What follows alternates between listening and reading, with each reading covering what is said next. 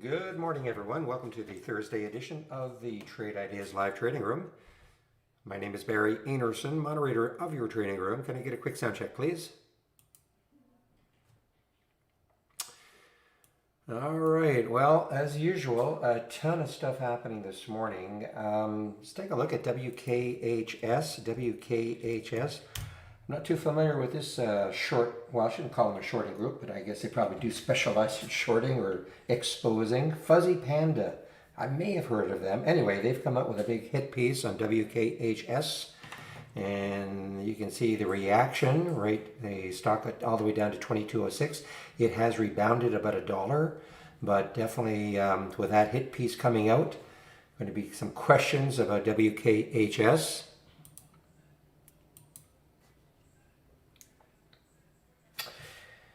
And well, I mean, there is so much. I don't really think I've seen. I can't believe I haven't seen this one before. I mean, this is the ETF for clean energy, and of course, look what's happened to this. Look at the multi-day run it has been on from 16 up to 22, in what 1, 2, 3, 4, 5, 6, 7, 8 days, and now or 9 days, I guess, counting today.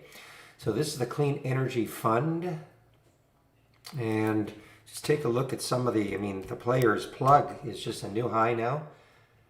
PLUG. Of interest, I think I was talking about Fuel Cell yesterday, FCEL, how they've really lagged behind Ballard and Plug. So today, let me make sure I have my notes right on it. JP Morgan puts a big boost on them, saying undervalued, could be a huge player later on, etc., etc. So Fuel Cell, FCEL, maybe will start to catch up to Ballard and Plug. Excuse me. ATEC, ATEC, this is a big one from yesterday, and it is still a big pop after hours. Now, I think, from what I can gather, there is going to be an IPO for a company called SPEL to do with spinal research, I think. And it hasn't IPO'd yet. And they are in the same sector, ATEC. So I think maybe they're getting a little bit of interest because of that. DPW, another small one, energy storage project. That's the news they've got this morning. Now, JP Morgan also, is it JP Morgan? Yeah, JC Morgan also says they're investing $30 billion into Black and Latino businesses and homes, etc. This is causing a big spike with U1. See if it's holding. So, it's starting to fall, actually 695, so it's back down to 6. BYFC. See if they're holding any of their gains. A lot of them are pulling back. Carver.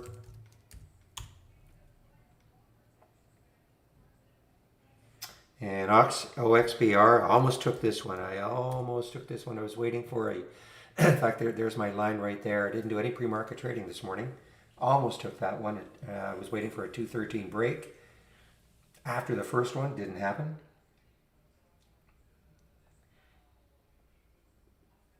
And also IPDN, and if goods were in the room, I'd have to give him a huge apology. Man, did that ever have a run yesterday. I think he got into this one just over $1. What a run it had right to the end of the day. Speaking of runs at the end of the day, if you guys were in the room towards the end of the day, I was talking about GoPro and just waiting for the break. And man, did it ever finally break. This is when I shut the room down right at 3. And look what it did. Got all the way. I wish I could say I held right into the after hours. 691, not quite. But nice little move at the very end of the day for GoPro. Morning, Real. Keep an eye on. Shoot, I've just missed it. Oh, AGE. Definitely keep an eye on this one. 21 million in the float. A big gap right through that 200-day moving average. Pharma, I don't know if it's a virus play. Juvenescence discloses a 50% stake in Ajax Therapeutics. I don't know anything about Juvenescence. Is this the Fountain of Youth?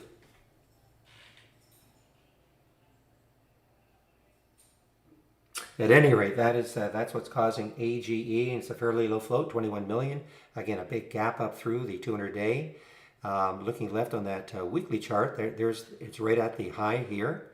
On the monthly chart, I mean, it still has some room. So this could be the flyer. I mean, 17 million already. It will trade the float several times today. Actually, I'm not. Oh, right now, no, I'm not. You mean to hammer it down? No, I'm not. I'm still having problems with the YouTube feed. We have to get this corrected. Just waiting for a resolution on this. So I'm sort of tugged in a couple of directions right now. OEG. I want to get through all these. OEG. Gap up. This was from yesterday. And it's trying to continue. I mean, it's a huge gap, 50%, 9 million. This probably will trade the float also, 27 million in the float. OPK, this is not a low float. OPK, a nice gap up for it. Positive phase 3. And it has room. The reason I have it in here, it does have some room to that 5 level, but it is a big float, 402 million in the float. But so does Plug and Ballard. Do you see that? The fuel cell does have a big float, but so does Plug and Ballard. And I was kind of interested that fuel cell really lagged behind. Now maybe they just haven't had any pumping press releases, but yeah, I mean fuel cell is right in between Plug and Ballard in terms of a float. ALJJ is a gap up on. Why? Q4 guidance. So I guess they must have released that after hours yesterday. Q4 guidance, so a really cheap one, 15 million in the float. See what happens once the market opens. Now here's a really cheap one. I don't know if it's still holding. Tremendous volume. BKYI, BioKey. Yeah, it's actually holding. The volume, 13 million already, 51. Pretty big float for a sub $1 stock, 51 million. Some kind of a government selection process that they went through and won. I just sort of glanced at the news.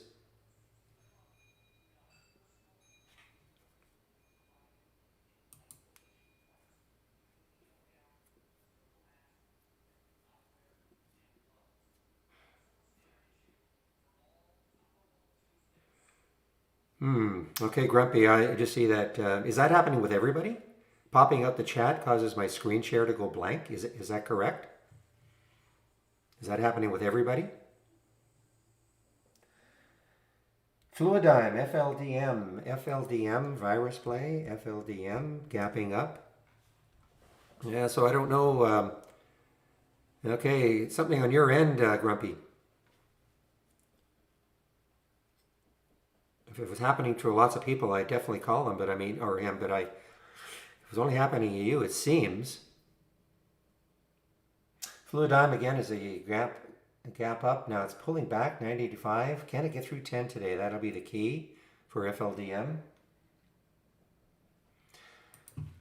XNet had gapped down huge. I don't know if it's recovered. Yeah, so I don't know what happened here. It gapped down all the way down to 176. This was down a huge percent at that point. Not sure what happened there. Here are a couple that might be interesting. ON and excuse me, CTVA. So again, I'm not too familiar with this group. Starboard Value, got activist investment firm, have added both of them to their portfolio, and that's ON and CTVA. Well, that's what I'm saying. If I'm asking people, are you popping up the chat, and that's what's happening. I'm not talking about can you see my screen. It's can you see the screen when you pop out the chat.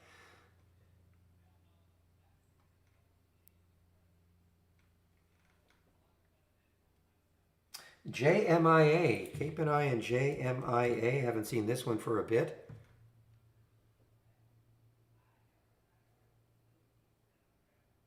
There's a nice gap up over $9. Of course, excuse me. I think this was billed as the Amazon of Africa. I think.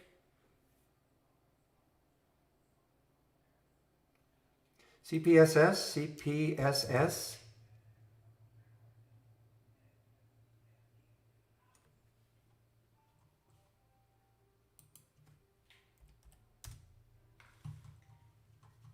Okay, give me a moment here, please.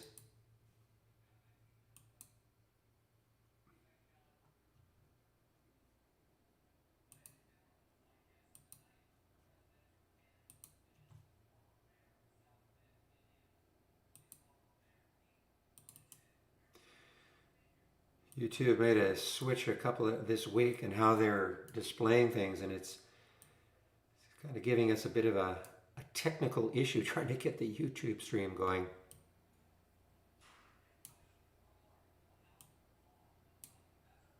Okay. What else do I have here? It's LJJ, fuel cell, OPK.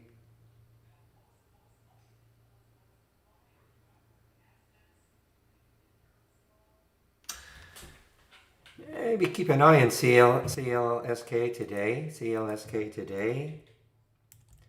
Had a great day yesterday, shrugging off the what was it, 9.25 or 9 the $9 financing, but it has pulled back a little bit.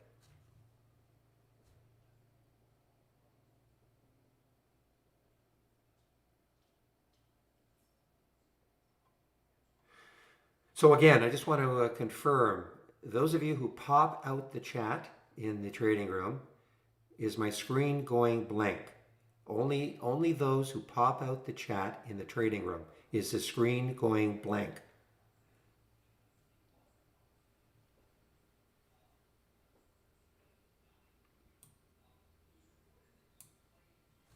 Okay, so I'm getting some nopes.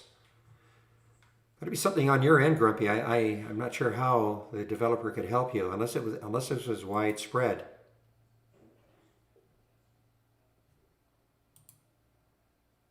Mm-hmm.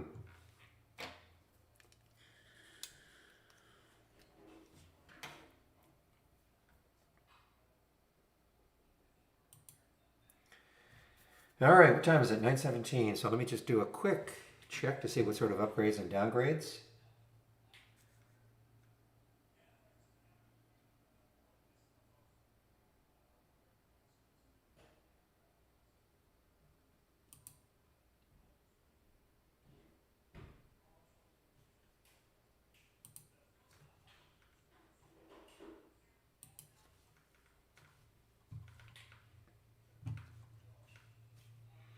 Okay, give me a moment here. Just got to find my email. There we are.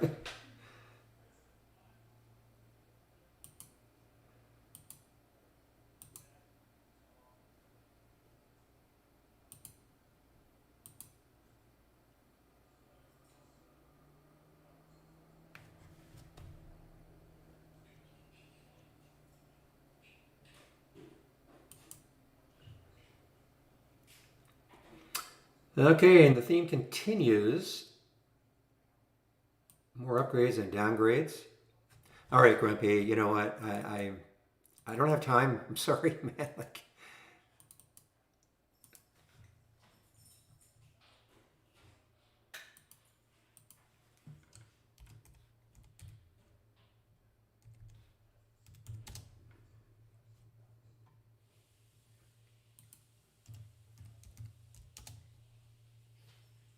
just get some of these upgrades into the room.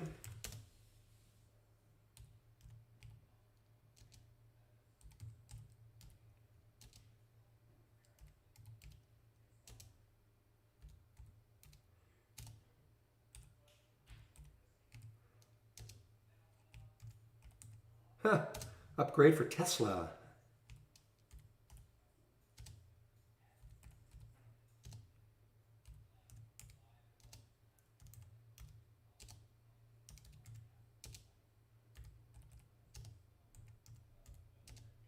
All right, there are some of the upgrades.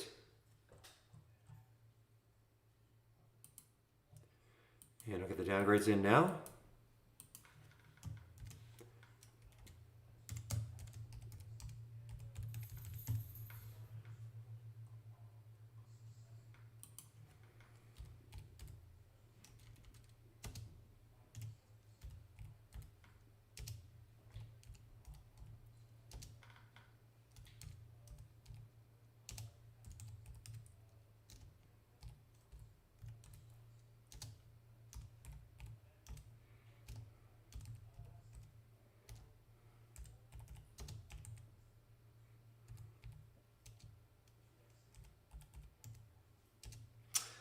All right, there are some of the upgrades, some of the downgrades from briefing.com this morning.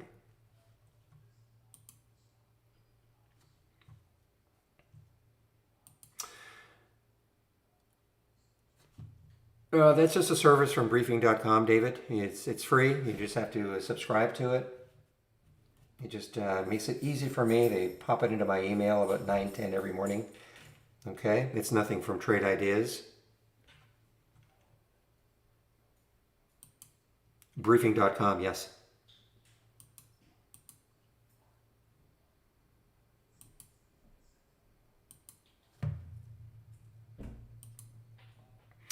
Somebody asked Jimmy about the float. So the float, you notice here, the float, there's the float number. What was I looking at before? Yeah, so there's the float, okay, for AGE as an example. The float is 21 million shares. You see it's already traded 9.5 million. So when I say it's going to trade the float several times, I mean it's almost already traded the float. So there's a 1-for-1, almost. So when I say it could trade the float 2 or 3 times, that'll mean just a multiple of that float number, the number of shares that will be traded. So obviously, I mean, you know, a stock that trades the float multiple times is super, super active.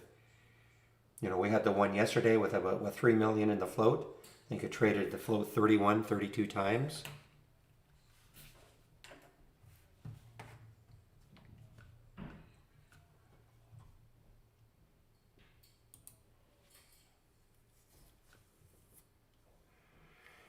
All right, so let's see if you want to follow. I'll say this every morning. For those of you who are new, if you want to follow my watch list up and down and this repeating version, if you click from the toolbar, click on New and Channel Bar, and then my watch list, Barry's watch list right there.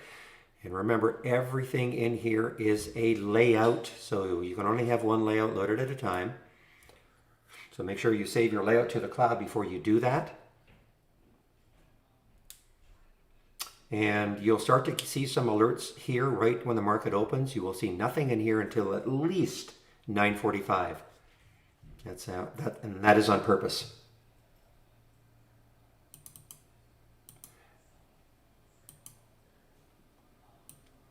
Boy, this age is looking awfully interesting. Let's take a look here again on that monthly chart. There, it's almost traded to float.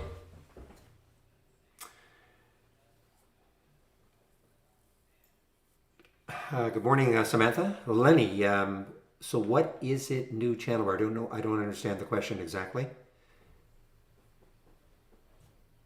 Oh, I see what you mean. Okay, so yeah, when you click on new and then channel bar and then my window, Barry's watch list right there. Okay, then you'll get these 3 windows plus a couple of charts. Yeah, I wouldn't call them recommendations. These will be alerts that happen during the day. You know, recommendation maybe is too strong a word. You know, I mean, we'll get the alerts. We'll have to see how they're trading.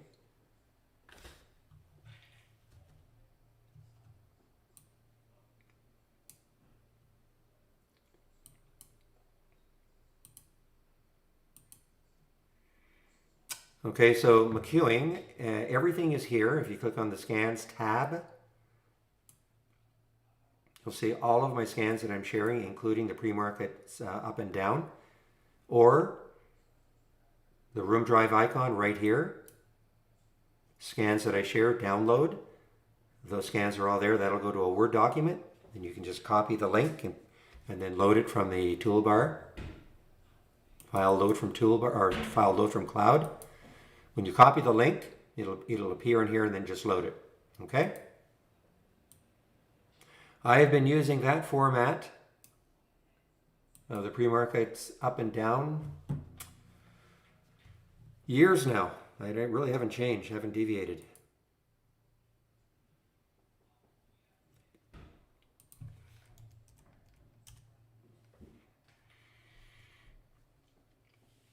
Yeah, I mean, it could be active. I mean, obviously the SPI could be active. I see LAC is active. I mean, they're all going to be active. It's just, you know, which way they're going to go.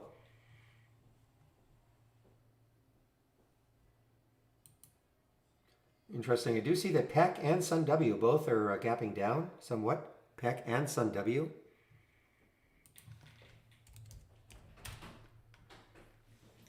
Thoughts on GIVO? Oops.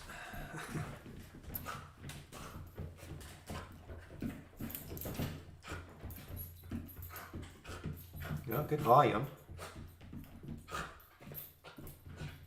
Just trying to see if there's any news. I don't see any specific news on it. But obviously, I mean, and it's 49 million. It's not a huge float, certainly a low float. Well, look, I mean, if it gets going, I mean, the next high looking left, it's right there, and then there, 158, and maybe up to that 2 level if it gets going. I just don't see any news on it.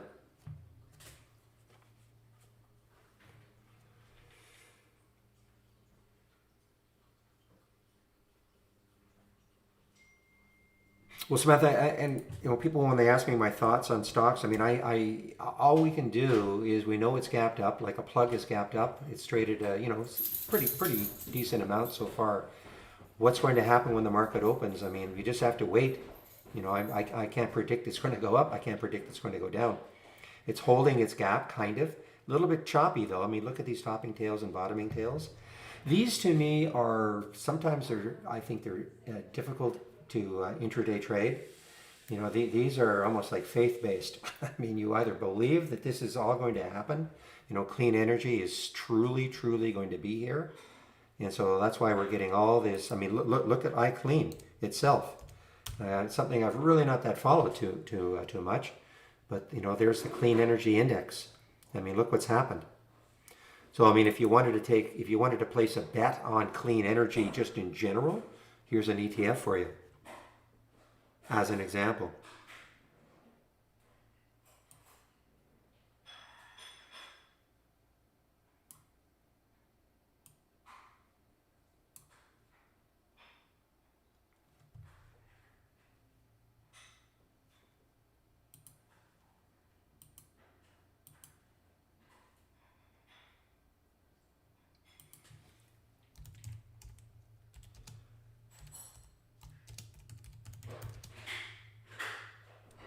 Just a minute, please.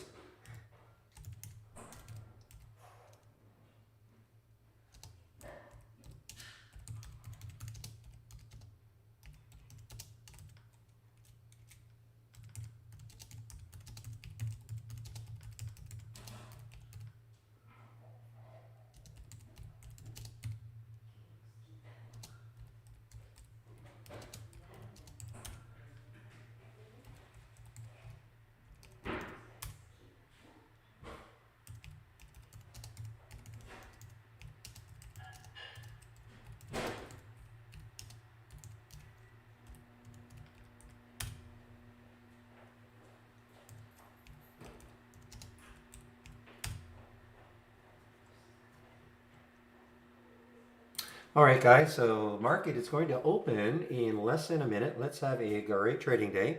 The market is off to a pre-market anyway. The pre-market is up. We'll see what happens once the market opens. AEG? Are you talking... Remember, I'm talking AGE. You're talking AEG. Okay.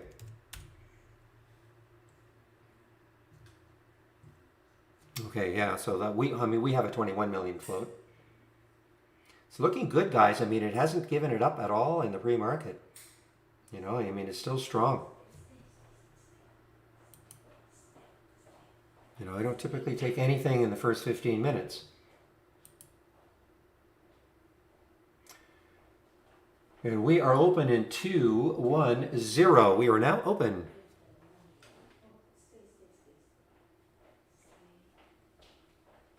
Well, there it goes, guys. I mean, it just blasted off. It just absolutely blasted off. But let's see what happens. Can it hold it, or can we get a little bit of a pullback? But it just blasted off. It got up into the 40s, but it just pulled back into the 20s. So, this can be the problem. In the first, certainly the first 5 minutes. I typically set out the first 15. Try to let things settle down a little bit. If this kept running and running and running, of course I'm going to miss it, but c'est la vie.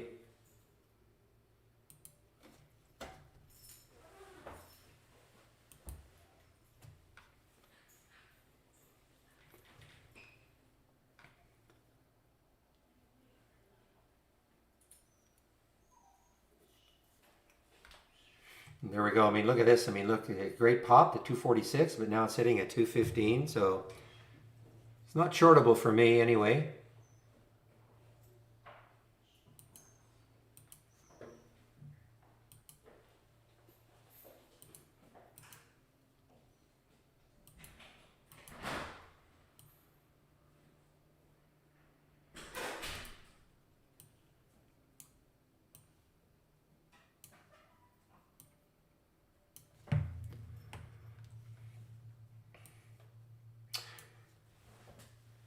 Yeah, I mean, but they seem to have enough clout to knock it down, at the beginning. I'm talking about WKHS. I mean, so there you go. I mean, look at plug. Look at that big red candle. A lot of volume coming in. Let's see things settle down just a little bit.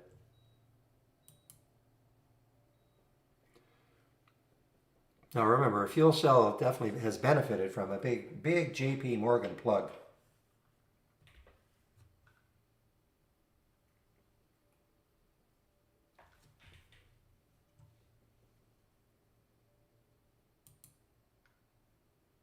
Yeah, okay, so these are starting to fade also. U1 Carve, probably IPDN, BYFC, OXBR, they're all kind of lumped together. They're probably all fading. Let me just check though before I make a blanket statement. Yep. So Dan actually had a price, an upgrade. So that's probably caused, that's the reason, I guess Dan is up a little bit. I don't see any other news. Upgraded by the Royal Bank of Canada.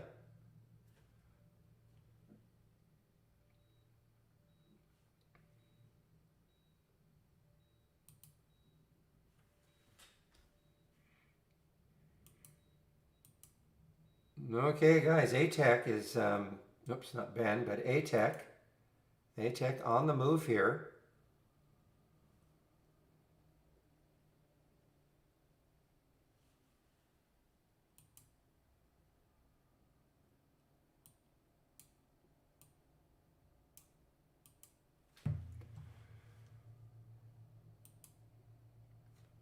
Yeah, CYTK getting hit here. CYTK getting hit. Didn't really see this in the pre-market. I'm not sure why.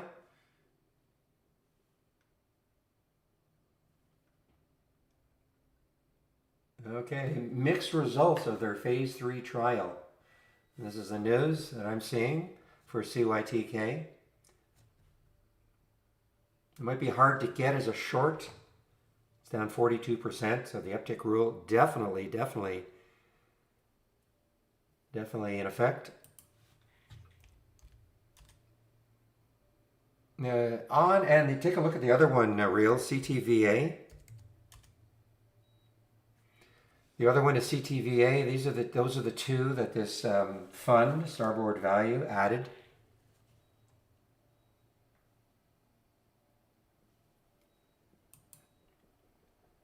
Wow, look at ATEC. Oh man, look at ATEC. It's not a low float either. 44 million in the float. We saw this one yesterday. Mixed reaction really, but what a pop. And from what I gather, I really think it's just because there's a company that's going to be doing an IPO that's in the same sector. I guess it's Spinal Research. It's called SPEL.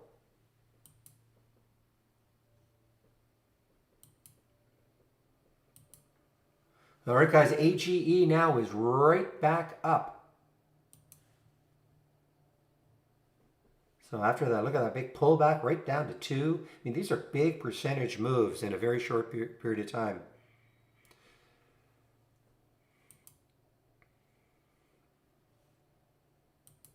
Not shortable, real. At least not with me. Oh, it just popped in now. Okay, I think it was the previous symbol that just took a while. Yeah, there are shorts available, 243,000. at Interactive Brokers anyway.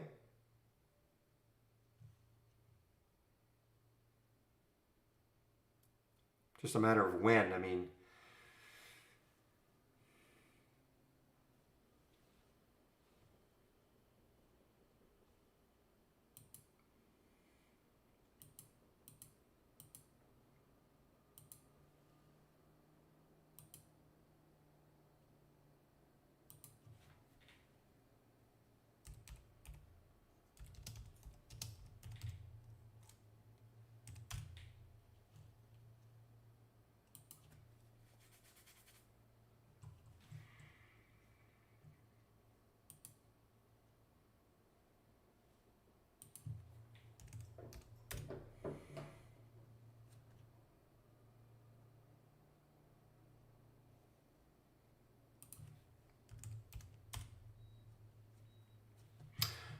okay, so age still hanging in there. I think, that takes out that 250. I mean, this could be could be the one, the big runner. 45 million. So look at that. It's already traded the float double.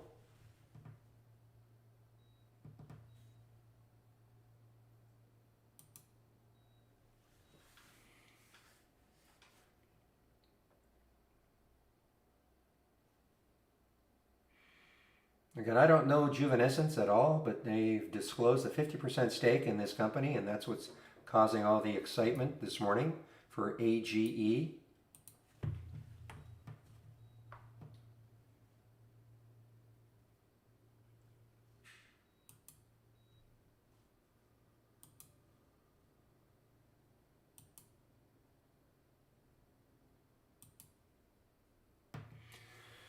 All right, so the clean fund is taking a bit of a dip right now. ICLN.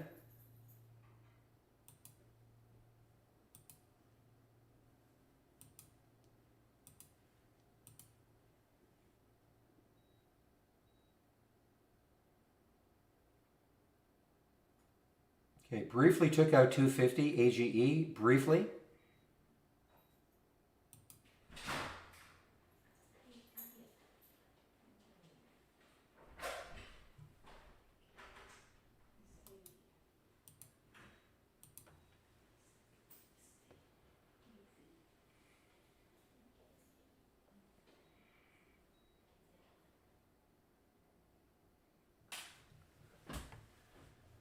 So active. Look how much. I mean, it's just trading like crazy right now, but look at these topping tails. Not shortable for me at Interactive Brokers anyway.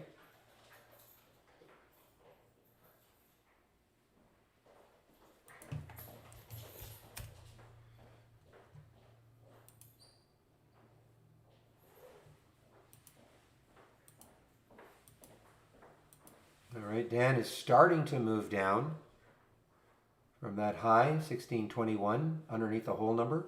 Bit of a spread issue, 9-cent spread.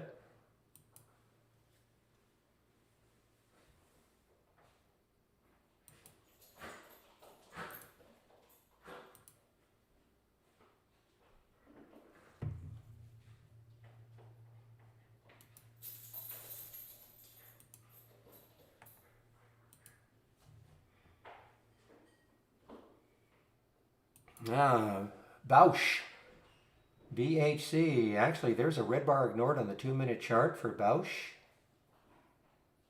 Now it's coming into maybe some resistance, 1759. High was 1743. So this is maybe another short candidate coming into a little bit of resistance right here.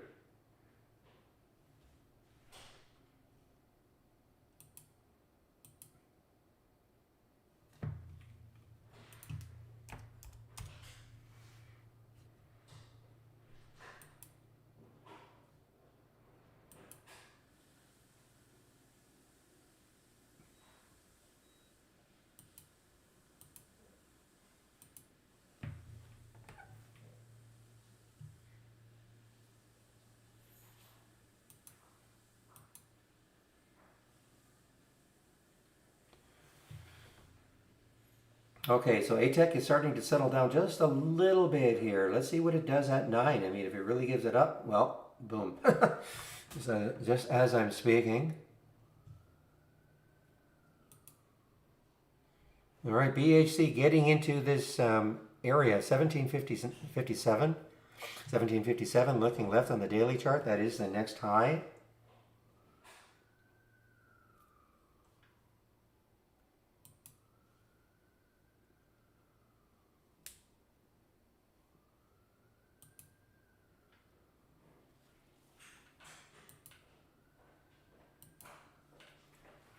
Uh,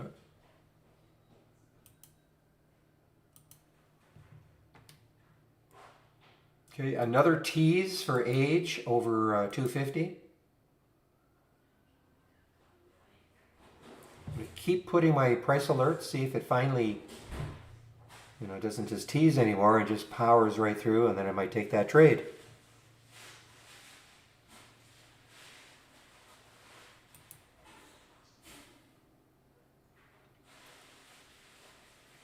All right, well, the next high looking left is 1769 for BHC.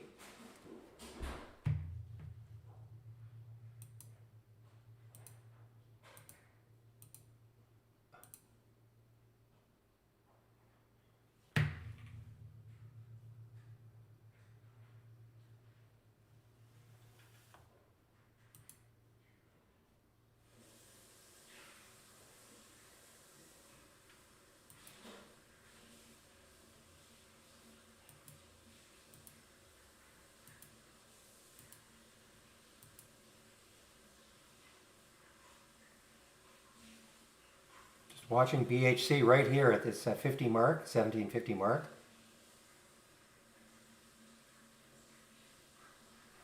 So a bit of a struggle to get through the 1757.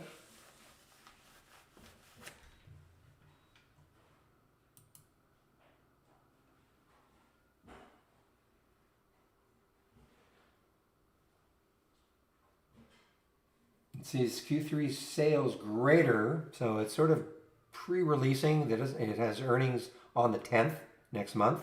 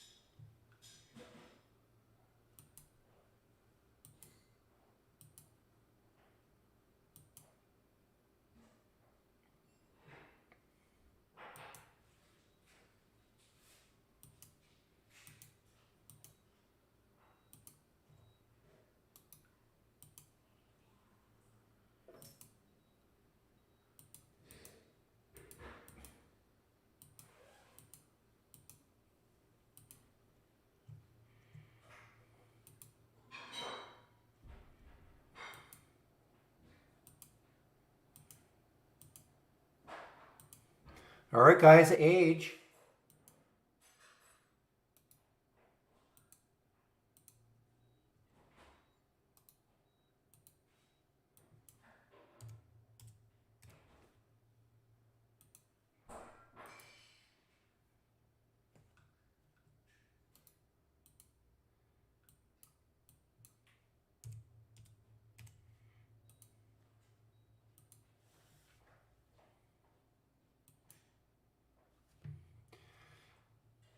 Okay, well, I'm in the age, just over that 250 mark. I'm gonna want to pay real close attention to it.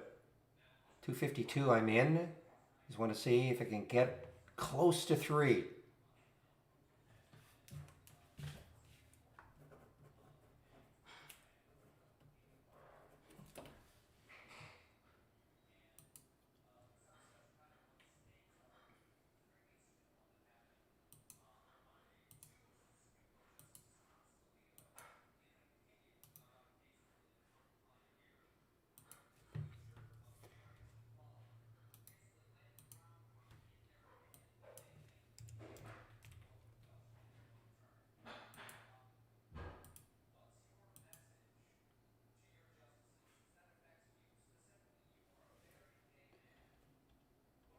All right.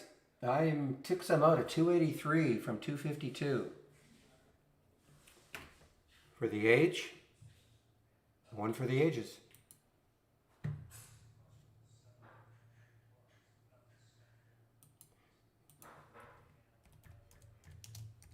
Now, if you're wondering why I'm even posting this immediately, by the time, sometimes when I used to do it, but by the time I post it, sometimes the stock has popped so much, and then it's come down, and so I miss out on a sale.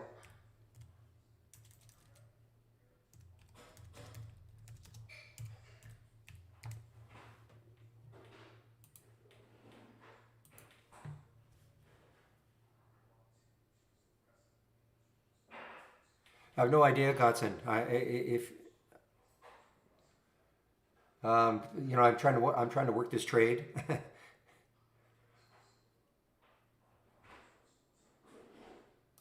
So let me look at it a little bit later. Okay, took some out more to be able to speak here. Just over 3.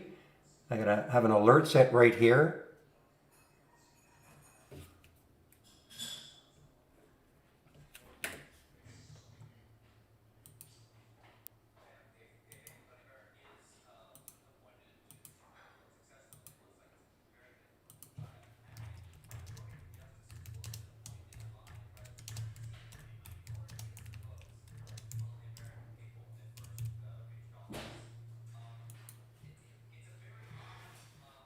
Okay, now let's see if this has any more room in it.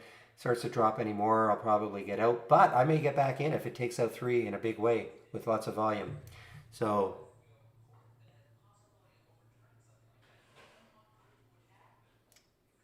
all right, so let me just try to take a trade.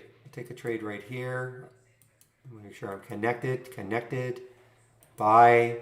Okay, took it. So I don't know what your problem would be.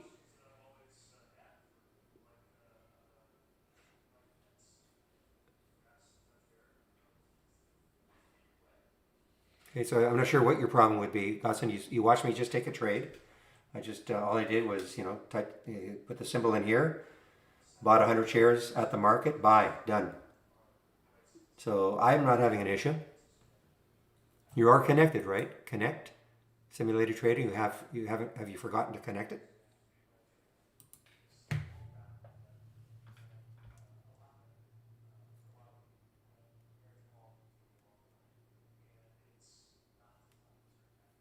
Try another one, Godson. Unless other people are having the same issue, I'm not sure how I can help.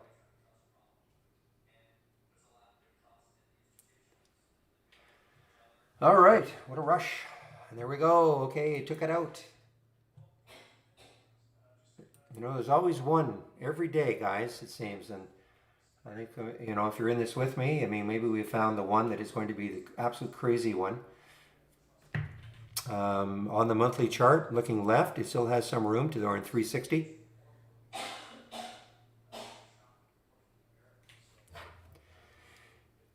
So Sam, to use this, if you want to Interactive Brokers, okay, if you want to use this Brokerage Plus right here, you need an Interactive Brokers account.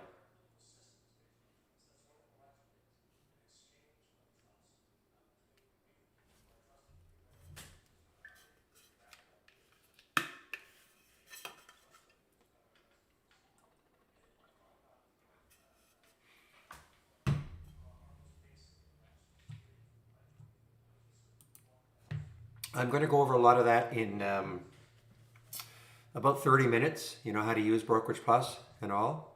But if you do have, no, it's not supported. No. Hopefully, we're working on it. But I'm not going to even try to put a timeline on it.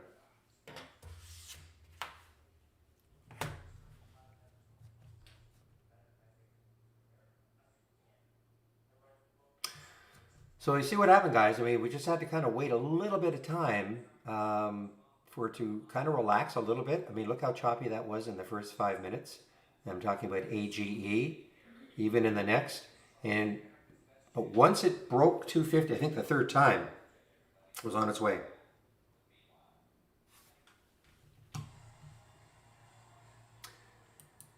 So I haven't even looked at this. So from my watch list, obviously at 276, good. 322. Let's see what this one is doing. 194. Yeah, this is very emotional. These ones. So we'll see what happens. So in Husa, 192, 194. Yeah, I mean, look, if this takes out two, what's the float? That's a very low float also. 6 million in the float. If this takes out two, guys, look out. I mean, this hit six something or other. 1, 2, 3, 4, 5, 6, 7 days ago. So definitely keep an eye on Husa on a two break.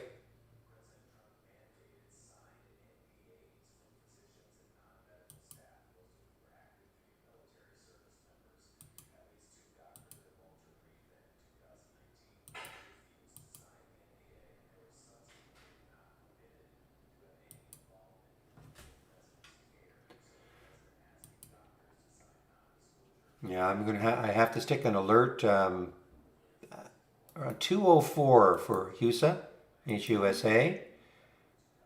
I mean, then the next high looking left is 250. That's definitely far enough away on a percentage basis.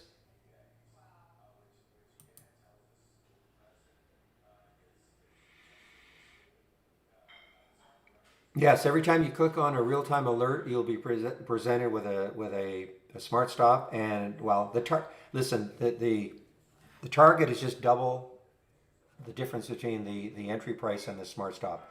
Nothing scientific, and it's a guide, okay? But yes, every time you click on an alert.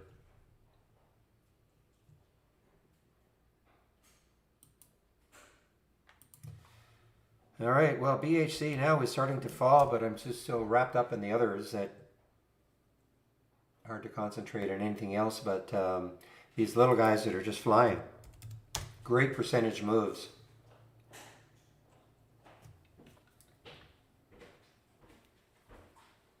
Okay, so my plan is maybe to get back into this one if it pops over 3, maybe 327. I'm completely out of it now, AGE. See if this is just a momentary pullback or not.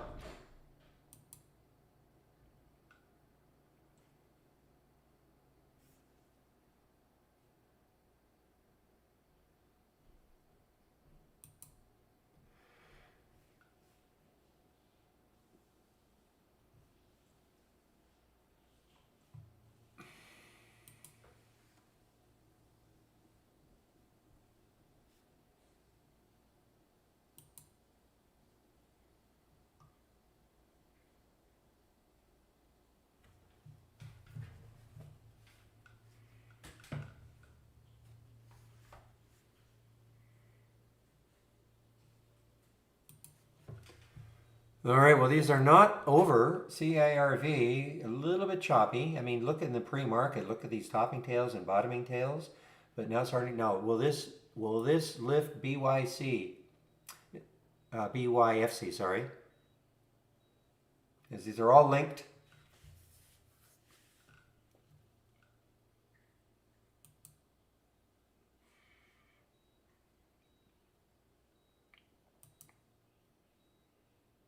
Okay, there's HUSA at 2.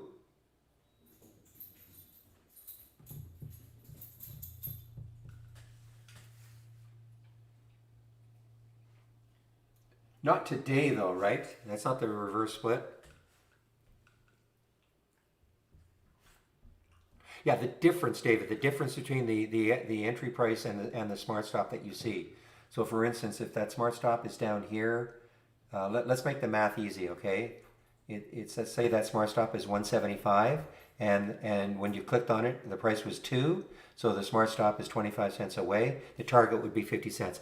Nothing scientific. Okay? 2R, exactly.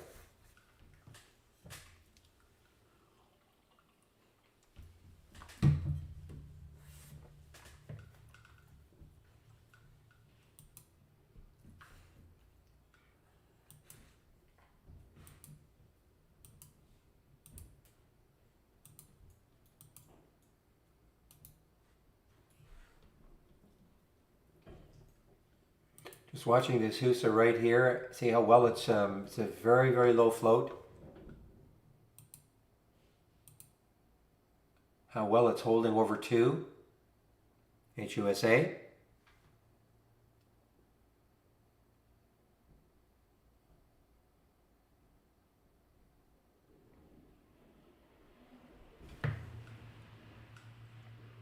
Love to see it base a little bit, just a little bit. Maybe a couple 5-minute candles, just over 2, and then get some volume and pop it up.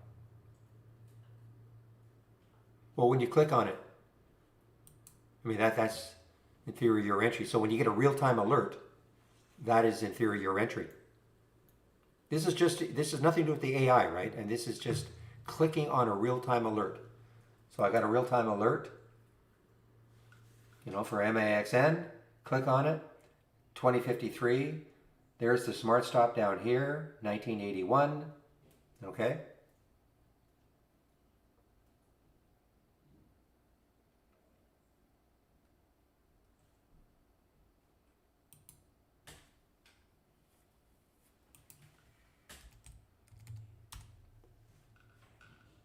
All right, so that was a fake. So I'm going to stick an alert right here, 207 for HUSA. Put an alert at the high here, see if it takes it back.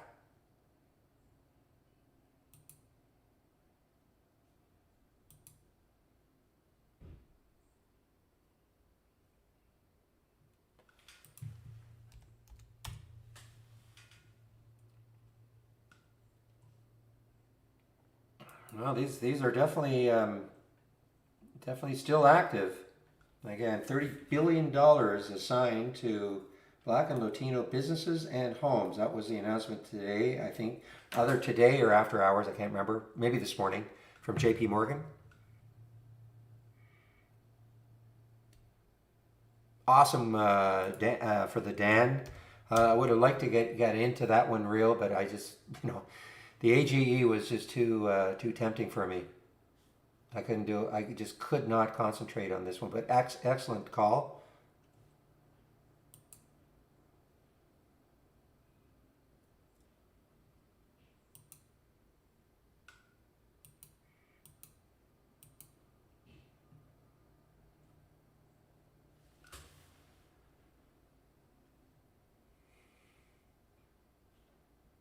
All right, AGE is starting to move again, over 3, I believe, yes.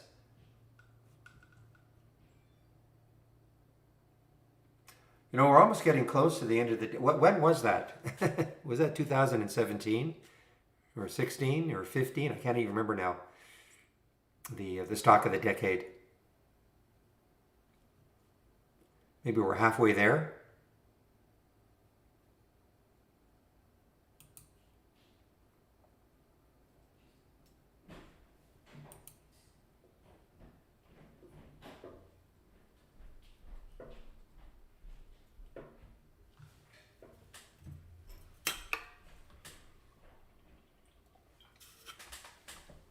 Well, you're certainly a dozen different subscriptions, not all at the same time.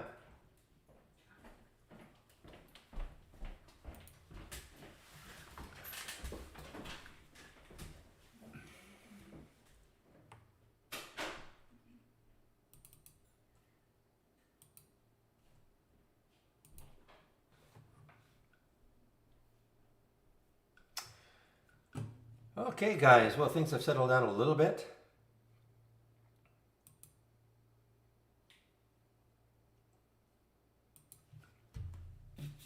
CTVA, how's that one doing? CTVA. Yeah, this is still moving. A lot of volume too. Big float, $750 million in the float.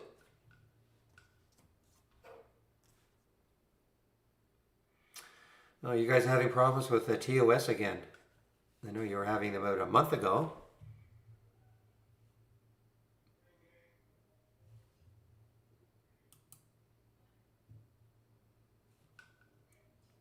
Okay, if you have the AI, you know that there is an alert. Okay, who said back over 2, guys?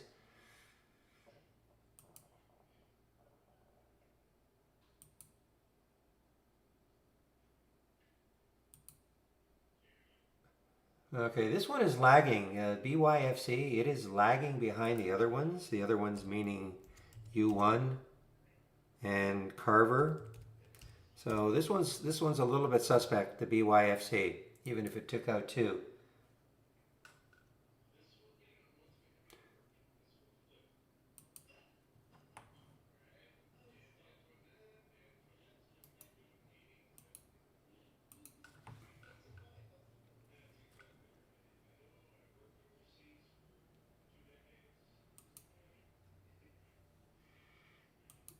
Well, so much for that news this morning. Fluidigm had some virus news. Market opens, just fade away. FLDM.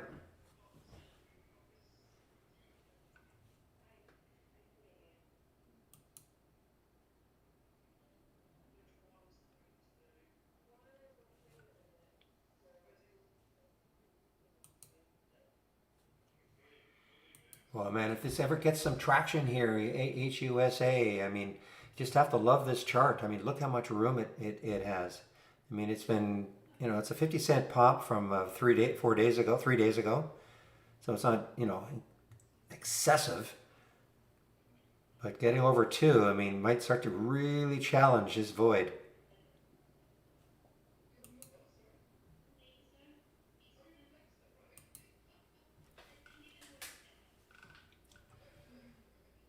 And refresh my memory, Thinkorswim is free trades, right?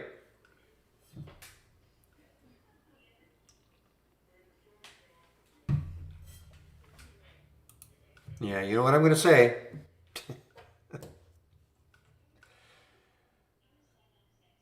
Honestly, I can't get over how many people get bent out of shape because IB still charges like a pittance for their trades. But I've never had an issue in the 4 years I've had them with anything.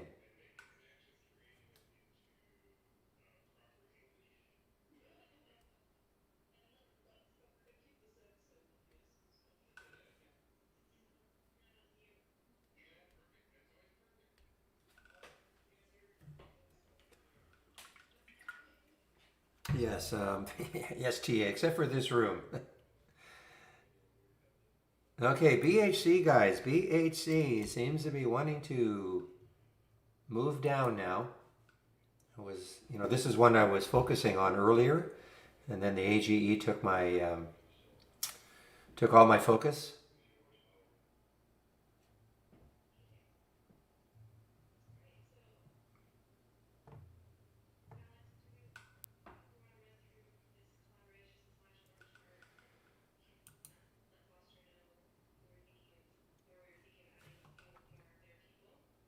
Just need some more volume coming in. You need millions of shares. I mean, not bad, 500,000, 6 million in the float, but for the ones that really, really move, I mean, you can, the question earlier was, is it good when something trades the float? Well, yeah, it's good in that it means it's super active.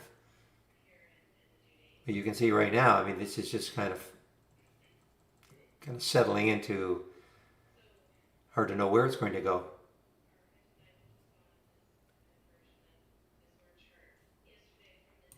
All right, cannabis play, APHA. And look at the relative volume too. We've got this metric, the relative volume, 4, which is excellent.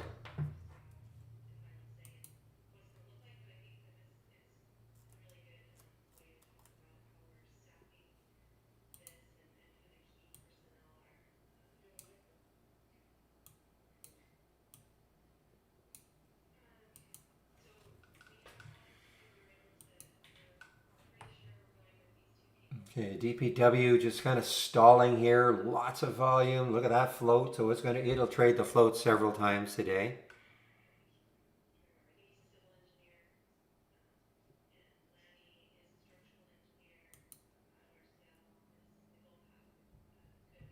No, look at this one, straight down. Wow, from 1851 down to 17, a little over 17 for SCPL. And this really, I mean, the next. Ah, I missed it.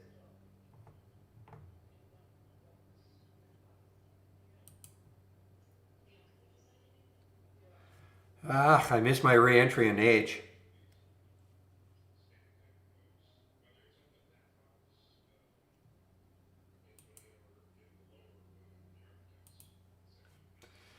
Oh well, I'm not going to complain too much.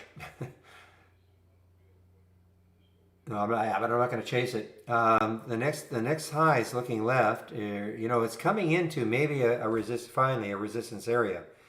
A couple of areas right there, 368. The high right there is 359.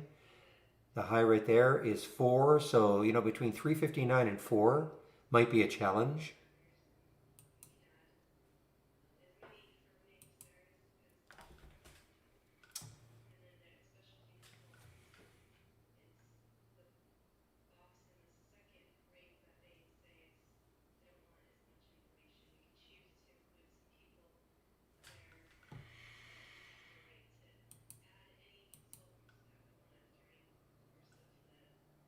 Yeah, you see, I mean, the issue with HUSA is that, I mean, yeah, the relative volume is not bad. I mean, it's 1.7, but it's just not, there's just no sustained interest in this one right now. So that's the big issue.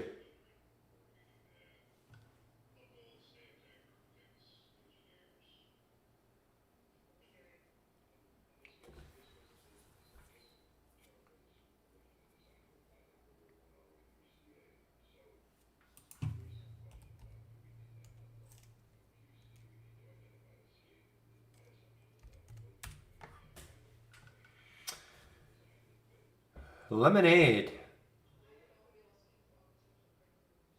They do an IPO back here, I think.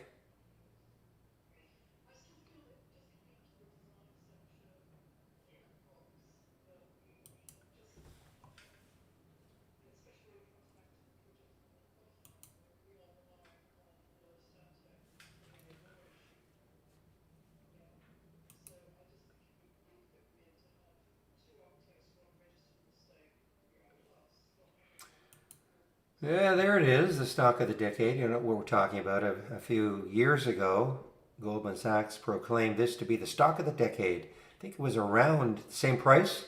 Now, admittedly, it did have a nice run.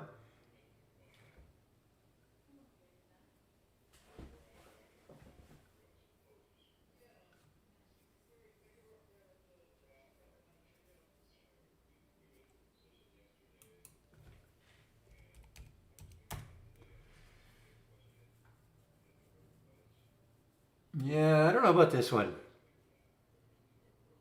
This is the can't remember who they said they're trying to merge with. Just all these facts, I just can't remember anymore.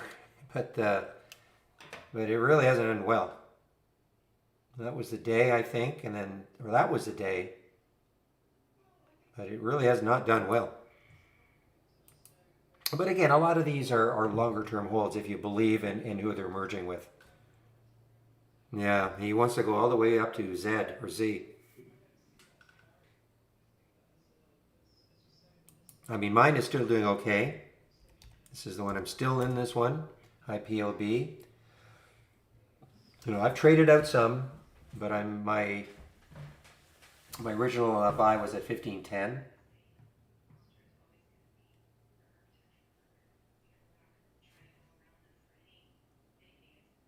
Yeah, SPAC, SPAK, SPAK. I think this is what you're talking about.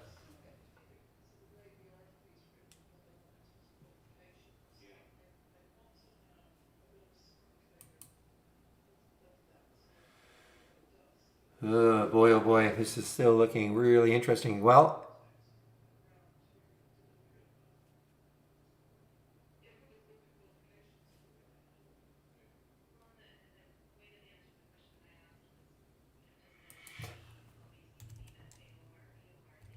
yeah, I think this is the ETF for the. I mean, it makes sense. It is.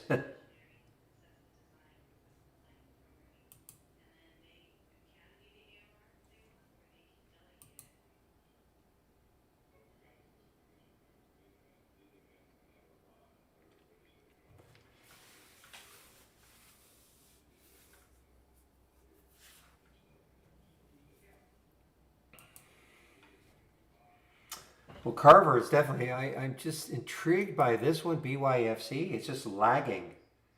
So What's the float? 12 million in the float, so it's certainly low float. It's just lagging those.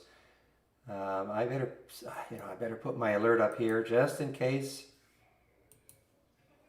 What can happen is it can just kind of rotate out of the carve and the U1 and into a cheaper one. You just never know.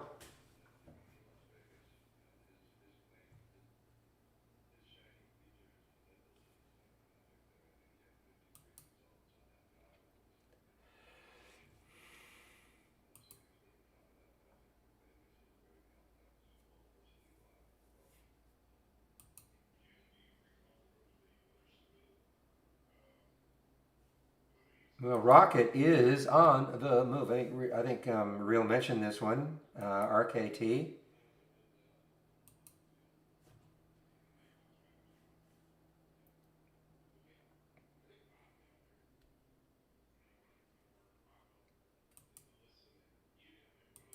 Okay, it is over two now. It's trying to catch up to the other ones. Looking left on the daily chart, the next high is 230 odd, and that is for the BYFC. So it has a little bit of room, on a percentage basis, but it's kind of doing its thing again, trying to get through two.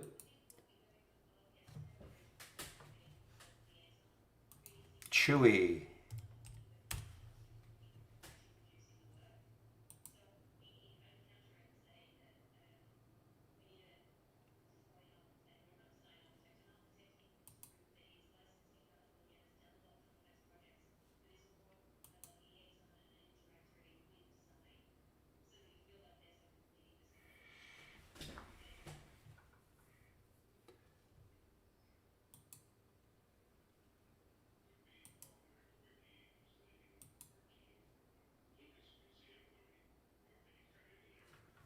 Well, BYFC, it just looks like it wants to. The volume is coming in. Volume is definitely coming into it now. Just has to pop through two in a big way. Catch up to the other ones. The U1s and the Carvers and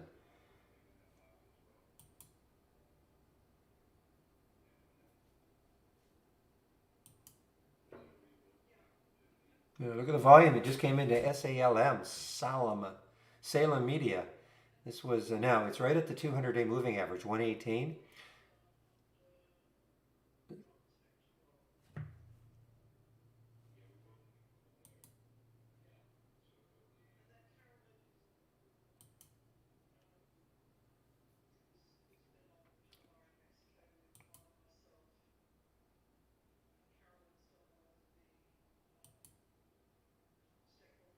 Got to get through that 200-day. Now it doesn't have a ton of room. Looking left, there's the next high is $1.30. Then after that is $1.33. Doesn't have a ton of room. The Salmon SALM. I think I put this on the watch list just in case, maybe for a several day watch in case it could get through this 130 area. Then if it could get through the 130 area, then it can maybe make a challenge up to this area.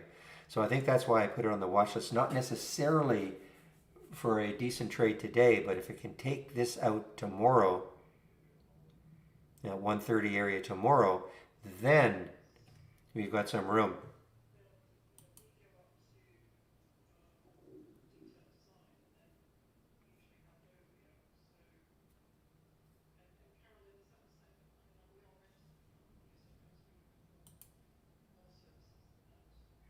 I forgot to look.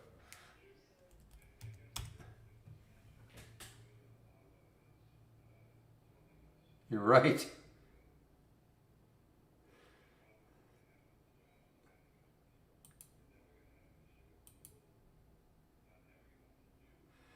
Well, good for you, shoes. I wish I were in your shoes.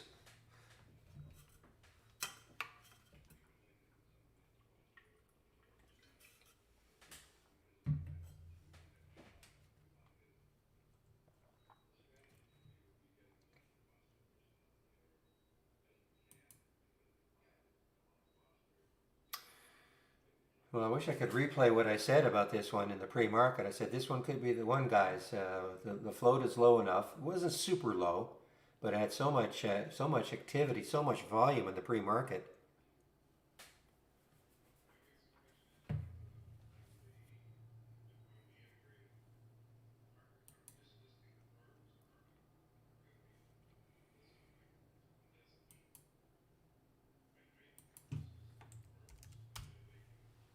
21.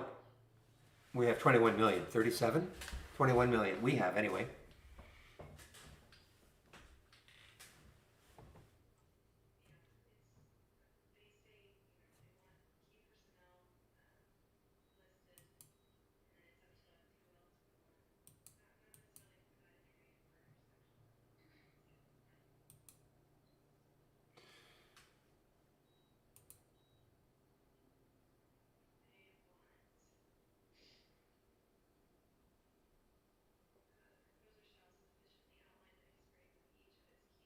Yeah, that's a good rule, Jay.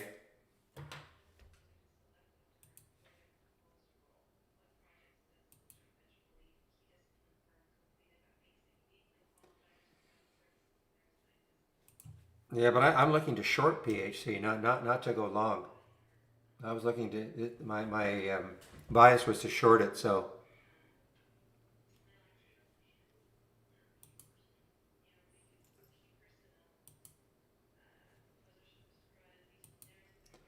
okay. So this is over two again.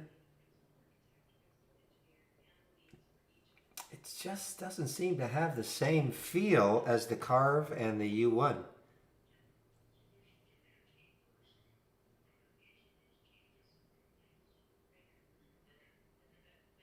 I mean, this is when they all went crazy. This week, back in the middle of June, they all went crazy. Well, okay. Well, BHC now is yeah. I mean, if you're looking to go long,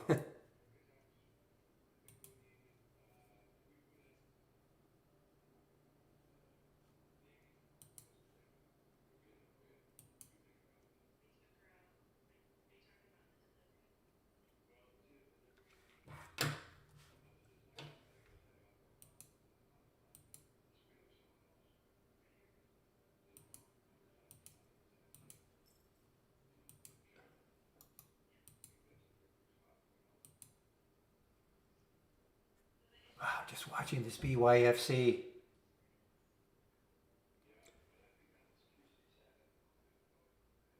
Can it? Well, yeah, can sure.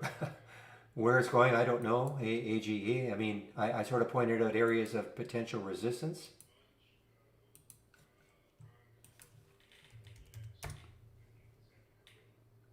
No, I mean, it's pulled back a lot now, though. I mean, from 4 down to 336, that's a big pullback. And look where it got to. Look at that monthly chart. It got right to the top here, basically right to there. It did get through here, but it stalled right at the high of that monthly chart.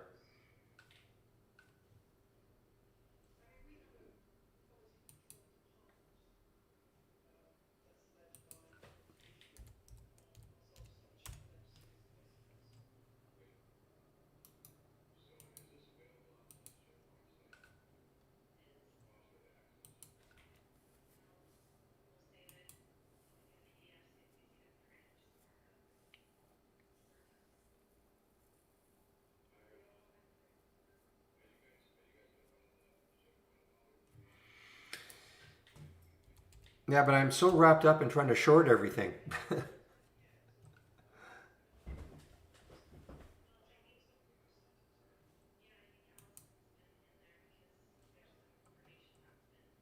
Boy, CYTK continues down here, guys. Wow, look at this, right through the 200-day. Terrible news for it. Mixed results on their phase 3 trial, which is not good, obviously. Oh man, hopefully nobody was in this one.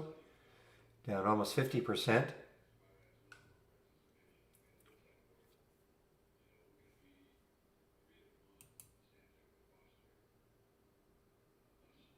Well, OXBR, guys, OXBR. So this is another one of them, tied in with the Carver U1, BYC, BYFC.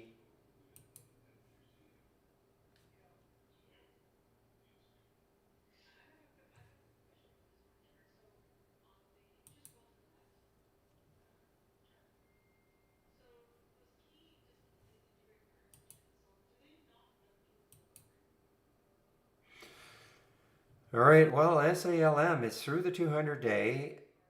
I mean, it has a little bit of room. I mean, to 135. I mean, okay, are you ready?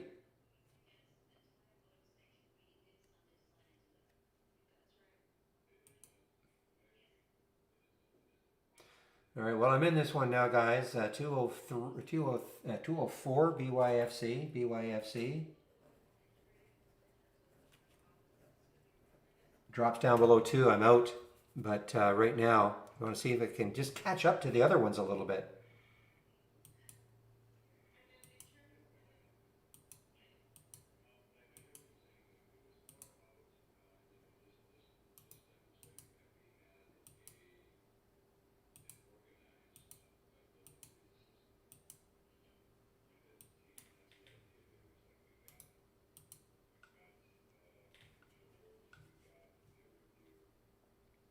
Yeah, I forgot to mention IBM. That's a big, big move for IBM.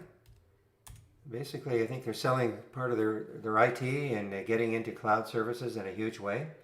I mean, it's pulled back quite a bit at one point, though. I mean, this was up to $142 for IBM. I think it was up 10%, which is 800. That's probably one of the bigger moves IBM's ever had.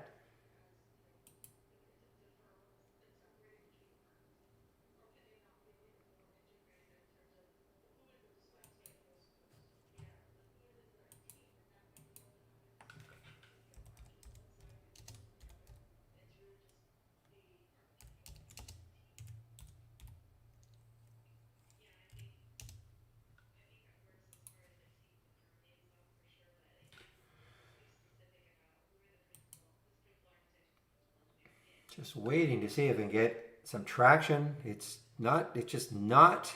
Look at there's the OXBR. I mean, this probably is the one I should have taken instead. OXBR. I mean,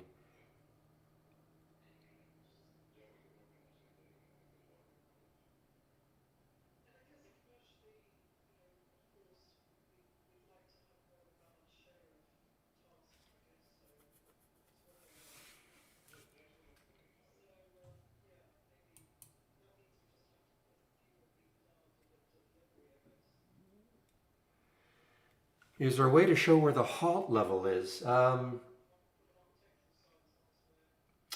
Not on the charts.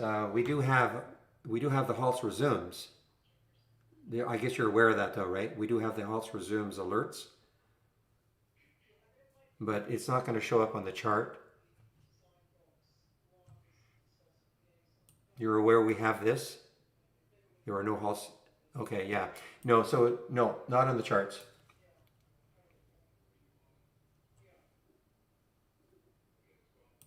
Something's wrong with BYFC, guys. I might have to dump it.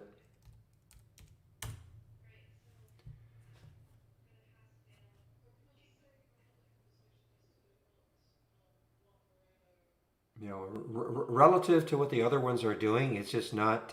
It's just not active.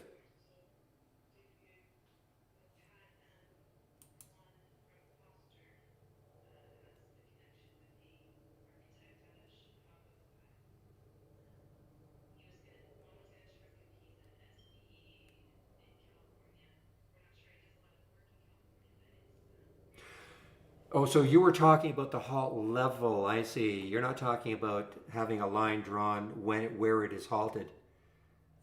Yeah, I'm out of it, guys. I don't like the way it's trading. Took a small loss on the BYFC. I'll put an alert up here at the high, but it's just not trading the same way as the other ones for whatever reason.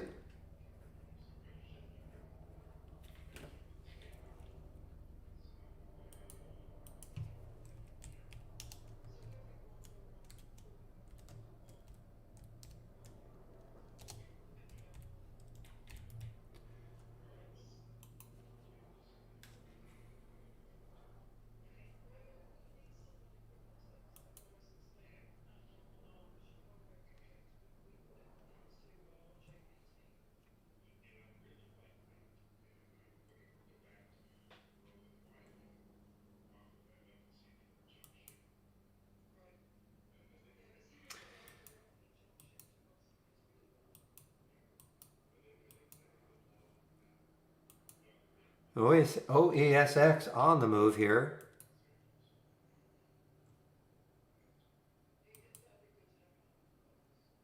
Yeah, I just don't think there's enough room today for the SALM. What I'm again, I mentioned before, what I'm going to do is put an alert around 136, and I'll keep this and see what happens today. It may hit it today, but it may hit it tomorrow. Takes that out, then, as I said before, we've got some potential room up to that 2 level, and it's a low float, 11 million in the float.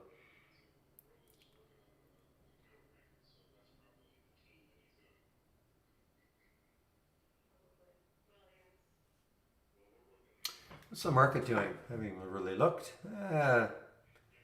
Market's kind of flat. There was a little pop in the pre-market with the SPY, and it's just kind of flattened out.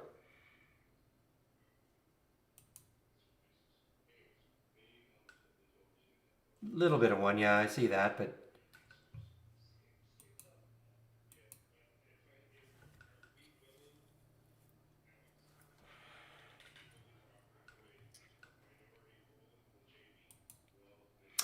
all right. So the cannabis players are getting a little bit of play here now. CGC.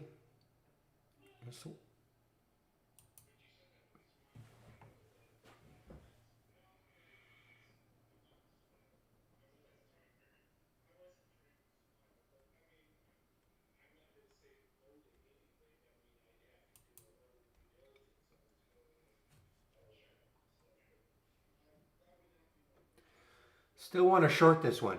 Maybe near the, I mean, it's getting close to, what I see here, a lot of resistance in that weekly chart.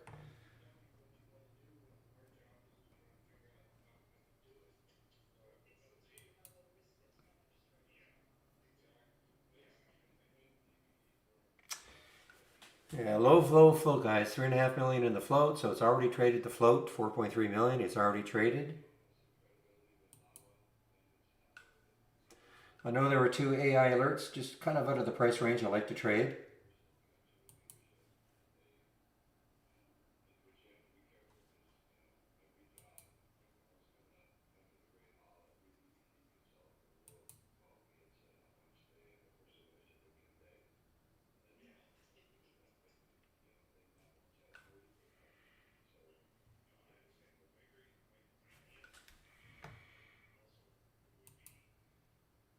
Wow. Well, this is you saw the news on this one earlier. What a sham of a press release. And the news said that Auto Experience, I don't think they're a publicly traded company, I may be wrong, but Auto Experience is interested in buying them at $6.18 a share. So I'm talking about CPSS. So it did get up to that. Yeah, shines on $135 million acquisition proposal from Auto Experience. It's six something or six. Yeah, I think it was 618 a share. So it got right, basically right there, 618 a share. And look at this drop.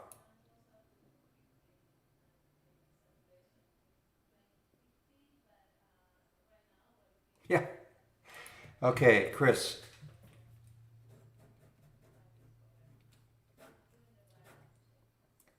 Mention in today's video. Okay. Hopefully I can remember. I've made a note.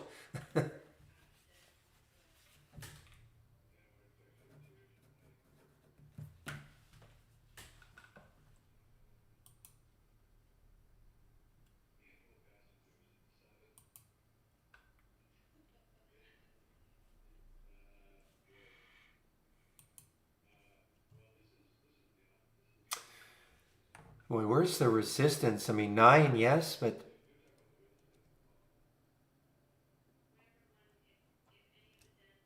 yeah. So there's really no resistance in terms of chart resistance for OESX.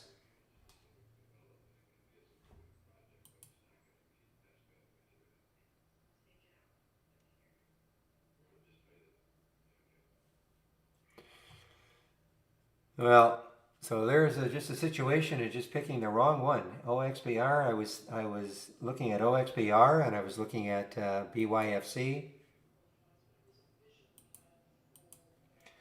and I guess I allowed my bias because it was in my watch list to take over. But OXBR obviously was way better.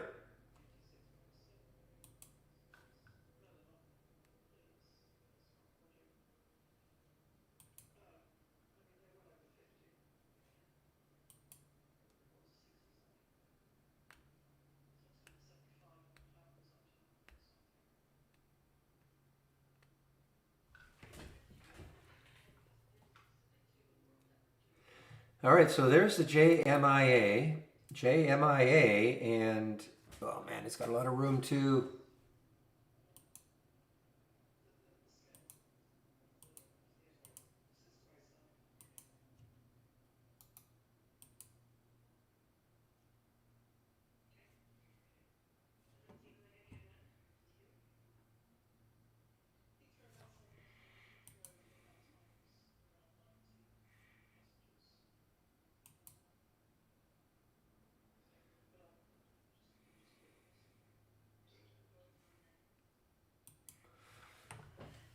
The thing concerning me on this one, William, is that there is no chart resistance whatsoever. Now, I mean, it's yeah, it looks incredibly extended. OESX.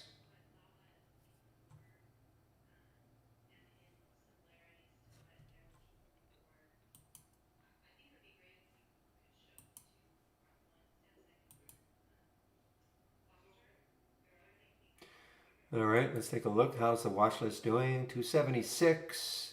We got up to before it finally pulled back over $1. This one, yeah, I mean, it worked a little bit, but certainly nothing great. This one is just stalled. DPW, I think, is just stalled. This one is starting to inch up here. SALM and JMIA, 948, 960 now. And on the short side, 847 got down to 828, so not bad, but nothing fantastic. FLDM.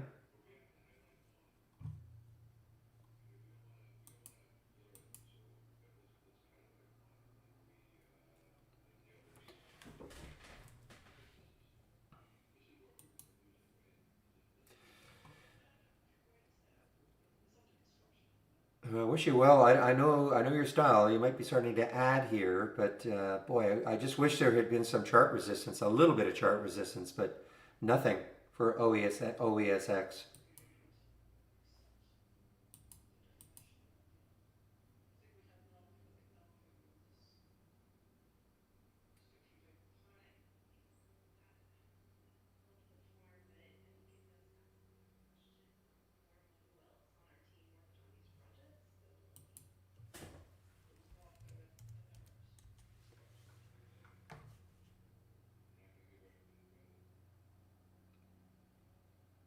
Well, this had no action in the pre-market OESX, so there was no. Well, I shouldn't say that. Where are we now? That's the first candle. So there was no action. So there was no actual clue for OESX. For JMIA though, it was very active in the pre-market, so you had to be watching it. I mean, super active in the pre-market. It was on my list as a gap up.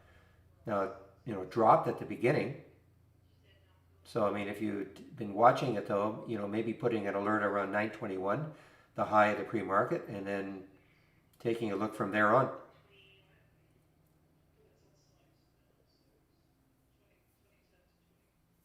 Well, again, this was very active in the pre-market. JMIA was very active in the pre-market. So, at least there was some clue that there was going to be some activity. I mean, I don't know if you do any pre-market work at all.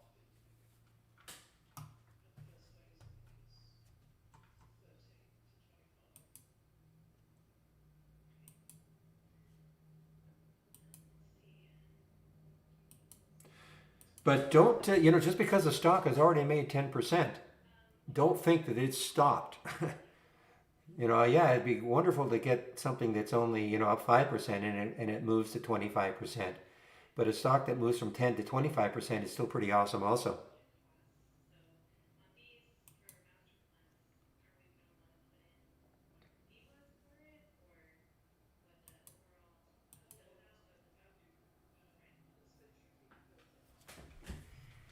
I mean, look, obviously a lot of the big moves are already made in the pre-market.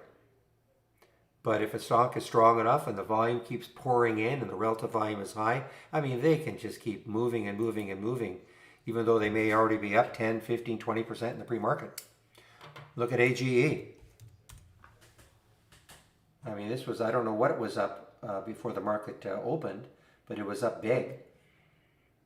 It didn't matter. I mean, it still tacked on another, who knows, 50, 60%.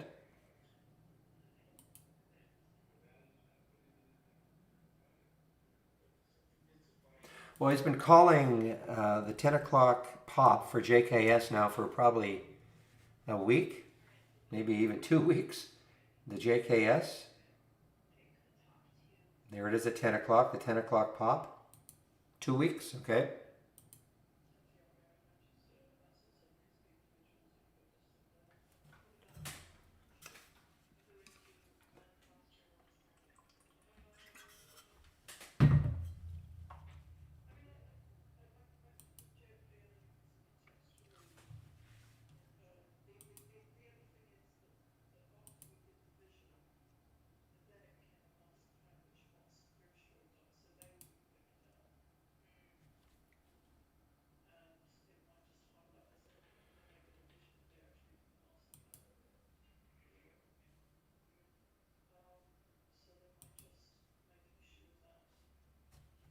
JMIA is just on a mission now. Now, 10 may block it. That's a tough psychological number to get through. So 10 may block it.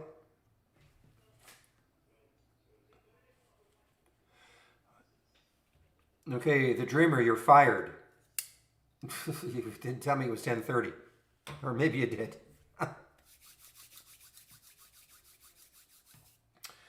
All right, guys. Wow, what a morning! I know I say it every morning, but it's true. Every single morning, we've got so many, so many stocks to look at. I know it can get a little overwhelming. That's why I do create the watch list. But if you are new to this trading room, welcome. This is the format, Monday to Friday between 9 a.m. and 3 p.m. Eastern Time. Sharing my screen live on the mic. If you have a Trade Ideas subscription, I am sharing a lot of scans. You click on the scans tab right here. Sharing a lot of scans. And you can also access them from the Room Drive icon. Scans that I shared, click on download. That'll go to a Word document, and then you can take a look at them all later on. And hopefully they're named appropriately so you have an idea of what they're looking for. And if you like, what I have to do is, well, if you're in the, from Word, just copy the link and then file load. From file load from the toolbar. And if you've copied it, then paste it in here. Sometimes it'll show already if you've copied it. And then just load it. And that'll be on your screen. If you like it, make sure you save it to the cloud. Just right click, save or share to cloud, and save it. Of course, you can modify it if you want. I have a certain style of trading in terms of price range I like to look at. You can always alter it, of course. I call this basic. It's a template. I mean, this is what I use, but you may have a completely different idea. In terms of a price range and maybe a minimum volume, so you just right click, configure, click on that summary, you'll see the filters I'm using. And if you don't like that price range, just click on the icon. And here it is. You can make the changes.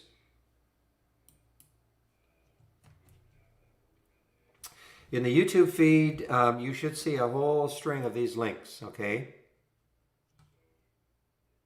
So for those of you who are looking for my link for those scans and from the YouTube feed. You should be able to see them when you're logged in. You should see a lot of links. Okay, now I do want to talk about taking out a subscription to Trade Ideas. Why is this room free? Well, you got to put up with me a couple of times a day anyway, talking about our subscriptions.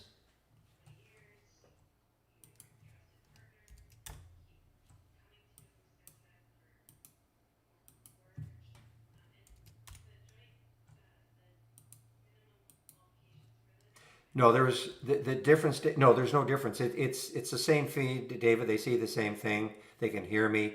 The big difference is that in the room you're in is way more interactivity among traders. Plus, it's a lot easier for me to hand out links and things like that. So if you're here, stay here.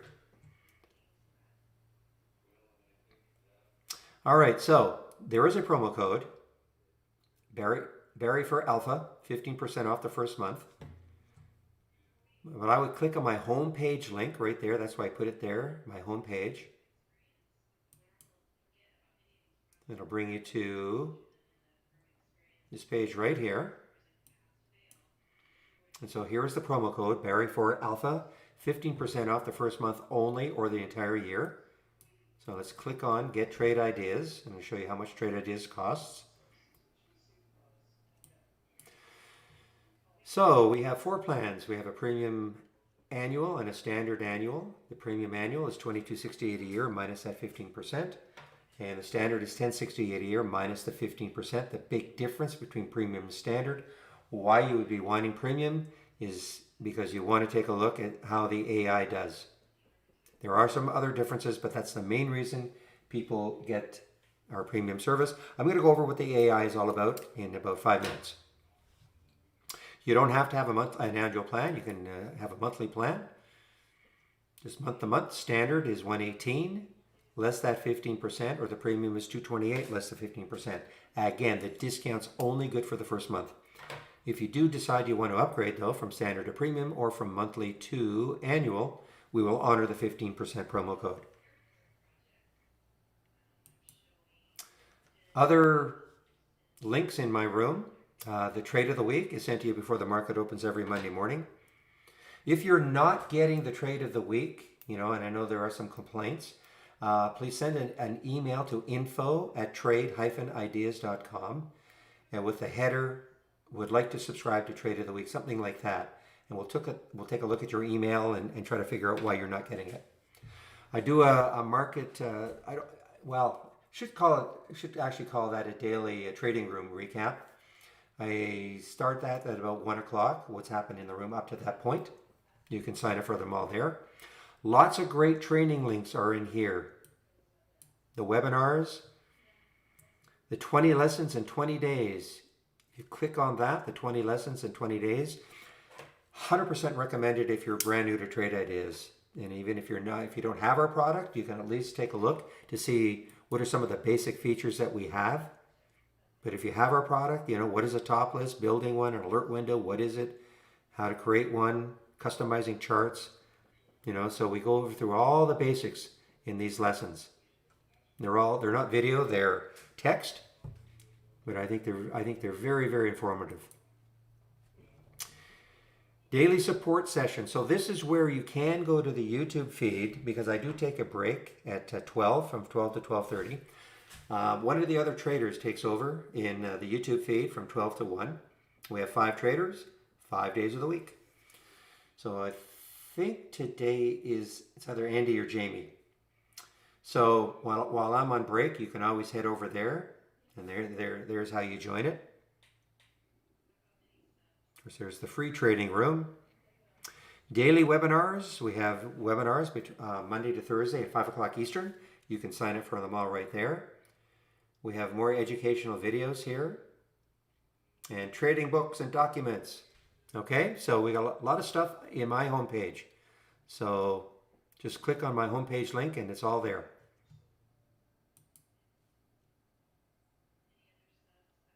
Trade of the week was EMN, I think, or was that last week? I think it was EMN. Oh, sorry, you're right. It's SWB. How could I forget? Smith & Wesson. Yeah, it really hasn't done much. You know, the trigger was 1695. You know, you could have traded it out a couple of times, I guess. 1770. Got up to 1770 yesterday, 1763 the day before, even the day of 1744. You know, you trade it as you see fit. I mean, they're meant for longer term holds, but you know, you have to trade it the way you want to. Well, that's what I'm saying. You have to sign up for it, David. So if you click on my link, go into subscriptions right there, click on my home page, and then sign up for it right there. Get the trade of the week. They're sent to your inbox email about an hour, half an hour to an hour before the market opens every Monday morning.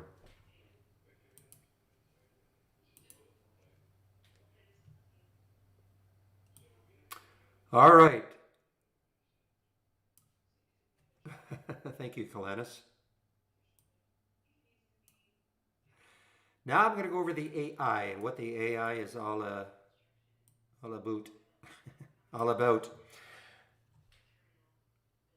We have what we call 50 baseline strategies, and they get optimized every night once the market closes. So the AI has access to the latest market data, runs through this big optimization routine through the 50 strategies. That's what happened last night. And then today, you were presented with the strategies out of the 50 that made the cut. These are the ones that made the cut out of the 50. Not that many. Part of our premium service. So if you have the AI or premium service, this is how I recommend you watch the alerts as they come in. From the toolbar, click on New, and then AI/Holly Strategy Trades window. When you do that, this is the window that you'll see. Nothing will happen until at least 9:35. No alerts until then. And you just watch them. You have an entry price, you have a stop price, and manage them. And the entry price is a real time, just like here. It's like a real time alert. And you just manage them as you see fit. Okay? You could also, when you have this window up, you can also just incorporate it as part of your layout. So you don't have to load it every morning.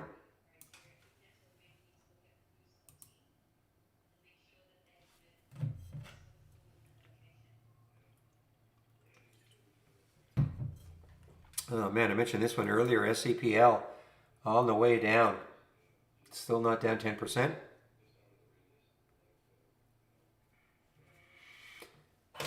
No, I've just been saying it the same over and over, Kaiser, that I... No, I'm not using a prompter. All right, now I do want to talk about Brokerage Plus.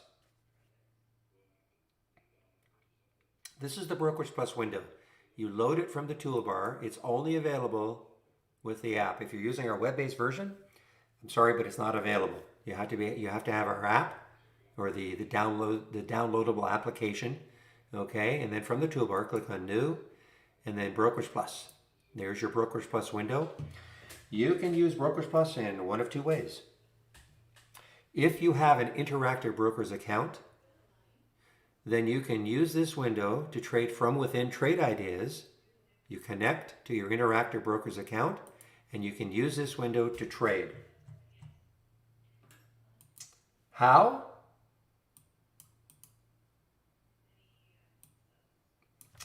I'm going to pop a video in here.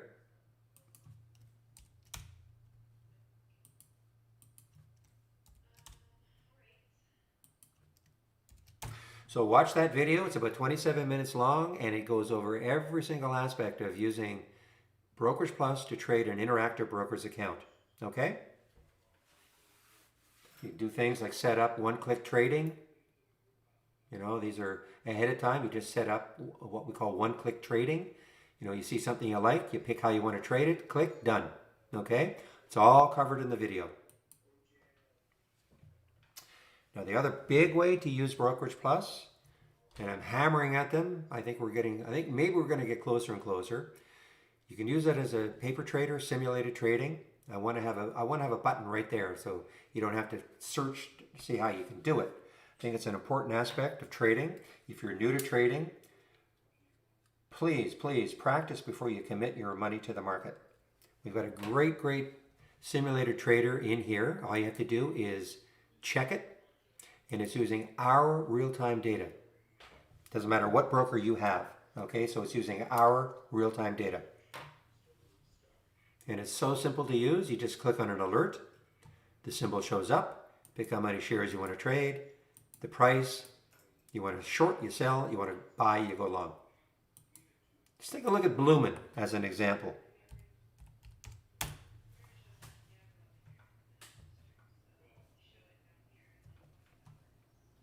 So Real is talking about a potential short on Bloomin'. You know, it's getting close to that whole number. So I'll just do it, okay? I mean, I just want to show you how you can do it. Now, if you're going to use this correctly and you want to short something, you know, you hit the sell button, but you also should make sure there are shorts available at your broker. Well, with IB in this case. And I'm looking and there are shorts available, so I'm just going to short it. Sell, so it just happened. There it is, minus 100. Tells me that it's a short. Tells me it's a short there also. Tells me the price. Now, I can put a stop in. We always should have a stop. So I would put my stop, say, right around 17. So I'm going to add my stop. I'm going to put 17 again. I'm just demoing this. You're going to see how this is going to show up right in the chart. So if the trade gets up to, if the stock gets up to 17, it'll take me out for a $28 loss with those 100 shares. I can also put a target. Put a target at the bottom here, the daily chart, just to show you how you can do it.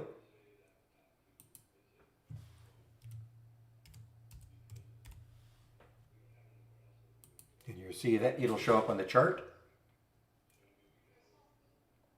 right there. So if I let this just run in sort of auto mode, it goes up to 17, I'll take a $28 loss. Goes down to 16.30, I'll make 42.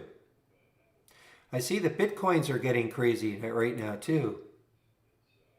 Look at Riot and Mara. What's GBTC doing? Yeah, a little bit of a run here.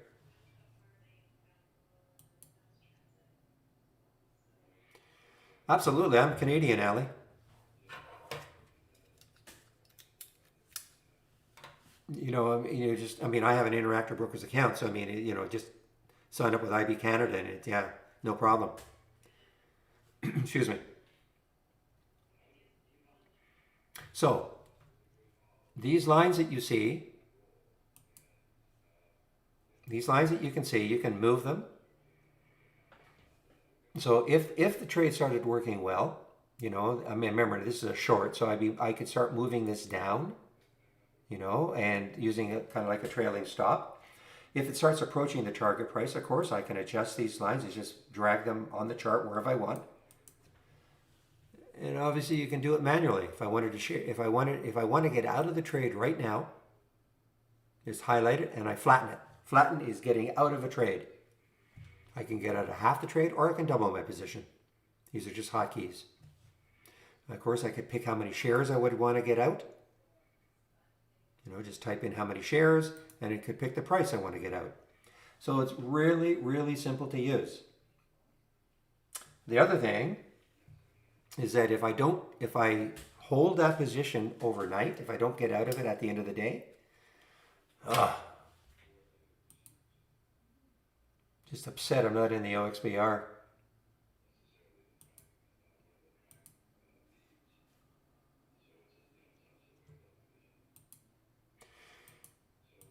You know, figuratively have a coin on my desk. I was flipping between OXBR and BYFC. And I said, it's in your watch list, so pay attention to it instead of the OXBR. Now, I mean, look what could happen. It'd be interesting to see what it does tomorrow.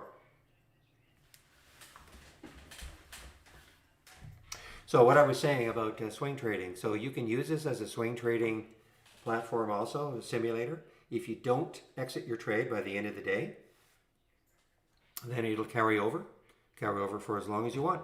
So you can also practice your swing trading techniques. So again, guys, I mean, I don't know, I just want to emphasize the fact that we've got this wonderful paper trader simulated trading module for you to use. All part of our standard service.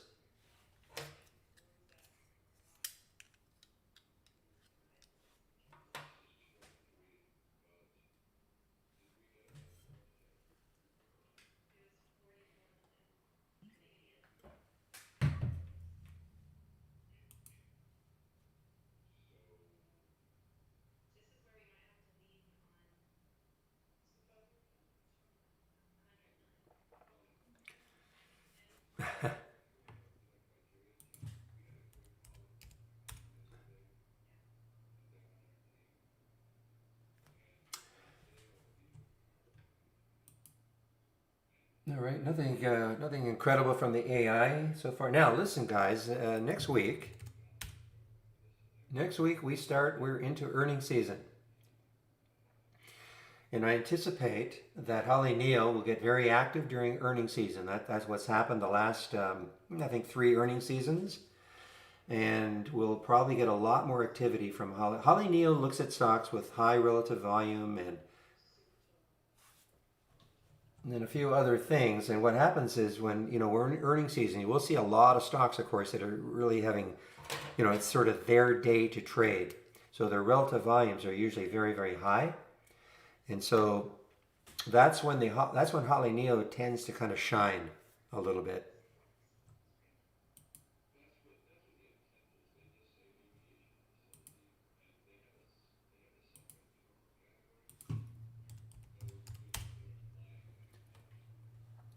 All right, just give me about a minute. I'll be right back.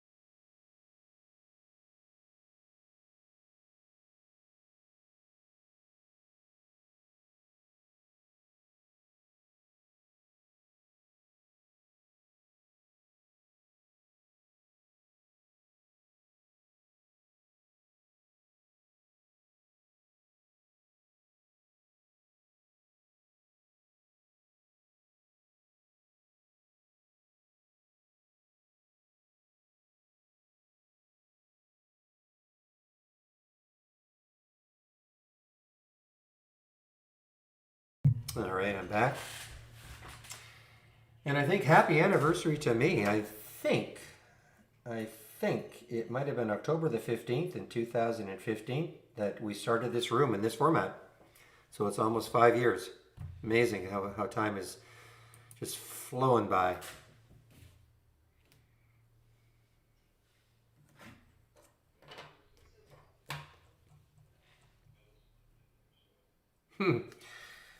A little pat in the head.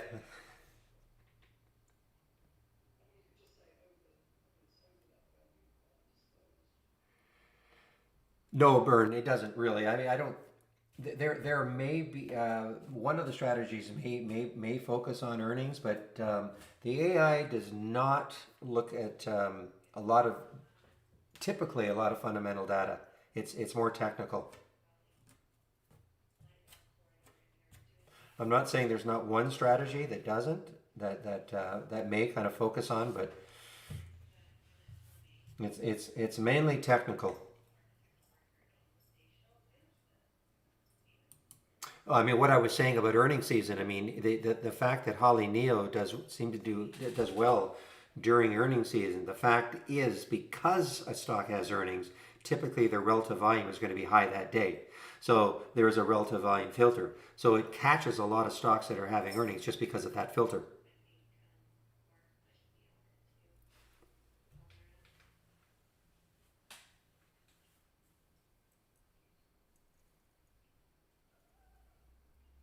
Yeah, well, we have all that data as you, well, I see, I don't use any of that data, but I mean, the score does. There goes the voice. The score has that composite, the score composite rating takes into account fundamental data as well as technical.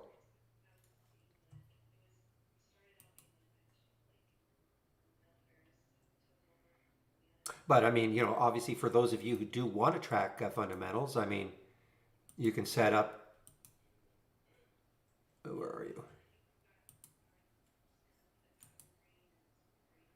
So here are our fundamentals. So you can set up filters with fundamentals that you like. You want, here's what we have. We have quite a few of them.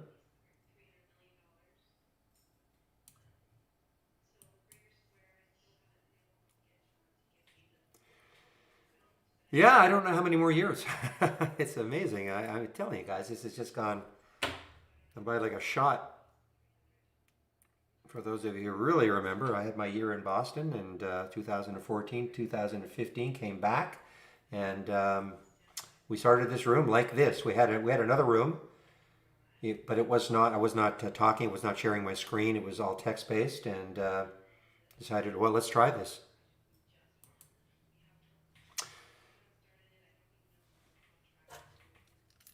Well, we had another room, but it wasn't as advanced, shall we say, as this one.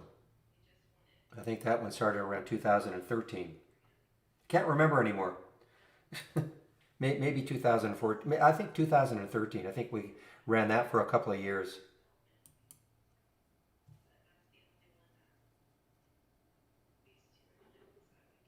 Yeah, all working from home. That's why this unfortunate situation that we're all in has really not impacted me at all in terms of the way I work.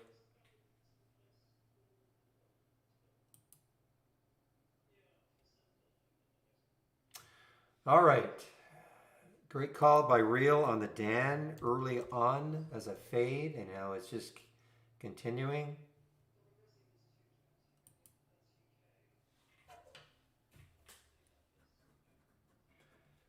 Remember, give Real a shout out for that one also. So I got two shout outs. I should try to remember to do a shout out a day.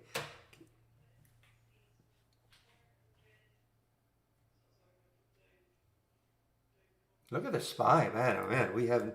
This is just doing absolutely nothing. 5 minute chart, 15-minute chart, just doing absolutely nothing.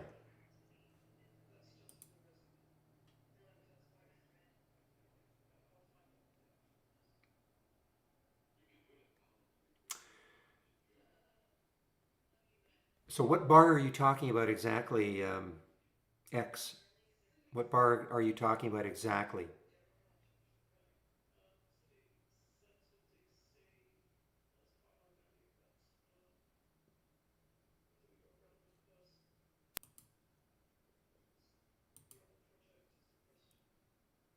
I mean, these are all tabs that I've got. They're all from clicking on new. Here are all the tabs you have. Um, but I don't know what bar you mean. These are all the different columns you can have. We have a lot of columns. These are the ones I've chosen to look at, but we have a lot of columns. Above the tabs, like right here. Oh, okay.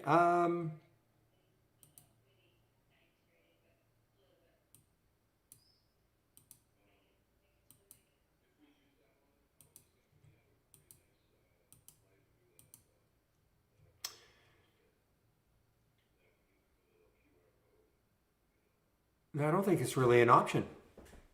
You think? Well, he has to be in a trade, but even if I go out, I mean that bar will be there. Okay. I never thought about it before. I've never. It's not like an option that I have to choose.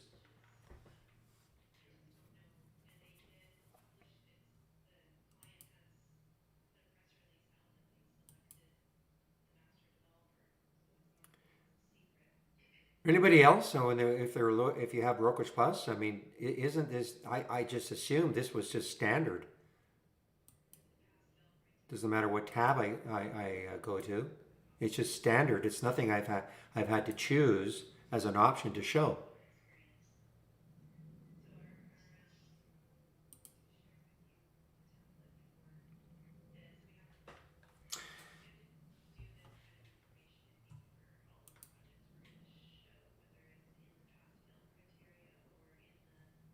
Not sure. I don't know how to help you, X.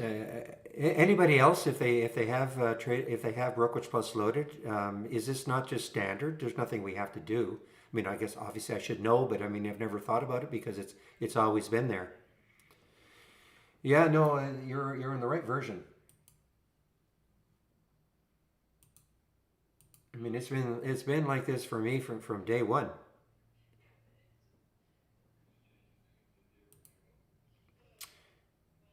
No, no, no. I mean, this has been like this from day one, almost from day one. I mean, maybe not day one, but certainly day 50. And, we're well into a couple of years with this. Maybe exit it and bring it back. I don't know. I honestly I don't know how I can help you. The swing exit trade, again, I always use this term. It's nothing highly scientific. It's just a 20-day low.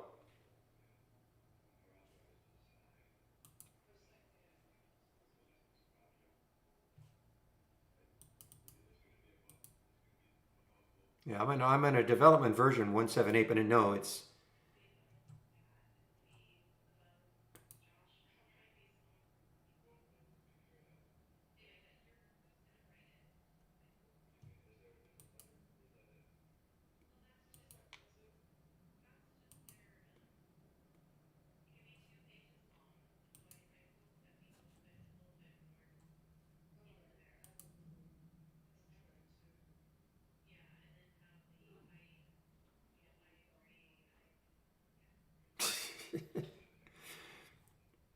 in the Windows tab under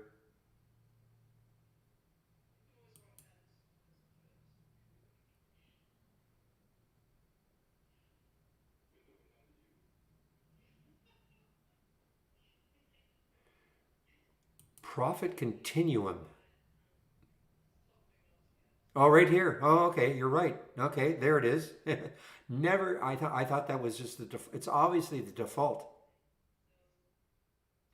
Okay, there's your answer. Thank you, Kaiser. Okay. I don't know why it wouldn't always be checked. Maybe you were fiddling around one day and unchecked it because this to me has to be the default. Most people would want to see this.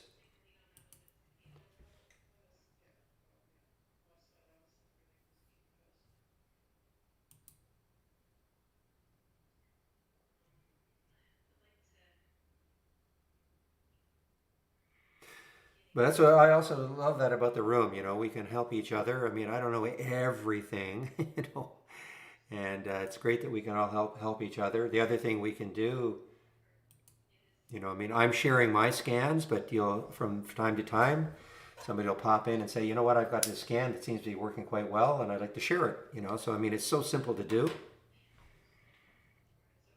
If I want to share a scan, I just right click, save or share to cloud, save and share, and then I just copy the link in here. JMIA is still doing very nicely.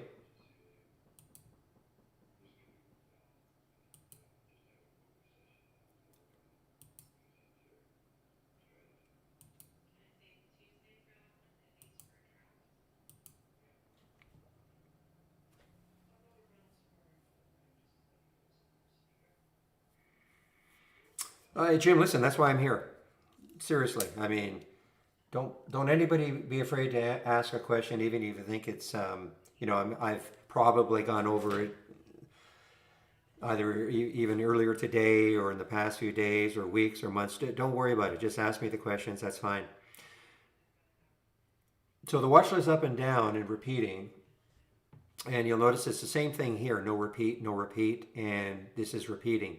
So why I like to do it like this is that this tells me this is the first time where we saw the first time that AGA alerted. It was at 9:45. The price was 276. What did it do since then? And obviously, I mean, it got to the high of 392. So I can it's kind of like going back in time a little bit just to see, okay, there's the original alert, the time, what did it do since then? So that is this is sort of the no repeat versions, okay? This is the repeat. So JMIA at 10:31, we had the alert, the price was 948, and this will keep repeating every time JMIA makes a new high, it'll repeat it.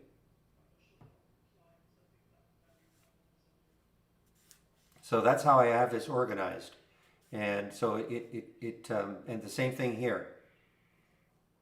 You know, Riot the first time, 1053, the price was 303. Even in here, JMIA, where JMIA was it earlier? So it was a little bit later than my watch list. 953. Up here it was 948. And this is one I'm going to be crying about. OXBR. So there's a 1020, the alert. Price was 221. $1.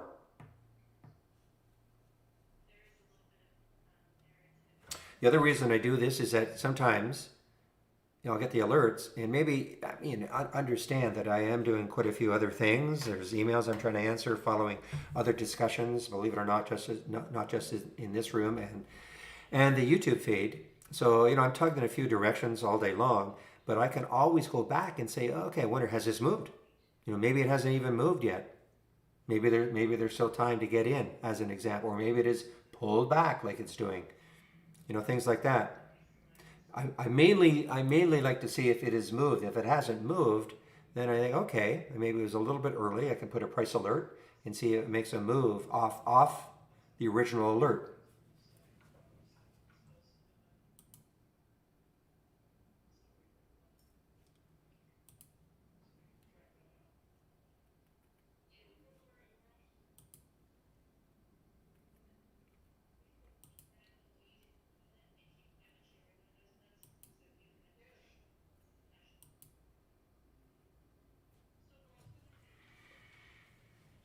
So of course, when I take a look at all these alerts are all stocks making new highs in green. If it's making a new low, it's in yellow here. That's just the way I've color coordinated it. Okay, same thing here. So Riot's making a new high, 309. So the very first thing I do is I start checking the longer term time frames, the daily, the weekly, and the monthly. And if I think there's room meaning not a lot of chart resistance, then it becomes a candidate. But if I look and I see a lot of chart resistance, then I basically say, okay, well, it's got to get through a certain level for me to be able to comfortably and more confidently take the trade.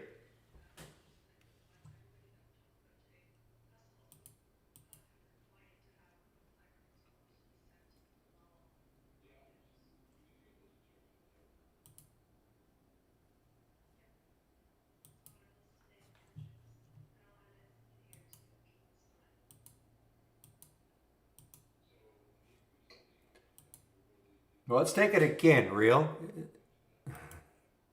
300 shares, shorting it.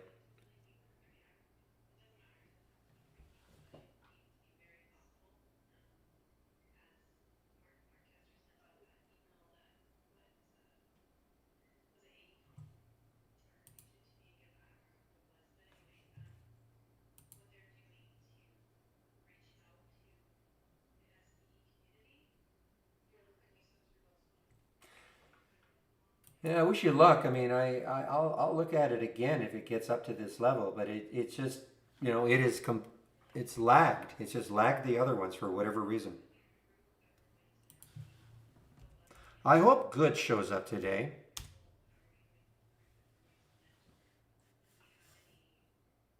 I gave him a hard time about looking at IPDN yesterday late. And man, look what it did. Ooh, there's that Husa. Right back up again.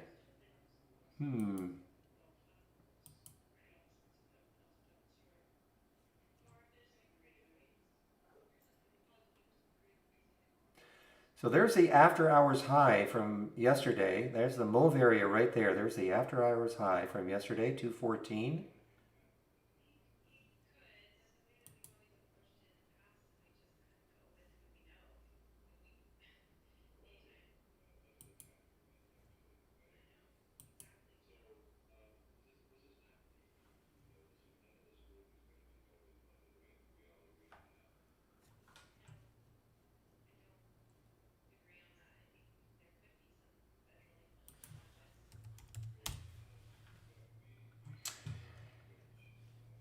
Yeah, so here are my thoughts about AGE as an example, okay? So, I mean, obviously there's been a lot of profit taking, 396, losing a dollar down to 273. These are the sort of ones that I like to take a look at from about 130 on to see, especially if they just kind of rest. Look at the volume decreasing, decreasing, decreasing. I mean, it's still huge, huge volume, but the volume is decreasing. And it may not happen, and it may start to pop right now. But this is one that I'll certainly be watching between say 1:30 and 3 to see again, especially if it doesn't move too much, and then just see if traders get active in it again on volume.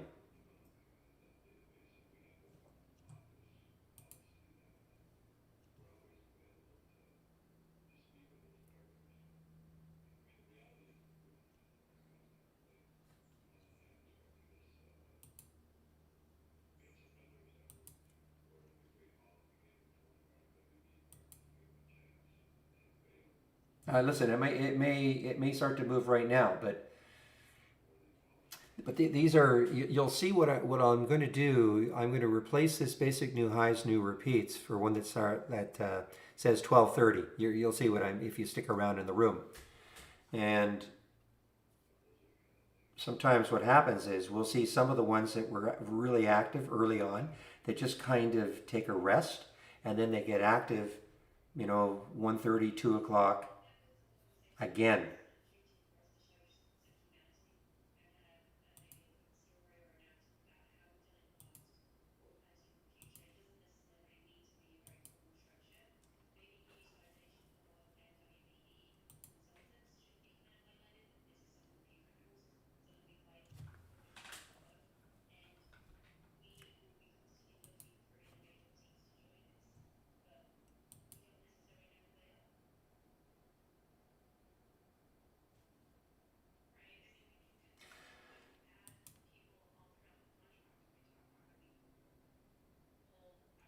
Boy, what a choppy looking weekly chart. I mean, if it could ever break free of all this fuel cell,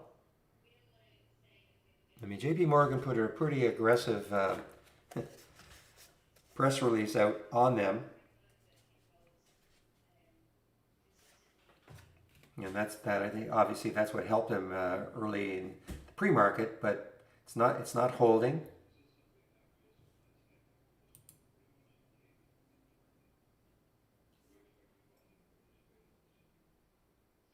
I have no idea what that is, Kaiser. So never heard of it.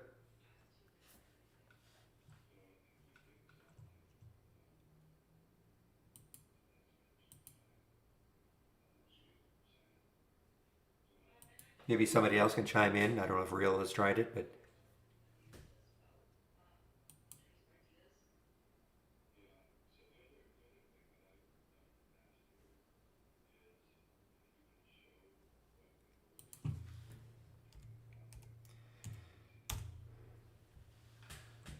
I'm trying to remember the last time I had a big chain pizza.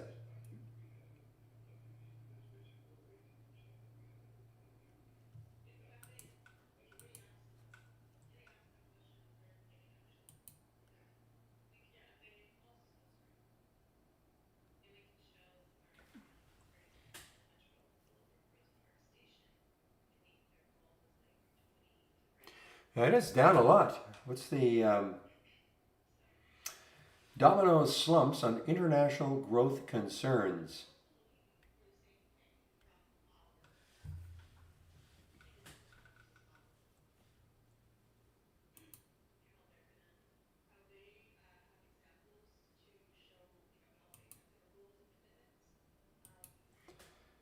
Oh, something's happening here, guys. Look at American Airlines. I bet you the airlines are just taking a header right now. Something's happening. I know that, funding is supposed to be happening with the airlines. Let me take a look at jets. Yeah, look at jets, guys. Here's the ETF for the airline industry. So my guess is that they're all moving down. There must be some news stalling on the, but I don't see the SPY moving. So there's got to be some news. People ask if we have a news. There's your news right there. Whatever it is, there it is.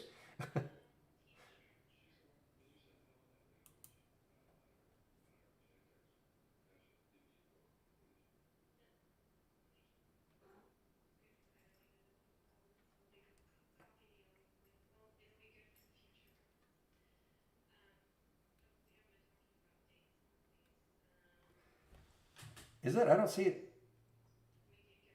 Not yet, anyway. Okay, now there's a bit of a red bar forming.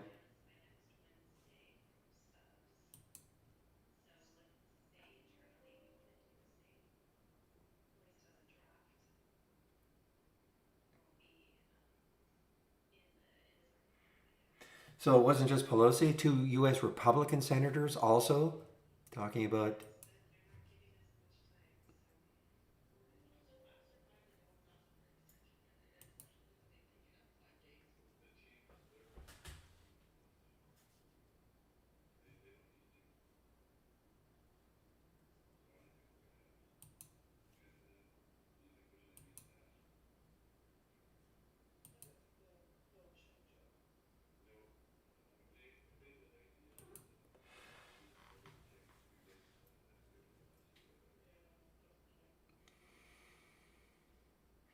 How are the cruisers doing?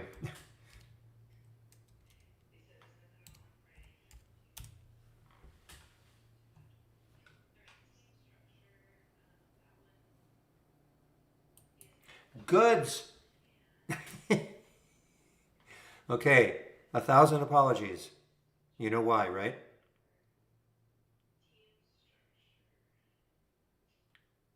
Or 100 apologies. The last one. Remember, I was giving you a little bit of a hard time on the IPDN yesterday as you were getting into it. And I said, I don't think it's going to move very much. And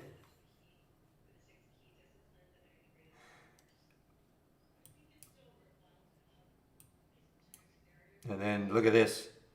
That is a great, great, great percentage move. Tremendous. I mean, because I think you're in around just over the $1 level. And it did come right back down. But, I mean, I'm sure that you would have traded it out.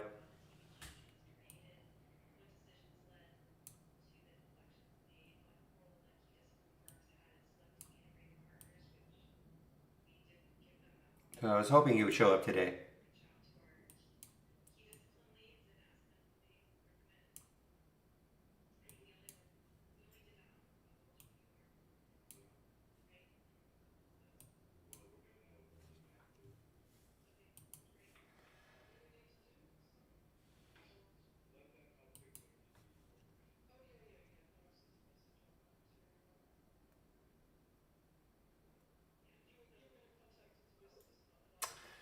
All right.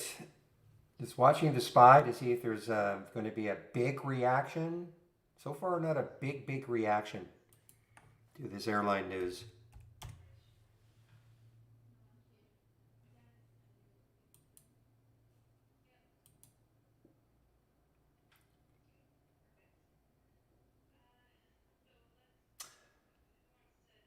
I found it fascinating that Chile, right? Yeah, Chile is, I think I'm right, has the biggest lithium deposits in the world. So that's why SQM has done very well.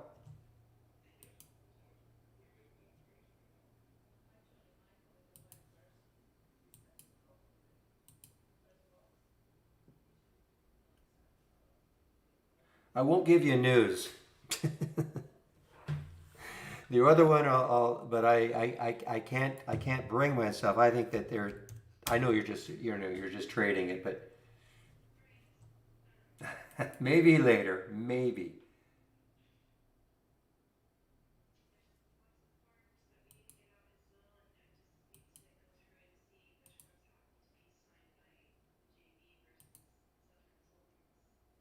All right, guys. What time is it? 11:30. Things are settling down a little bit for me now in terms of my alerts that I'm getting. I'm just keeping an eye on the SPY to see if we get a big market sell-off because of that news.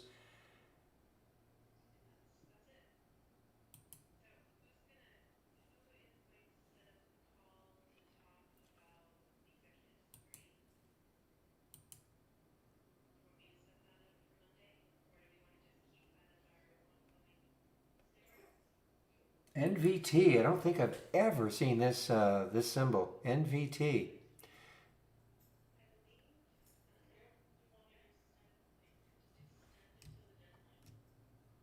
has a little bit of room actually to the 1950, 1960, 70 mark. NVT on that weekly chart. I don't think I've ever seen them before. Wow, a lot of volume too. 23 times normal for NVT.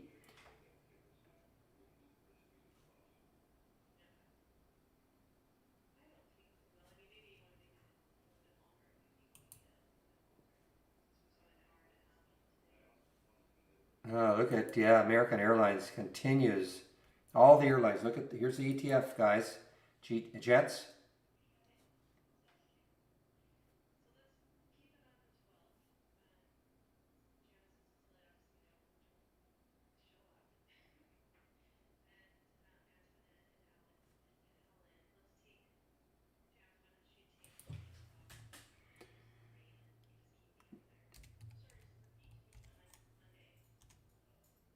So it's not co-listed on a U.S. exchange, Anthony?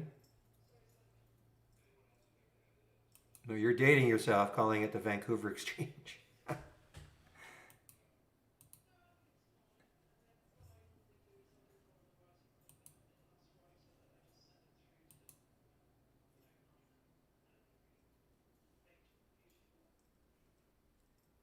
Yeah, look at, okay, we're starting to get a little bit more action now on the SPY. A little more action. I mean, listen, I mean, if the airline deal is in jeopardy, then, what else is, as in everything? Are we going to have another, what are we, Thursday? Are we going to have another Tuesday occurrence? So be careful on your longs, guys.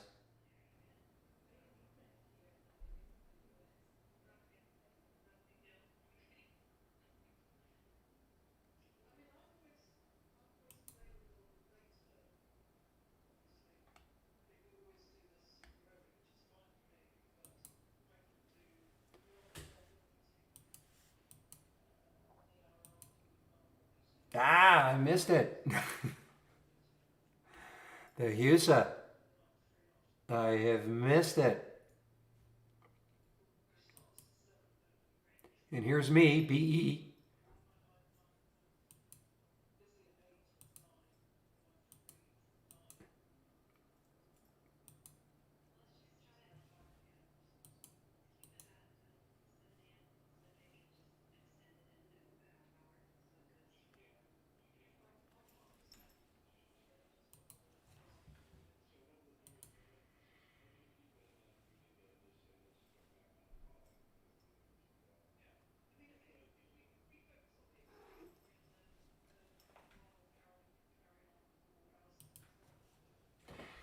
Okay, eggnog, nog, on the move here. Northern Oil and Gas. I think this, actually it's not. I thought, I must be mistaking it for something else. I thought that had a huge float, but it does not have a huge float. NOG. Okay, well, you always tell me when you're going to sell something, and then I'll hop in.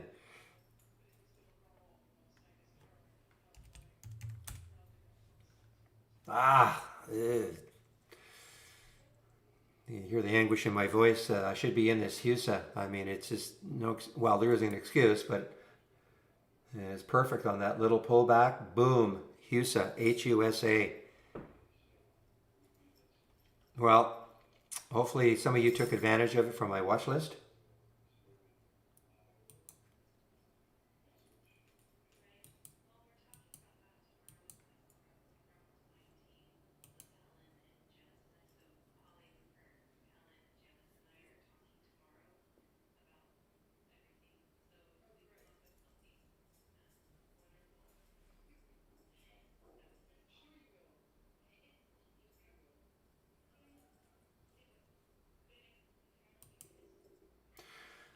Okay, so we're getting a little, you can see right here, we're getting some energy plays, okay? Look at the HUSA, USEG, before the NOG. We're starting to get some energy plays. Okay, one moment, please. I'll answer your question in 1 second, BPM. Well, not 1 second, several seconds.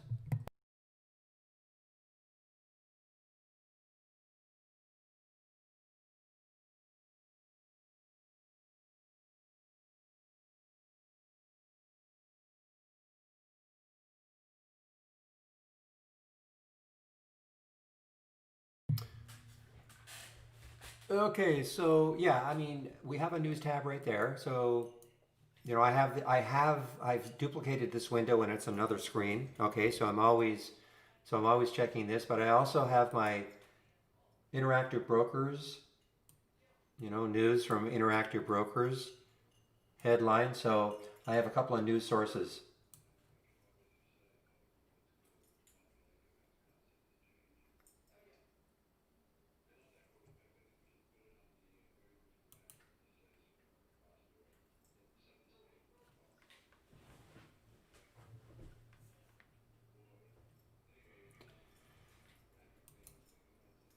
John, it's not funny, but you mentioned the hurricanes. I mean, I know they're out there, but any other time we'd be all over the and I say the news media, the media would be all over the I mean, they cover them, but there's in this year, they've taken a backseat to just about everything, and I know it's awful. I can't imagine being, in the middle of a hurricane and living in those areas. And every year wondering, every single year wondering, is this.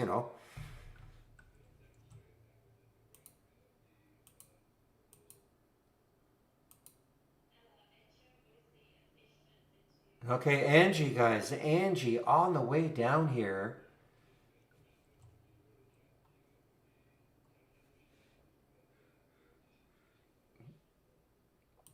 Triple kudos to Real now on that Dan short. I don't know if he's still in it. I mean, probably no reason, maybe a little profit taking there, but boy, what a great short.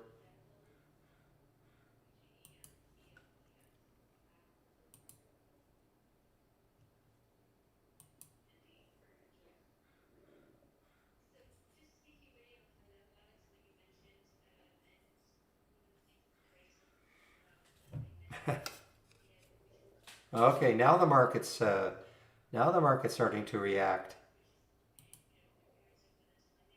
a little bit more. So guys, be careful if you're long anything, just keep an eye. I mean, the market is starting to sell off.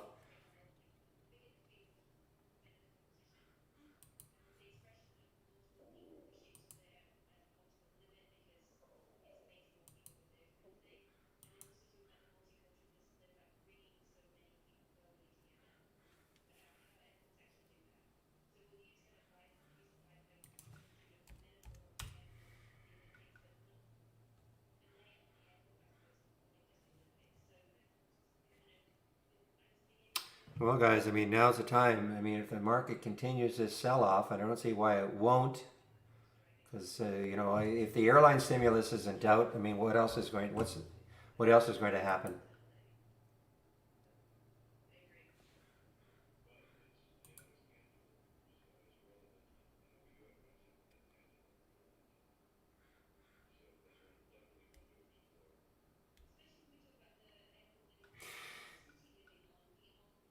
Yeah, I'm just going to delete that, Julie. Okay, it's a little too political. Okay, just the last sentence, just the last little phrase there. Okay, hope you understand.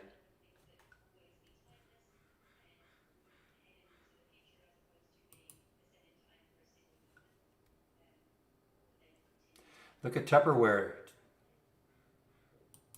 It's funny. Bloomin' is not moving down. It's not following the market down yet. Anyway,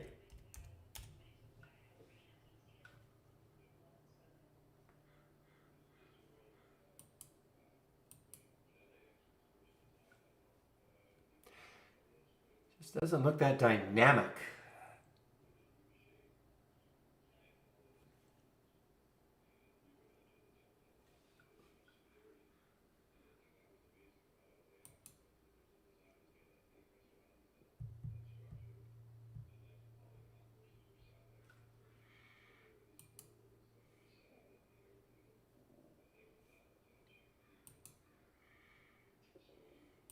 Trying to see if these things are holding their gains. Kind of. These energy plays are trying to hold their gains a little bit anyway. Well, okay. I hope if you were in this use, hopefully you took some out.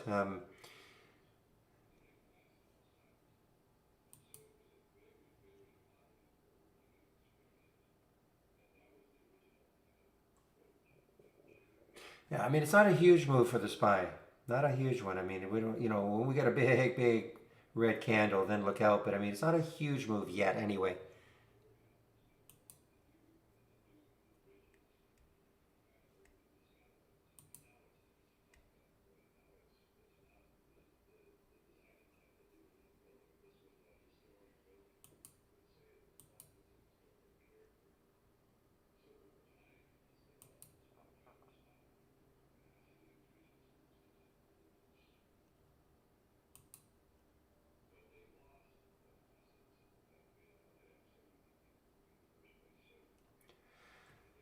Okay, now CLSK is just taking another leg down. I mean, it's already been moving down.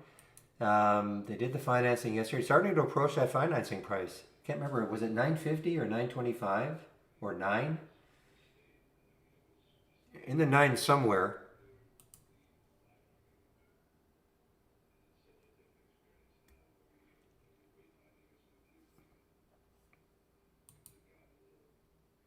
All right, so there is a bottoming tail now for the SPY. Look at that big bottoming tail right there. So, I mean, the buyers are trying to regain control a little bit.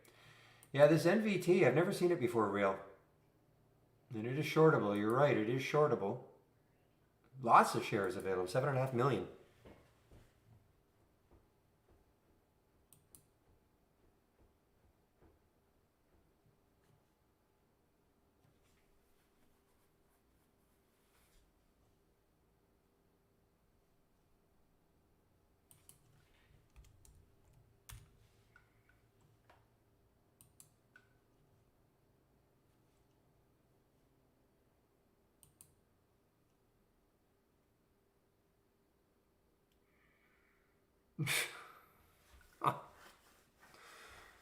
Oh, great.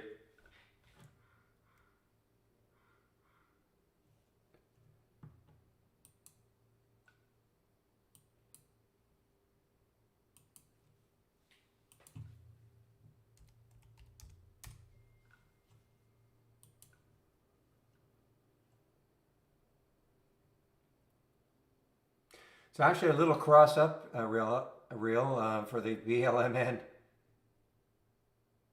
I don't know if you can see that on the 2-minute chart. Looks like the ADMA is trying to cross up through the 20. So definitely mixed signals.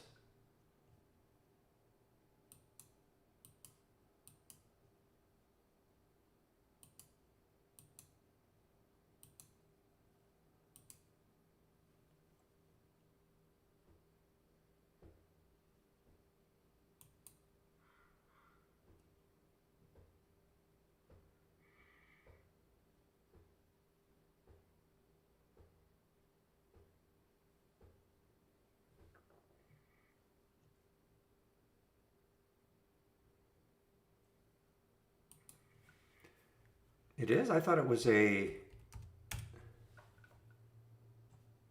No, I keep thinking this is a clothier, but it is obviously not. Yeah, you're right. We don't have them in Canada. I don't believe anyway. I don't recognize any of the names.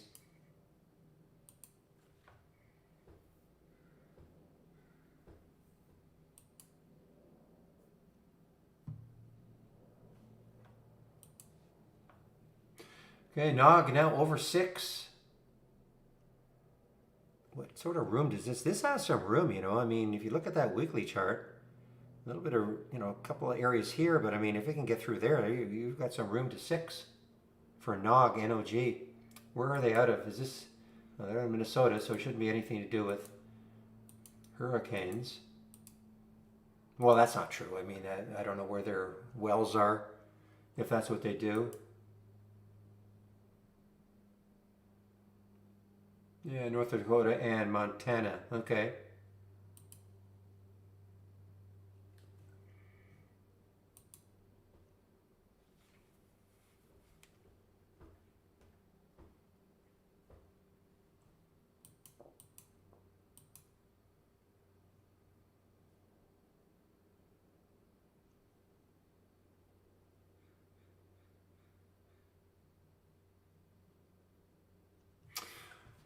All right, I just want to see who's going to be doing the YouTube from 12 to 1. The YouTube. 12 to 1 in YouTube.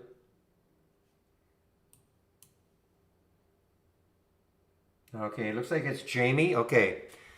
Excuse me. So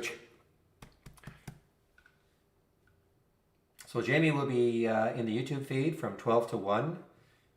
I'm going to put the link for you if you want to follow along. Jamie is, I always say this, Jamie's the very first person I ever talked to at Trade Ideas way back in 2010.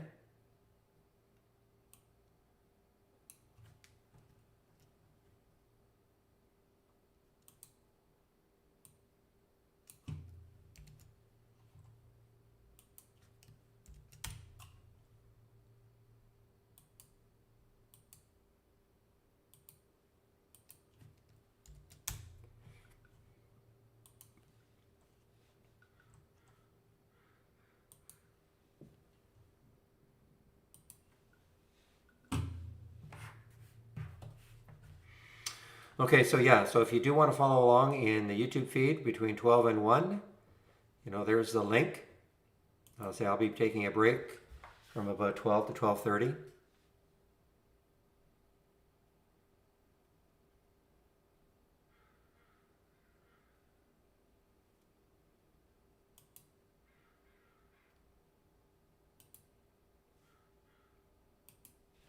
Angie continues down. ANGI continues its march down.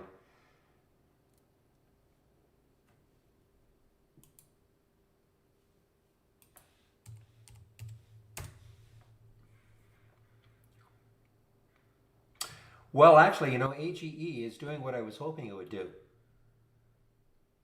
I'm hoping, I know, listen, if you're in it now, of course, I wanted to skyrocket for you right now, but, I was hoping it would just kind of base for a long time, kind of in this area. And then after lunch, 1:30, 2 o'clock, all of a sudden, interest picks up again. We get a big volume bar, though. We need a volume bar.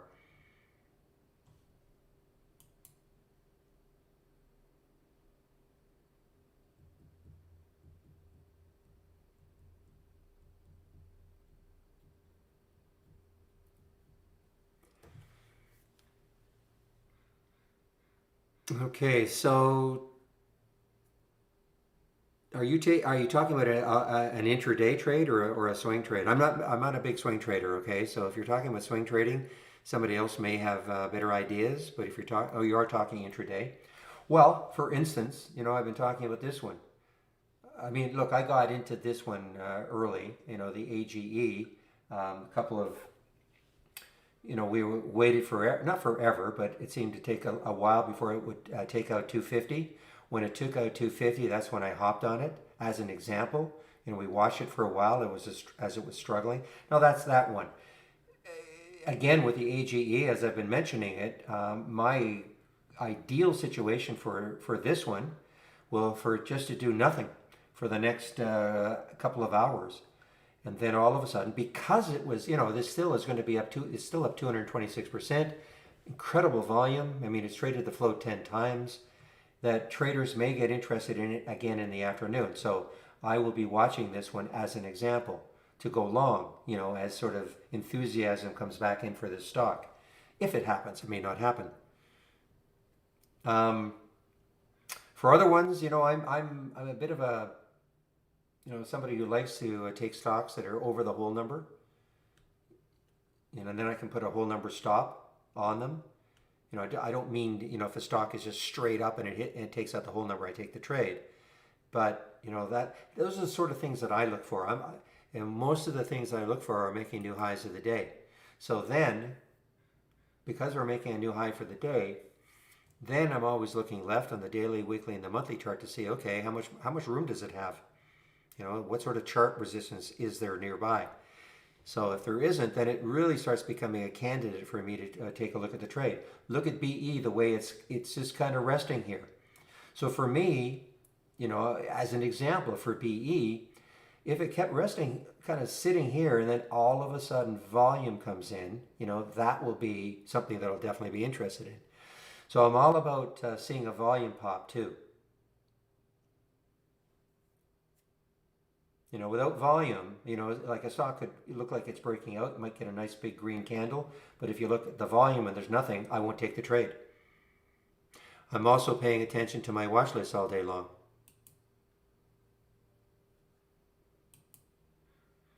Man, JMIA. So again, if I were just 100% concentrating on trading, more than likely I would have taken this trade on the 10 break again.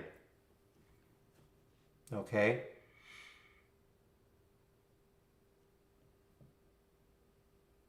The other thing that I know real and a lot of, and I will definitely pay attention to it, is look at the crosses.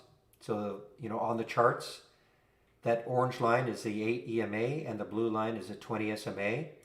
This can signify when the 8 EMA crosses above the 20 SMA, that can signify a long alert. So, right there at 980, there was the cross. And, do they all work like this? No. Well, I have my watch list. This is my watch list that I watch all day long. I only have one watch list that I'm watching all day long. Well, just like I said, a lot of us use the 8 EMA and the 20 SMA on all time frames. Okay, so, there's a starting point for you. The other one is the SMA. I only have on the 200-day moving average. Yes, I pay attention to. I'm not a big indicator guy. Okay, but certainly the 8 EMA and the 20 SMA and the 200-day moving average. That's about it for me in terms of. That's it for me in terms of indicators that I'll follow.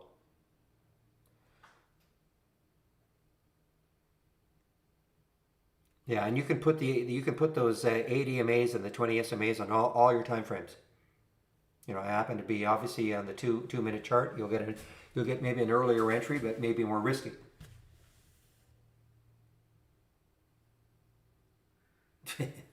Poor Dusty.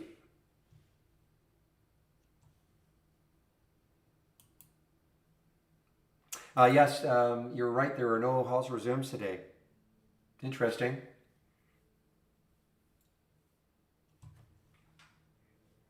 Red bar, RBI is red bar ignored, yes. And GBI is green bar ignored.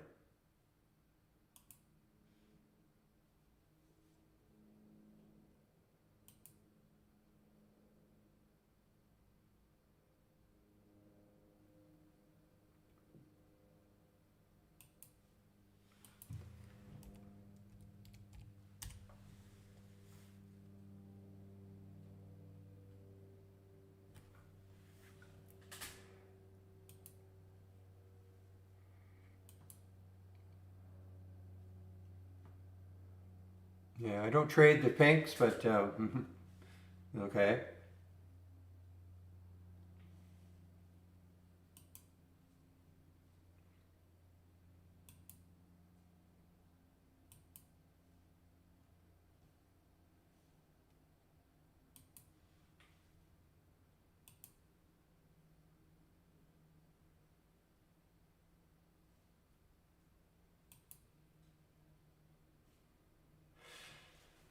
All right, CLSK. Can somebody remember what their financing was done at? Was it 925 or 9?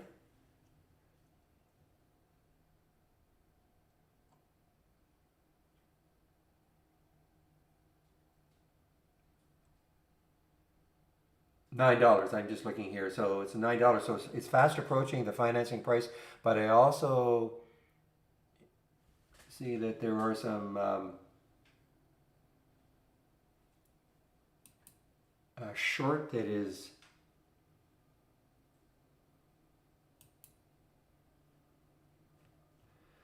not a nice headline if you're in this stock. Failed business roll up in a vicious court battle, etc., etc.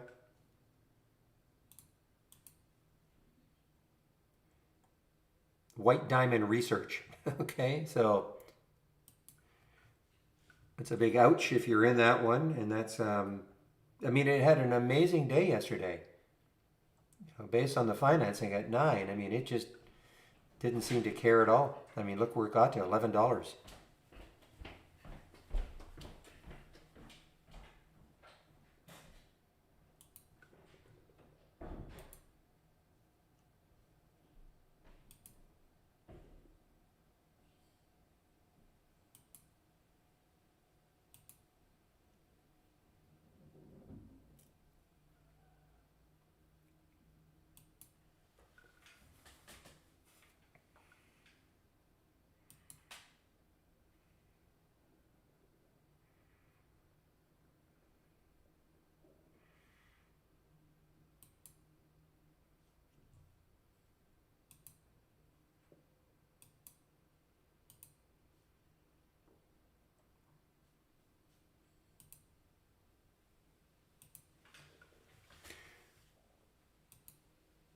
Okay, guys, NOG is just, inching its way up.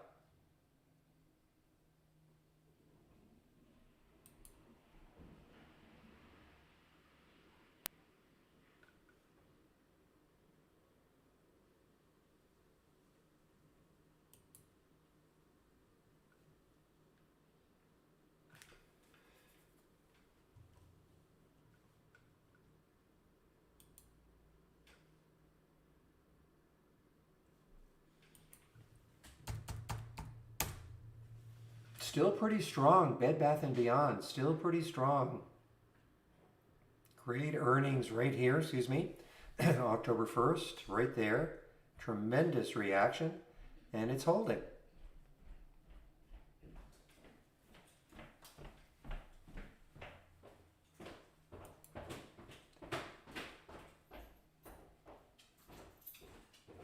Well, AMSC, it's below yesterday's low now, 1618. Just we're right at yesterday's low.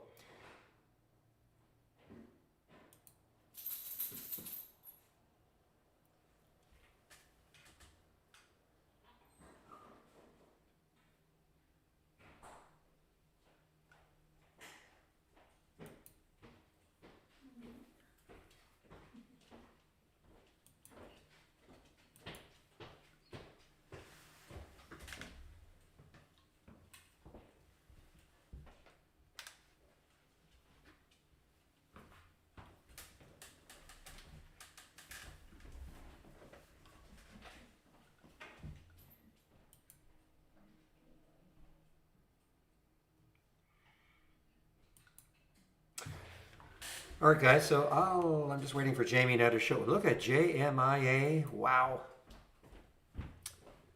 Very, very nice. So we've got a couple of pretty big winners from the watch list. Well, 3, I guess. Age, of course, a huge winner. HUSA, JMIA.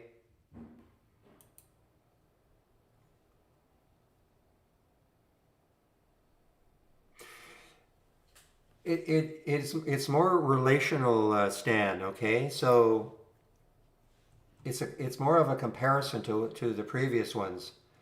Okay, so it's not so much it's not so much what the volume is, it's in relation visually to compared to the previous ones.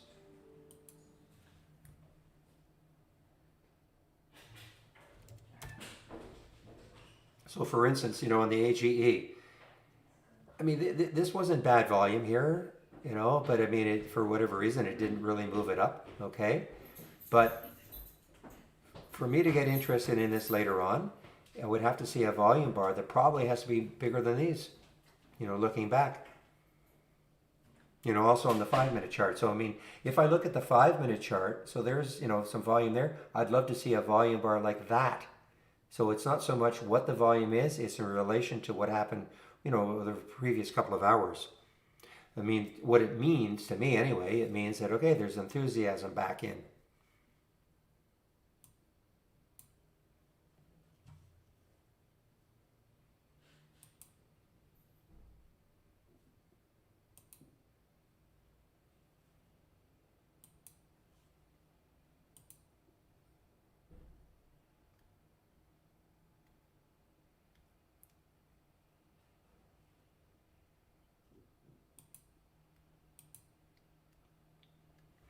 Now you can set up alerts, of course, 1 minute volume spikes, things like that.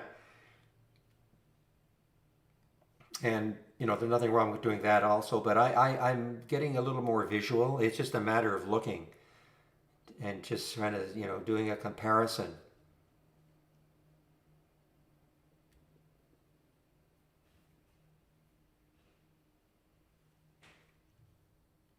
All right, guys, I'm just going to get the announcement in here because I am anticipating Jamie is going to enter the YouTube feed anytime now. There he is. Thank you, Jamie. Just a minute.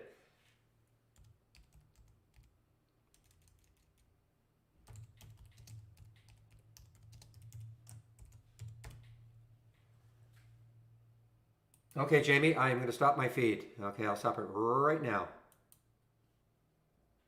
Stop it right now.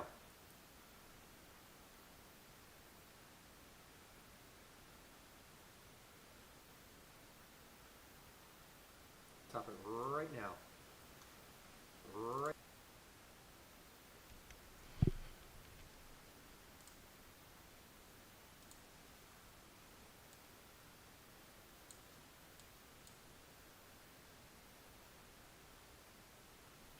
Okay, I think I'm here now.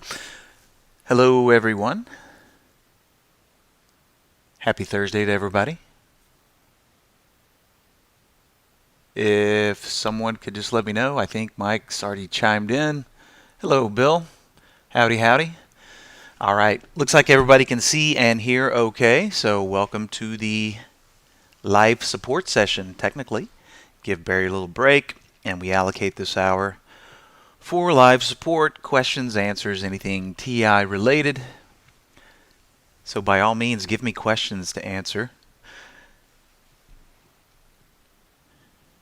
If you have some sitting out there, and I see a pretty good crowd in here, so hopefully somebody's got some stimulating questions. If not, we'll just kind of take a peek at what's going on out there in the markets presently. I just heard Barry talking about NOG, and there's NOG hitting another daily high. And NOG, I got a little bit of volume going on there, as we can see. Relative volume currently maintained at 4, which is not too shabby. Speaking of NOG, it's not the only little high flyer today. We got Jumia Technologies doing its thing as well on some pretty substantial volume. That's one of the holdings that we have in our little in-house account here, doing quite well.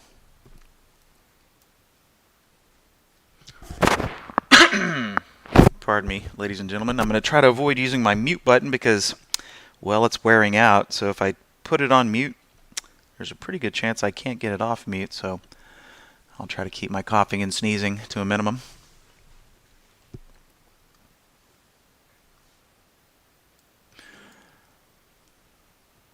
All right, so what else is going on out there? Holly's remaining pretty quiet. That's kind of been her motif as of late. as we approach this interesting level up here on the SPY. And tomorrow is Friday. Trying to get back over this hump here. Always makes it a little bit more difficult for the AI to find that statistical probability represented alpha. And of course it makes it a little bit more difficult for us humans too. A little gap up today in the market, but not very big there. But the bigger the gap, typically the harder it is for the AI to find any traction. So just up a smidge today on only 3 signals. And I say up a smidge if we're looking over here at the channel bar, we're up a smidge. If we're looking at moderate profit, which is what I have running in my or on my desktop here, we're down a smidge.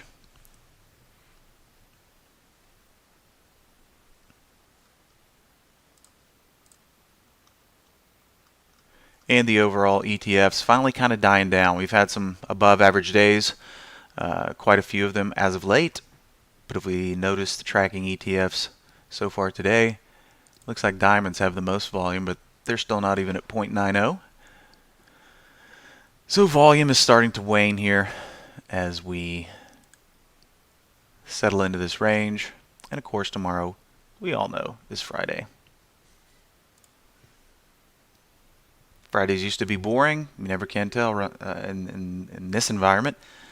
Flip a coin.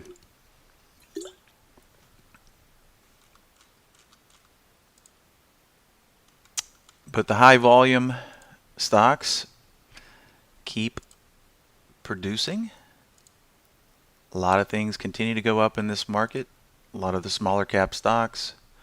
Speaking of smaller cap, interesting that the IWM here is rocking the relative volume of 1.37 as it tries to get up above this area right here. It'd be interesting to see if we can get a few closes above this area, a little sideways action. Maybe the old IWM will try to get into this territory here. It's certainly been the laggard throughout the whole process.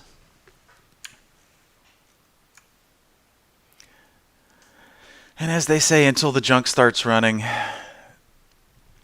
the top might not be in.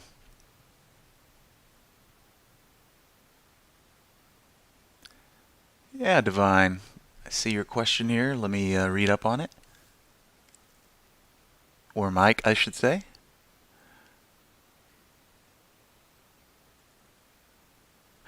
Okay, the question is, can you please tell me how to search for a stock? Well, can you be a little bit more specific? A stock doing what exactly?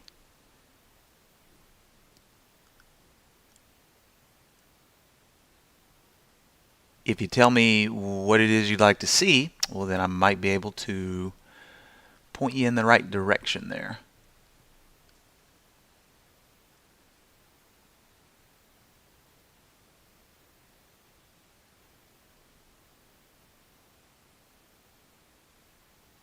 If we use the hunting analogy, you know, most people come in, they're like, I want to find this specific chart pattern. And then we can try to back into that and either create a top list or an alert window, which is going to help you find that pattern. In other words, if we use the hunting analogy, you're hunting a specific animal. The specific animal would be the setup on the chart, intraday, daily, or it might just have certain characteristics like filtering, you know, a certain market cap has to be doing X amount of volume. If it is high volume, does it have to be high volume on a relative scale, or are you looking at the smaller time frames?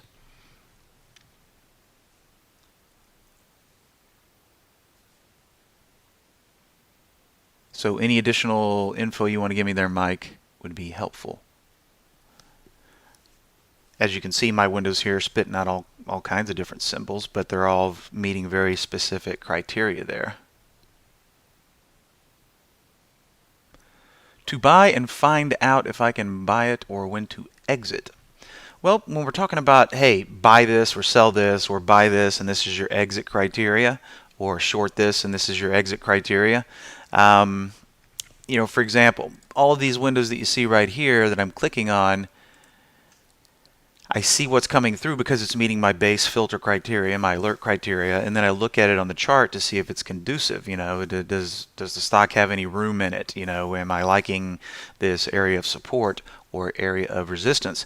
But when we're talking about things within the product that will tell you, hey, I'm doing this, entering a trade, and then I'm doing this, exiting a trade. The AI is going to give you all that information, so that's one way to source those types of plays. If that's what you're looking for, buy signals, sell signals, because every time the AI produces a trade, and we can see of the 1, 2, 3, 4 trades here today, anytime the AI produces a trade, it's going to pop onto this plotter in real time. You're going to have your entry time, and then if the position is still open, if we look over here in the conservative risk column, if you see a blank spot, that position is still open. The AI has not closed it out. If the trade has been closed, then you will see the exit reason and the exit time.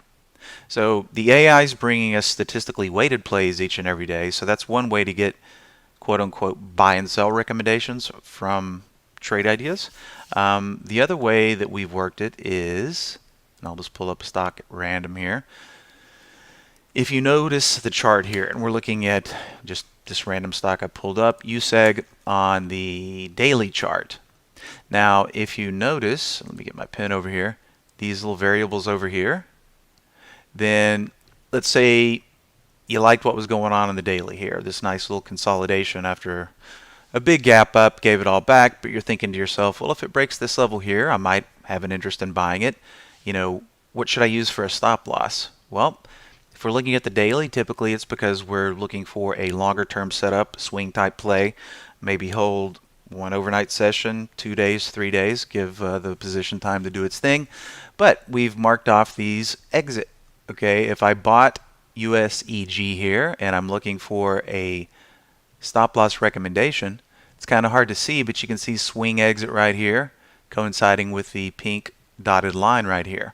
So if I were to make a trade in USEG, hoping it's going to bust out of this little range, maybe reclaim a little bit of this big bar here, I could put that trade on and use swing exit as my stop loss. Okay, you can also see we've got a profit target up here based around the daily as well.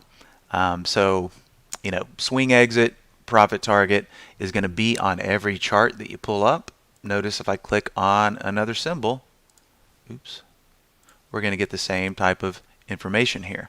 All right. Smart stop, more geared to intraday, and you'll notice smart stop over here on the right of my intraday chart. But as far as swing trading goes, there's the swing exit. Probably not the best example. CEI is what, a sub $1 stock. There we go with Fubo. Swing exit right down here, profit target as well. And of course, we can always use our back tester to try to arrive at these variables as well, Mike. But typically your buy and sell levels are going to be specific to the symbol and chart that you're looking at. Of course, we've got the AI, which is giving you specific intraday buy and sell signals as well.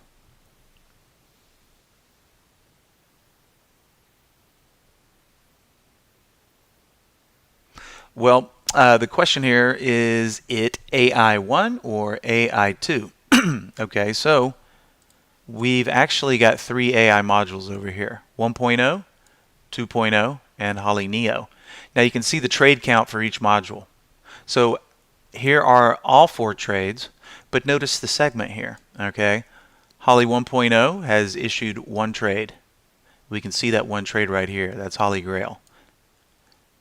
Neo, tradeless, no signals thus far, not on the board, so we're not going to see any Neo plays. But we've got Holly 2.0 kicking out 3 signals right here, 1, 2, and 3. So 1, 2, 3, 4, 1, 2, 3, 4.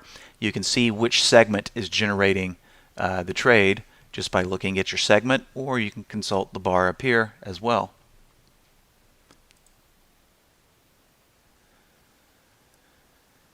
So technically the AI is composed of 3 different modules, but as long as we have the all trades plotter up right here, well, then you're going to see everything as it's produced in real time along with the module that's producing the play.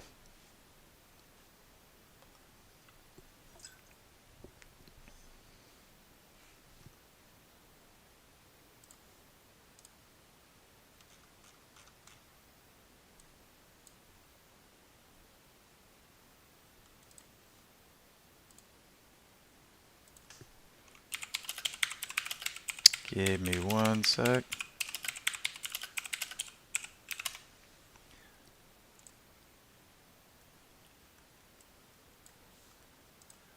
Oh, a little barbecue. Yeah, man. Little thin for my taste. Notice the dashes on the intraday. HTBI not too shabby today. Notice the relative volume here.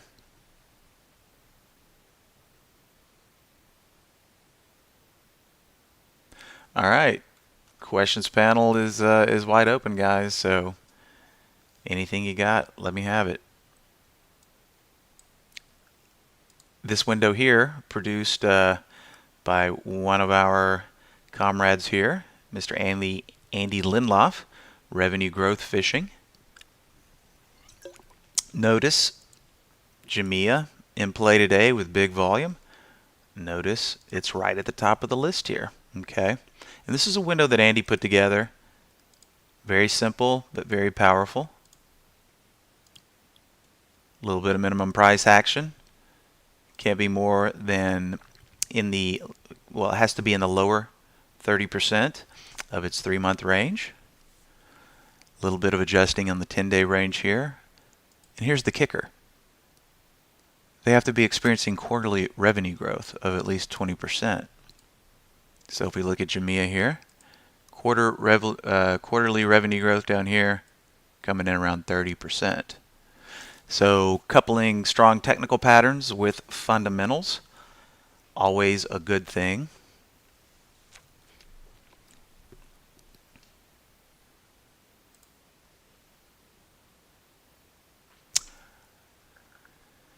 Okay, a couple of questions popped in here. I'll knock out Mike's real quick here, and I'll come back to the 20-day range alert. The question is, what if I have a stock I need to check out and see if it's worth buying or not? Okay, so notice when I click on my chart up here, all right, let's just pick a random symbol here. Let's just go back to Jamia. So I click on the chart, I just type in the symbol. That's all I have to do. Boom. Once I do that, you can see my dailies populated, my intraday's populated, my single stock window is populated down here, and all of these are, my favorite metrics that I like to have on my single stock window. So just by typing the symbol into the chart and having it populate my charts and my single stock window here, I can quickly check all the variables that I like to see, because all of these things are customizable just by popping into configure and adding the filters that you want to see. And that's the kicker. These are really all just filters, but everybody has personal preferences, right? So here we have Jamia. Looks really good on all the factors that I like to see. Volume is kicking today, but depending on what type of time frame of a trader you are, Mike, from an intraday perspective, had I been made aware of JMIA right about here, that would have been attractive to me on an intraday level, as it's breaking this little range here, and we can see the move higher after that. But from a longer term perspective, if I was trying to figure out, okay, what about on the longer term? All right, and as I was saying earlier, this is one of our holdings in our little in-house fund here, but we, I forget who made the, I want to say it's Andy, made the entry quite a while back as this little thing was putting in a base, because it was doing exactly that. It looked nice and tame here, looked like it had some upside potential, and sure enough, just as it did here on the intraday, breaking out of this little range, and these are 15-minute candles, it did the same thing, but on the daily, okay, since these are daily candles. Notice, hovering right at these tops here, and then boom, we get a push through. So we're already in it here, and then we get the push through, okay? If we were trying to ascertain our risk levels, then we would have marked off the bottom of this little consolidation period right here. So the bet is, we think it's going to go up, we're going to get it in here, this is going to be our downside risk, and if it pops through here, yay, we're going to get the price action that we hoped for, and that's currently playing out. So clearly identifiable risk coupled with a nice little tight pattern here. You get the breakout, you're enjoying a winning trade. If the other scenario had played out, we would have been stopped out down here, controlling our risk. Notice that the bottom of this little consolidation area butts up perfectly to what we're seeing back here as well. So identifying levels when a stock is basing that could act as potential support, okay? Doing the same thing here. Of course, what happened in Jumia before it took its little run, this was acting as support and eventually popped through, it was acting as resistance, right? Pop through, then resistance becomes the new floor, powering up for another little rise up here, okay?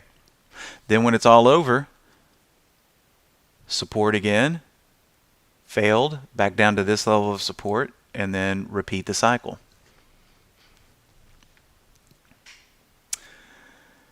So that's one way to do it there, Mike.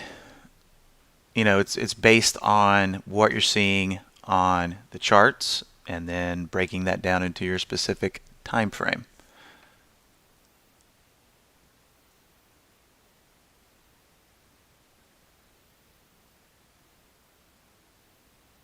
Yeah, we're going to circle back around to your next question there, Mike, because that's really what the channel bar is used for, and I'll go over that here in just a moment, but I want to backtrack real quick because we had a question on the 20-day range alert, okay? So we'll just keep this stock up here. So for example, these are each representative, these candles are 1 day, okay? So, you know, we could count off 20 days here, and then we can tell the system, hey, we want it to be within these parameters on the 20-day. I can't remember if Andy had the 20-day. He's got the 10-day. All right. So in this scan, we're making use of the 10-day range. All right. So it has to be in the upper 70th percentile, right? But I tell you what I'm going to do here. Let me just grab a simple top list. It's going to be easier to show you this just with a column.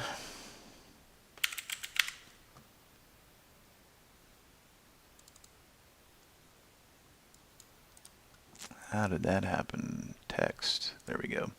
Okay. So I'm going to knock out some of these columns real quick here.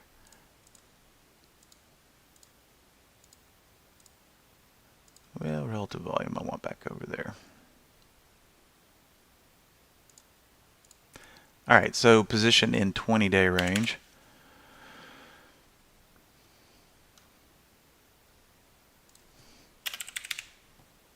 Okay, so here we have the filter. We're going to add it. And so we can just pick a variable here. Let's say we want to find things that are just pretty darn close to the top of their 20-day range. Okay, we've got our min side, we've got our max side. So if I want it to be in the upper 10% of its 20-day range, I would use a value of a 90 here. Okay, so it's got to be in the top 10% of its 20-day range. Then we could also install it as a column over here so we can see the exact value. All right, so that changed things up considerably. All right, so notice what I have here. The position in 20-day range, I've got it on the graphical representation. So notice these guys where the cylinder is all filled up. That means that not only did they reach the top of their 20-day range, but they pushed through it, right? That's what the solid green cylinder means. Now if I come down here to where we can see a little bit of daylight at the right margin, like for example RSP, it is very close to the top of its 20-day range, but it's not quite at the top yet. It's got a little bit of room to go here. If I look at UMC, it's getting close to the top of its 20-day range, but it's not quite there because it took a little pullback up here. All right, so this is just going to let you know, okay, over the past 20 trading days, we can dictate, you know, the range that we want it to be in, lower 10%, upper 10%, or anything in between. Now, if you don't like the graphical representation here, we can always show the numerical value by going to Properties and removing the graphical indicator. So see, these guys punch through. 100 would be the top of the 20-day range. So right now, EIX is 3.1% above its 20-day range. HDB is only 0.1% above, and RPM is 0.4%. Well, actually 0.8% now since the list just refreshed. So I hope that kind of lays it out to you. Not only do we have the 20-day range, we got the 10-day range, 5-day range. So hopefully that illuminates that for you there on the 20-day range. Okay, so getting back to your other question, Mike, is the scanner already put together to be ready for use for New Corner? Where's the place you can download a scanner from YouTube? Okay, good question. So now let's explore the channel bar. Notice the channel bar over here. Swing trader, right? Let's scroll down to the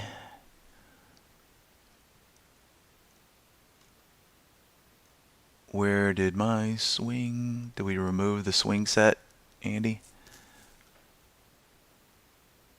There we go. We just changed the icon. Okay.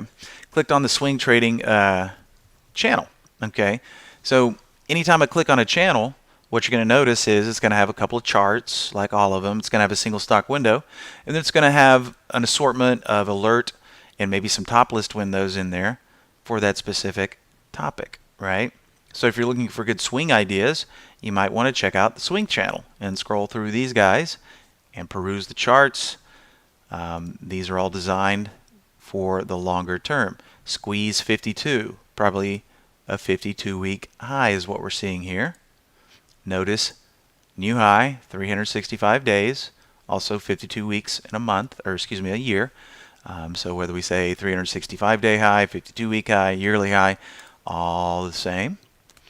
By the dip, resistance cross, AI enhanced resistance cross.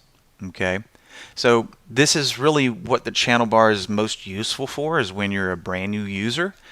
You can scroll through all these predefined channels, or what we could call layouts, and as you're perusing these layouts, let's say you've been watching Squeeze 52, say you've been watching all these windows, but this is the one that you really like. You like the setups coming out of Squeeze 52. If you want to capture and save this window, all you have to do is right click, save or share to cloud, hit save, and you've captured that window in your cloud. And you might be saying, well, what do I do with it after that? Well, if I come over here and go back to my default layout,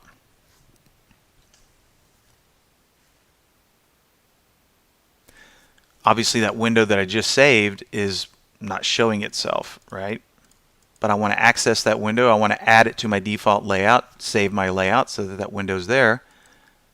All I do is go File, Load from Cloud. There it is right there at the top, Squeeze 52. I click on it, I say Load, and boom, there we have it. Now I can find a spot for it. Once I find a spot for it, I can come and I can save my layout, my default layout. And if I hit save, then next time I pull up my layout, this guy is going to be there as well. Okay, so the goal here is to develop your own default layout, but until you know what you're looking for, you need to explore the channels, figure out what windows are best suited for your trading style, and then get that default layout up and going. Now, while we're on the topic of channels, I'm going to come down here, I'm going to click on the Trader's Vault. And you'll notice we've got a bunch of windows on the Trader's Vault, and we had to make them small because what you're seeing here are all of my favorite windows, Steve, Andy, and Sean's favorite windows. Some of these windows are for intraday, some of them are for swing trading. You're going to see there's Andy's revenue growth fishing window there. So once again, you want to capture this window, you just right click, you save it to your cloud. Extreme Master Blaster, Earnings Watcher, Momentum, Random Acts of Violence, Horseshoe Down, Horseshoe Up. So this is a great way to get exposure to everything that's out there, especially if you're a new user.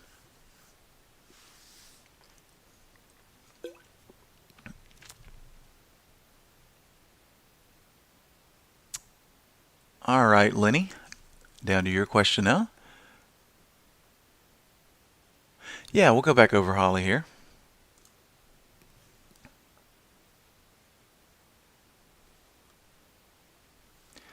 Okay. So the AI, what's making the AI tick? Okay. Well, we've got two main panels here to pay attention to. Up here we have the all trades plotter, right? This is where the trades pop in real time for each session. And by the way, at the end of the day, it'll close its plotter out because the AI is only generating intraday plays at this point in time. We hope to have a swing version of it in the not too distant future, but it's still in the development stage. Now, these are all the strategies that Holly came to the party with today. So let's count them up. 1, 2, 3, 4, 5, 6, 7, 8, and 9. So 9 strategies is what the AI showed up with today. Now, behind the scenes, the AI has a core of base strategies, and it's always fluctuating, could be 35, 40, slightly over 40. But these are very large data sets on the core strategies, and they all have decent statistical probability behind them, but they're massive, massive data sets. In other words, these things are producing massive amounts of signals. So we feed those to the AI, and after the close today, when the database starts updating, the AI will go to work taking all of its base core strategies, and it will start optimizing them, and it will start trying to improve upon them over and over again for each strategy. By the time it's all said and done, I think there are over 1 million backtest and optimization attempts that the AI pulls off before the next session. And by the way, that's a lot of heavy lifting. And I think it finishes maybe with about an hour to spare before the next open. That's how heavy the lifting is. So the bottom line is this. It will optimize all of those strategies. And when it's done, it compares all of them to our proprietary scoring system. So it's only the strategies that meet the minimum score on our proprietary scoring system that make the cut for the next session. So today we had 9 strategies out of the approximately 40 that met the criteria. So tomorrow you might see 8, you might see 10, 12. It just depends on what happens after the analysis is done today. Now notice the trades today column right here. Trades today, okay? This is showing us how many trades each respective strategy has clicked off today. On support is 2, 5-day bounce produced 1, the guiding hand long produced 1, all of these guys produced 0. Just because a strategy makes the cut does not necessarily mean it's going to present a trade, because all of the criteria in each one of these strategies is very detailed and everything has to line up, otherwise the strategy remains silent. So we might see some more trades out of the AI today. We might not. But thus far, only 4 signals have been generated out of the 9 strategies that made the cut today. And of course, these are all based on statistical probability. You know, when it comes to trading the markets, we have our technical aspects, which are the charts. You got fundamental stuff, which is, is the company profitable? You know, revenue streams, earnings, blah, blah, blah. And then you have the statistical side of the fence, okay? Statistical probability being the key factor in the AI. And of course, just because we have statistical probability on our side does not guarantee success. Kind of like the equivalent of counting cards in a casino, right?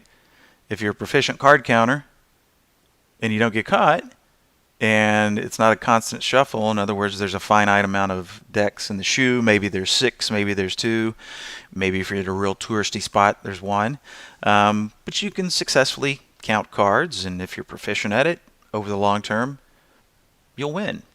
That doesn't mean you still won't lose on some sessions when luck, or whatever you want to call it, isn't going your way. Same thing applies with the markets. We can use statistical probability as an edge. Couple it maybe with some technical aspects. That's kind of what I like to do, is if we get a signal from the AI and you're just manually watching the signals, you got statistical probability on your side right off the bat, and then you might see something on the chart that you also like, giving you more confidence in that trade. All right, I seem to have lost my chat panel here. Give me a second. There we go.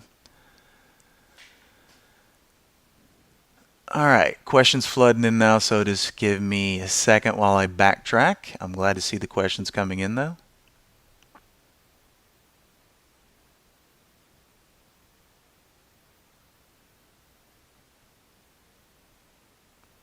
Right, and I'll in that little commentary phase about Holly on that topic exactly, Lenny. So let's take a peek at one of the trades here.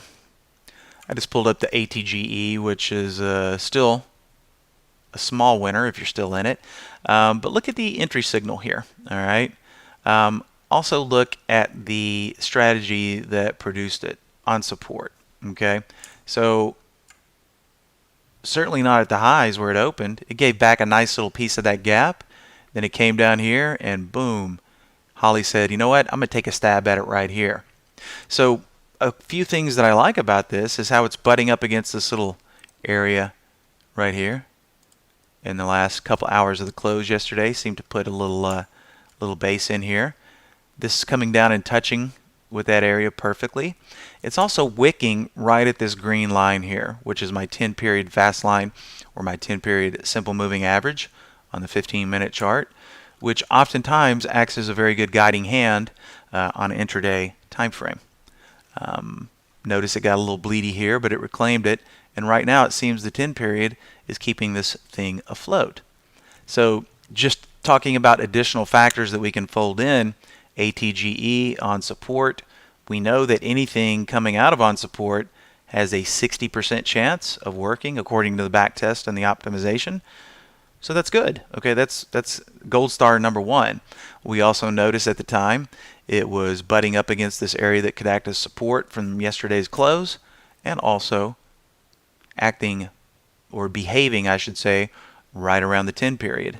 Okay, so those are, you call it 2 or 3 positive factors there that did result in a little up move and still being profitable in the position right now. Now where we go from here, anybody's guess right now. Looking at this little rounded area right here, my eyes are immediately drawn to this area right here, the top of that candle. Notice how we're butting up against this area of congestion from way back in March of this year as well.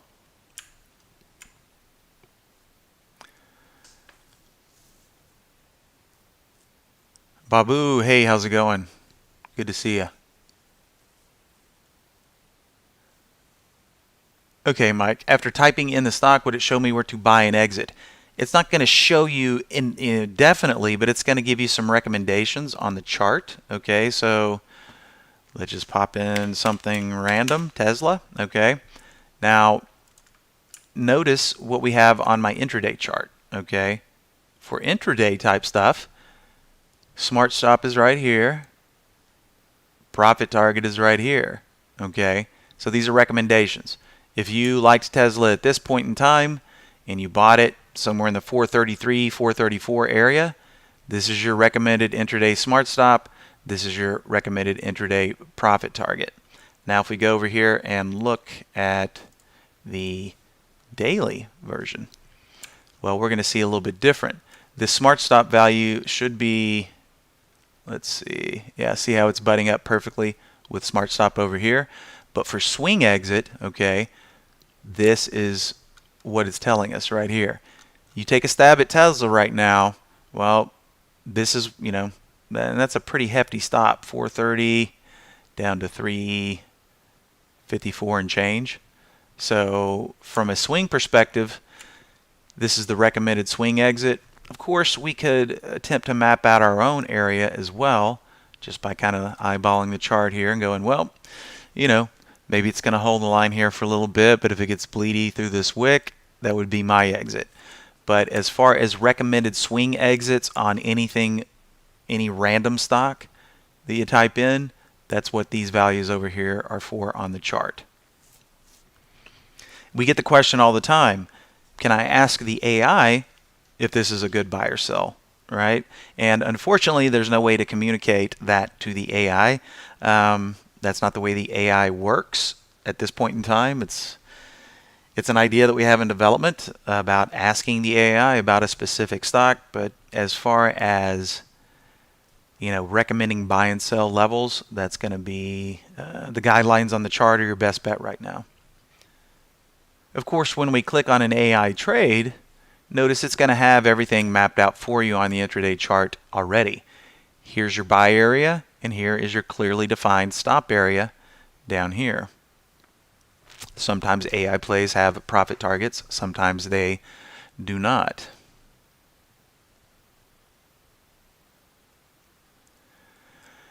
And hello to you, Amy. But I'm Jamie today. Andy is not present.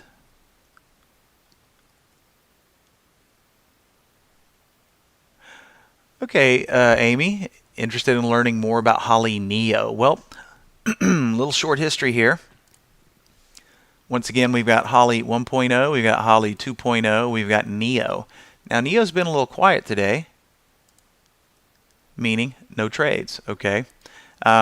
Typically, and this is typical of when the market is getting back up to highs and we're gapping a lot, that's when we see a lot of slowdown in the AI. But just a quick little history lesson here. Back in the very beginning of 2016, the first AI module was born, okay? And we just had one, and it was Holly 1.0. Now, Holly 1.0, it was functioning in the capacity that I was describing earlier. All the strategies, then it goes to work optimizing and see if it can backtest. Well, it's backtesting and see if it can improve the strategies via optimization. But it was using all of the off-the-shelf alerts and filters, which when I say off-the-shelf, I'm just talking everything that any user would have access to in the form of alerts and filters, right? In other words, it's not making use of any custom filters because it is possible to modify some of the filters with our custom formula editor.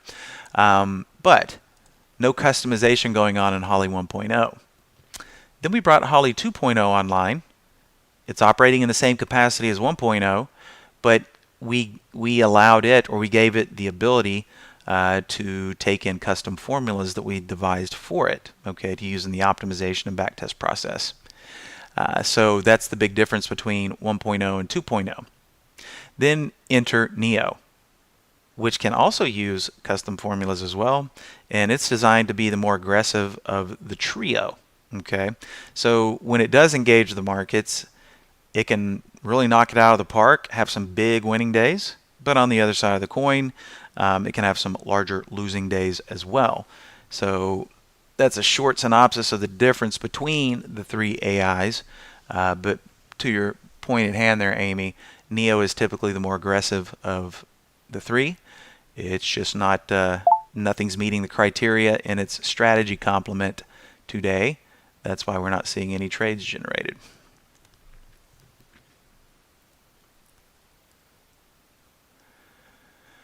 Okay, how did you get to open the box you're typing in? If you're referring to the chart there, Mike, watch, I just click in the chart and then I just enter a symbol.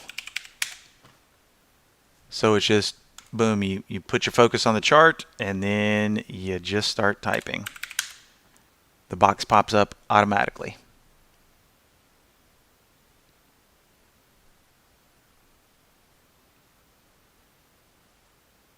That's good to hear, Amy. I'm gonna use your quote there.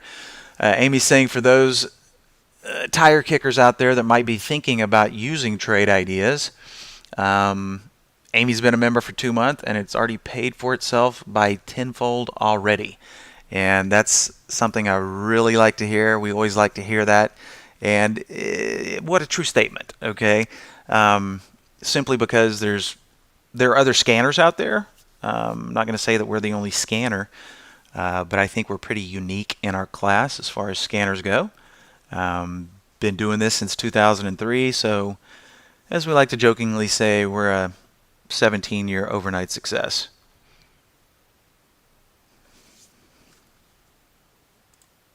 All right, more questions coming in. Let's see here.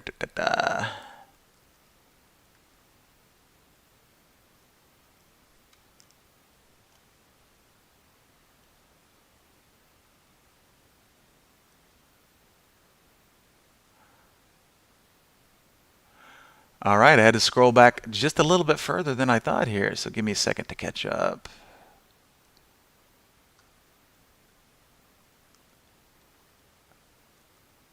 Yeah, Mike, we get that a lot. They're like, how do I get the box up? Well, you just point and click, start typing.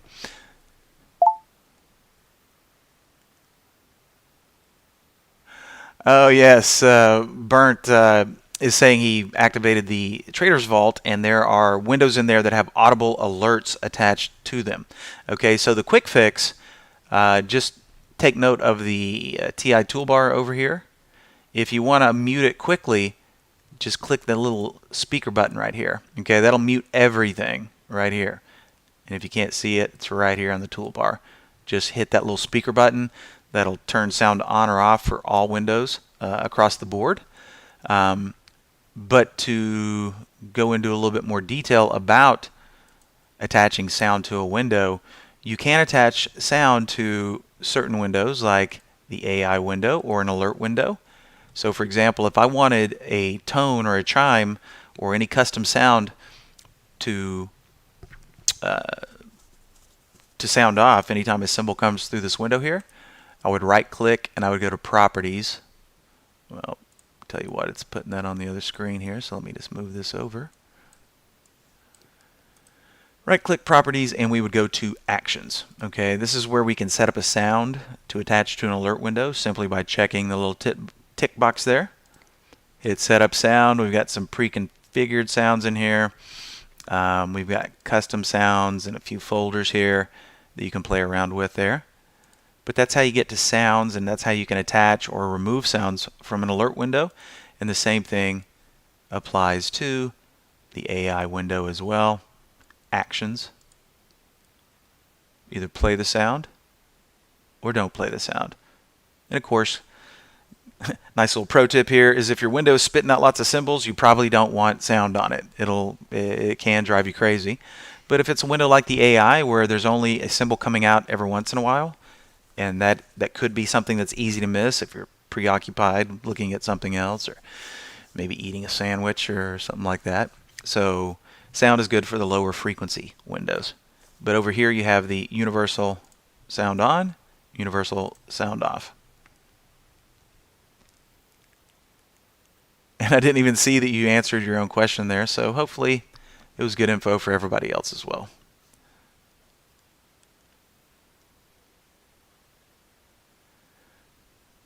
And Lenny, you're asking, you don't see them on your screen. Where are they? You're in the Holly AI. Are you saying there's no AI signals on your screen? I'm not really sure I understand that question there.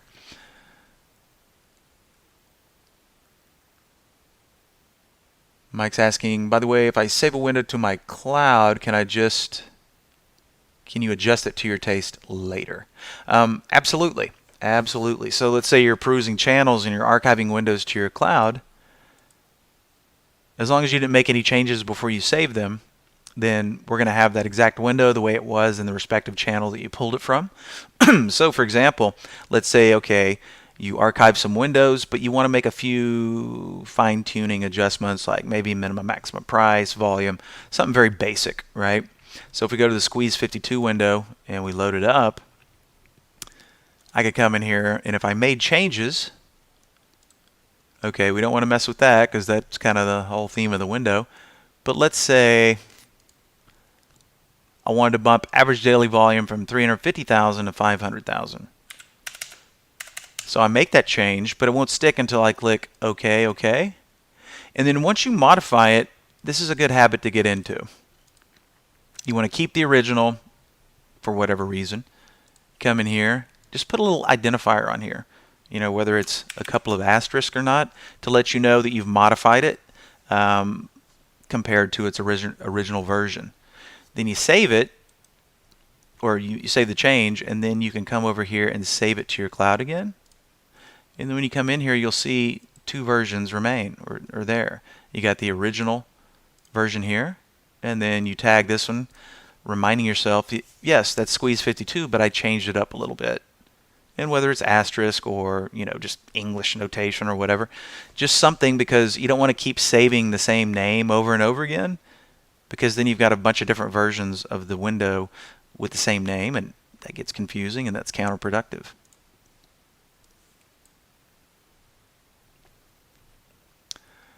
All right, Amy, down to your other question there. AI channel.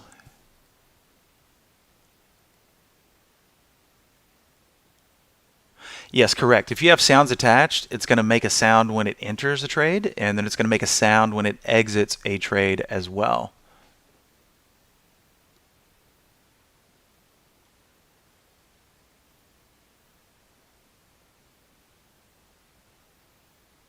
Right, and most people interact manually, Amy, with the AI. Okay, consider it just another high-quality window. Except, what's the superpower of this window is it's bringing us plays with statistical probability attached, according to the backtest and the optimization. Okay, but still, we don't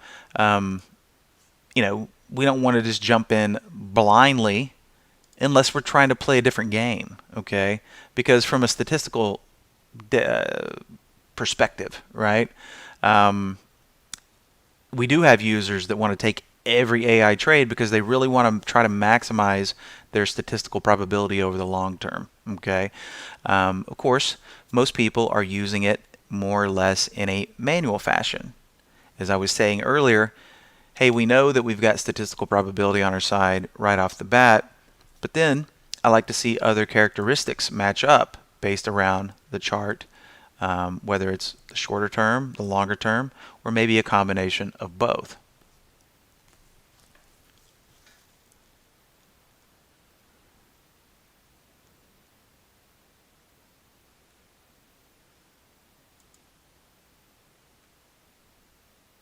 Okay, without backing up too much, I think we got that one. Lenny, was that the same person asking for how do we get the box in the chart here? We just click on the chart and we type. Box comes up automatically, right? We just type in the chart. Easy peasy.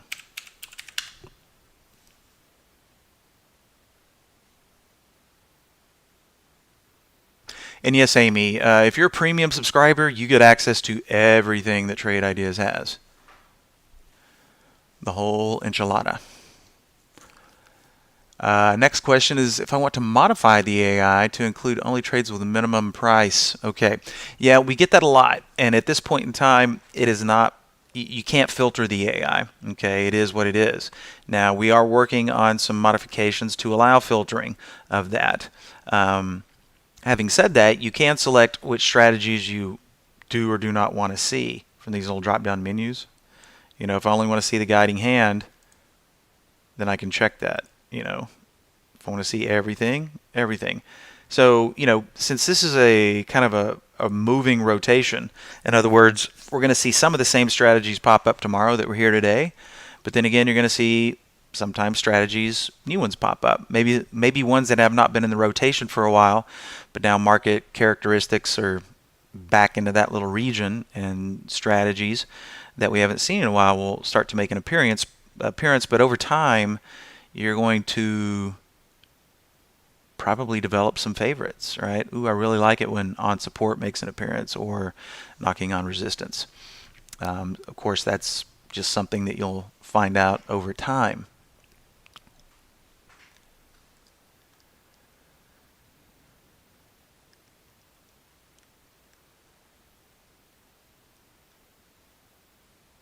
Hey, Babu. Yes, just getting down to your question here. And yep, talking about what you and I have discussed, and then what I went over in the webinar where we select all symbols to make a top list. Okay, and so what Babu's getting at here is, here I have an alert window, right? And this alert window, as you can see, is very busy, showing me a lot of stocks that have a lot of volume behind them. Like this little guy right here, off to the races, Keep in mind these are 15-minute candles.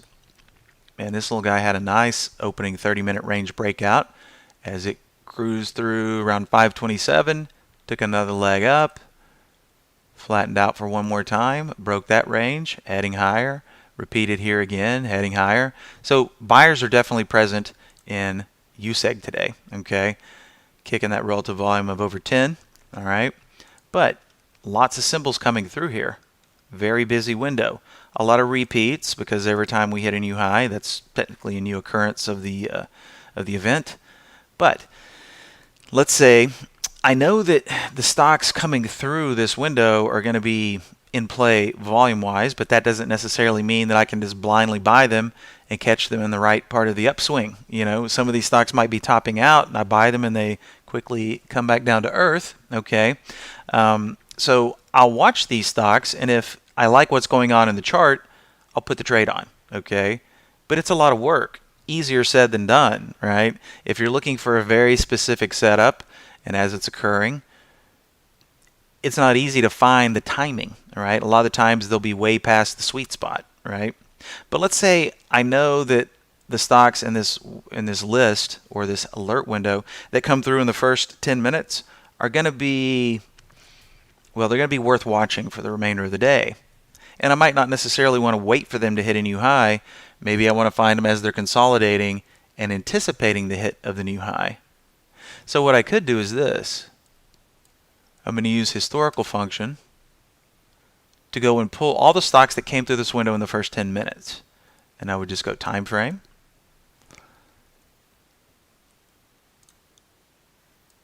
And I would say, okay, first 10 minutes would be for me 8:30 to 8:40. So I'd go 8:40 here. And then I could leave this on midnight, or I could put it on 8:30. The results are going to be the same. Now, check out the time. Now I'm only going to get a list of everything that came through here in the first 10 minutes. And you can see I'm at the bottom of the list and we're still not done. So first I have to capture all these symbols, and all I have to do is click here, drag it all the way down till we get to the bottom.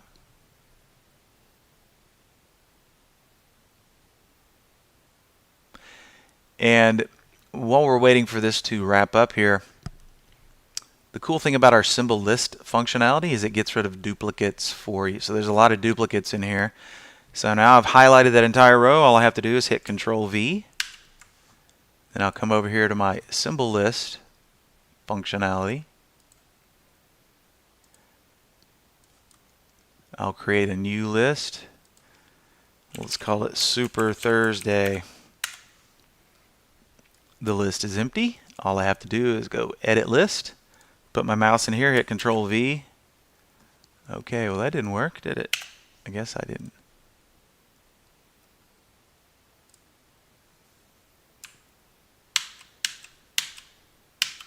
All right, let me hammer that Control C key here.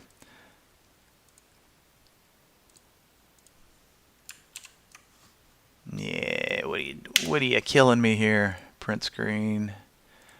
Nope. Okay, so see, I knew if I clicked into it, it would go away, which is a little irritating. Okay, I'm not going to do the whole list again. You guys get the idea. But typically, if I hit Control C, try that one more time, then I would come in here and hit Control V. Okay.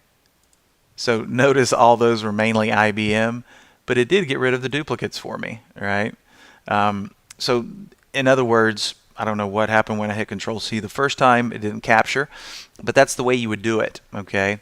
And then you could create a top list or another alert window for another specific event so that you would be kept apprised of all these hot stocks coming through, whether they hitting a new high, taking a 25% pullback from the open.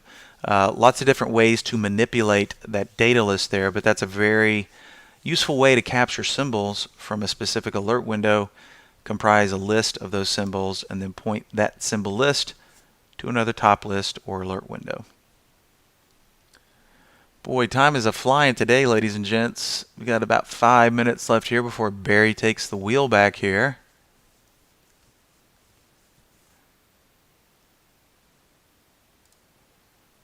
And Burnt, yes, the answer.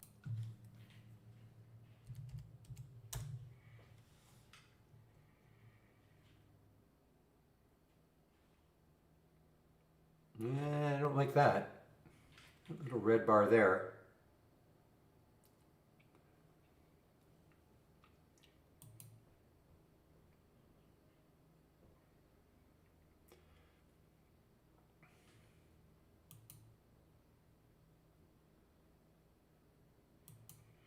Nothing really shaking from the AI today. Looking 4 alerts, really nothing, not much happened.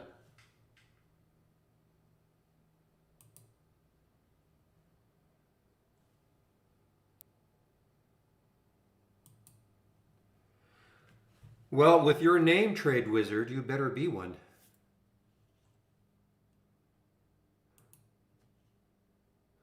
Welcome.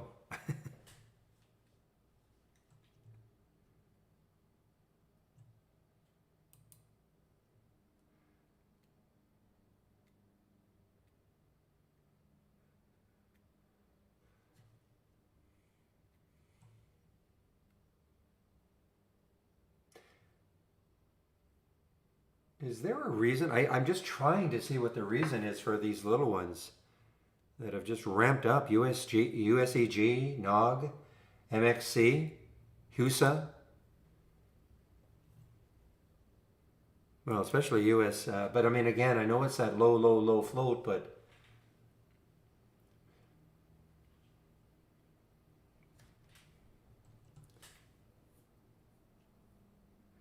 well, that's what I keep thinking. It's about the hurricane.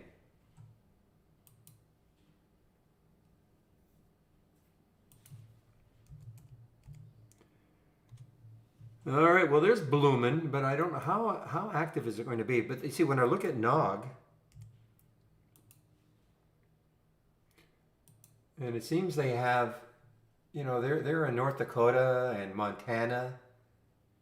Doesn't look like they really have that much. Maybe they've got some holdings in the Texas area, but it doesn't seem to be. That's why I was a little confused. I thought, why is it moving along with the other ones?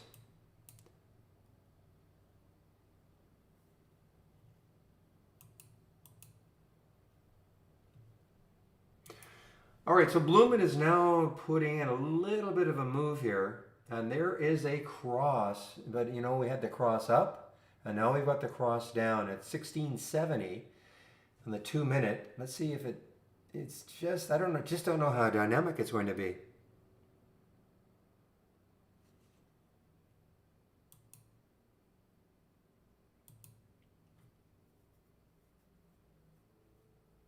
But you see and I hear you, but maybe I'm wrong, but I mean, Houston, American, so I'm assuming they're in the area also, and yet they're moving like the other ones.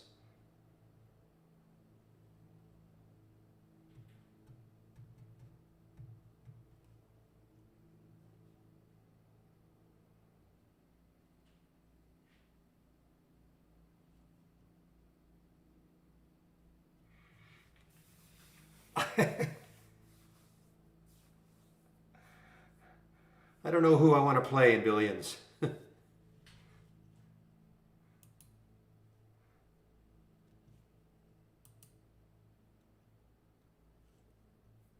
Dollarville. I don't know. No. He's way too creepy. The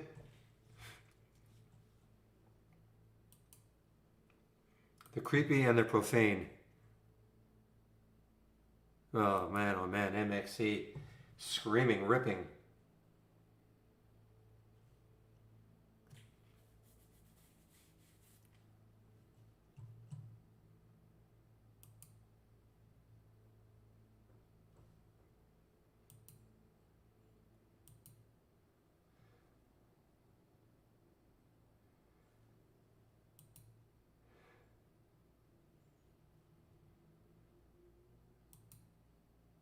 All right, guy. Hey, LCA, one of the SPACs is on the move.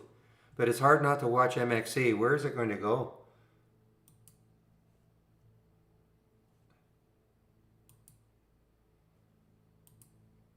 You just have to look. I mean, back here, look at this, 1462. So I think that's the same news, if I'm not mistaken, that they had here about opening well. I may be wrong, but I sort of remember that.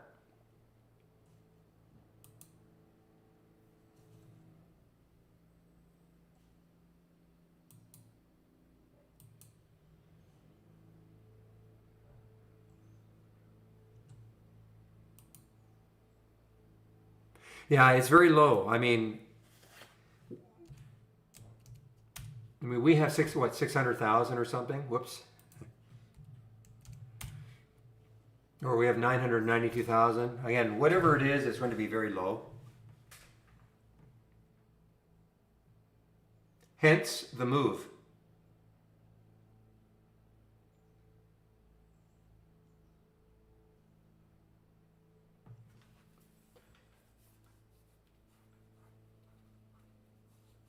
Hello, Mike. Okay, guys, time is 1:01, so I'm going to do my video now.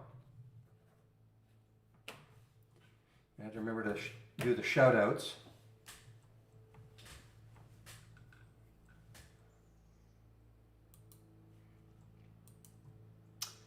So if you do want to subscribe to the daily video that I do,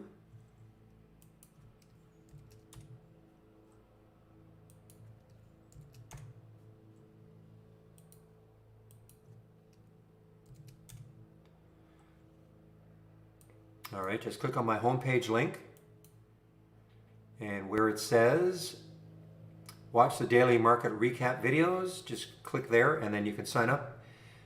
Usually they go out about an hour after I finish them, so you'll get it in your email.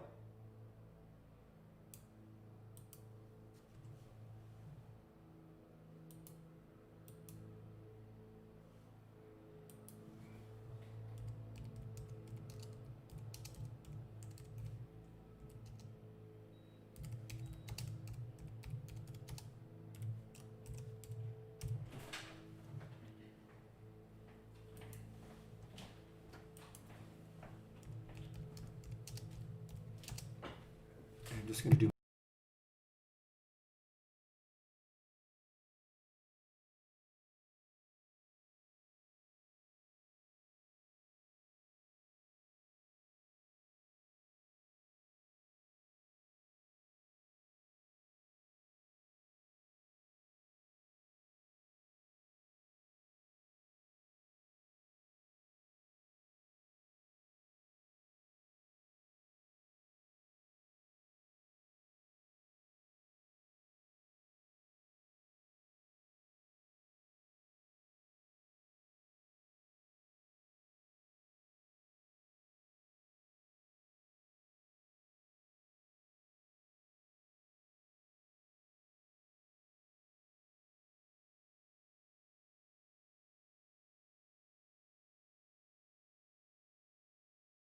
Okay, sorry about that, guys. So I'm just going to put everybody on mute.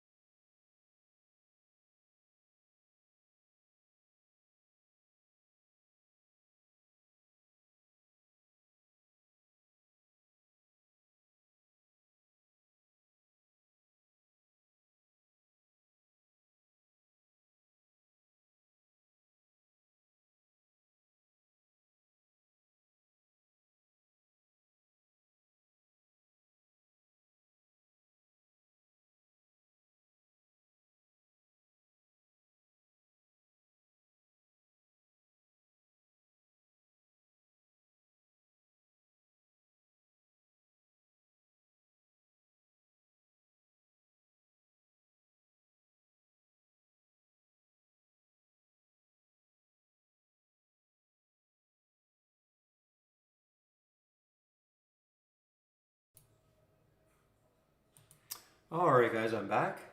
And I see Candy is starting to move here. KNDI, starting to move. Where was the first alert? At 778, 803 right now.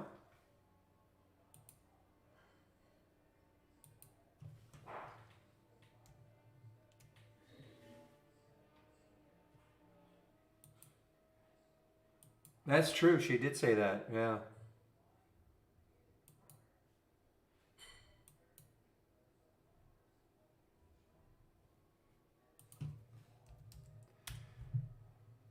Well, there's one thing to decriminalize it. There's another thing to make it legal all across your country. Never mind individual states, etc.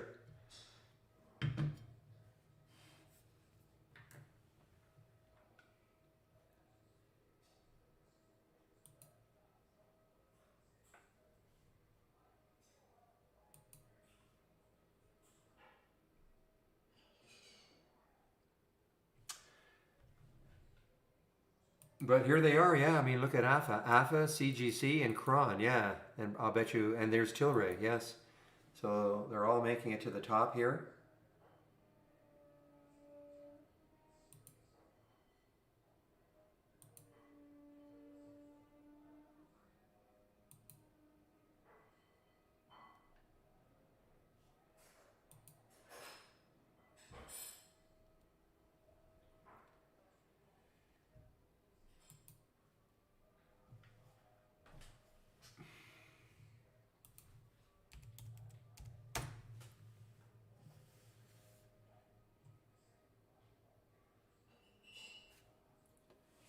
And it is shortable.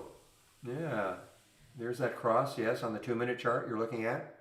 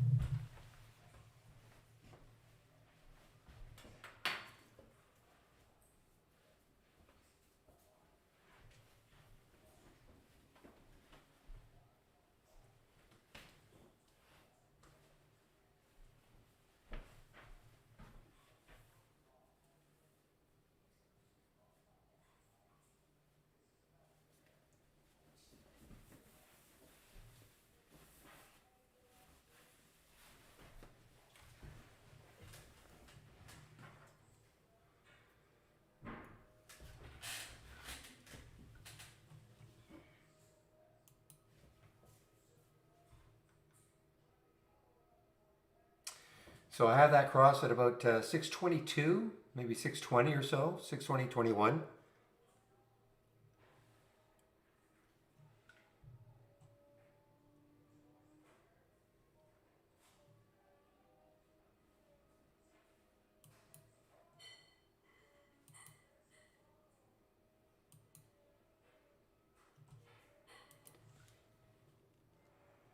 $621, okay, so we're pretty much the same.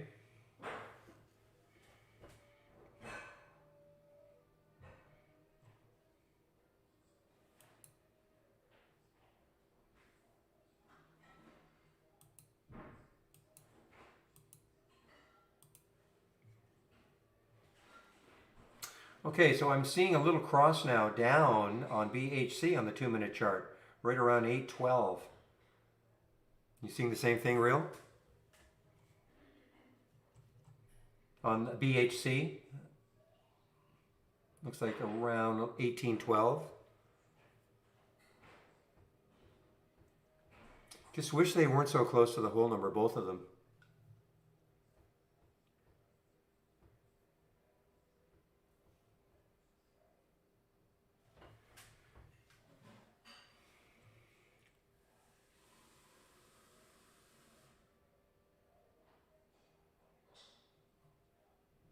Any momentum scanners? Well, virtually everything I use is a momentum scanner, but I can give you one.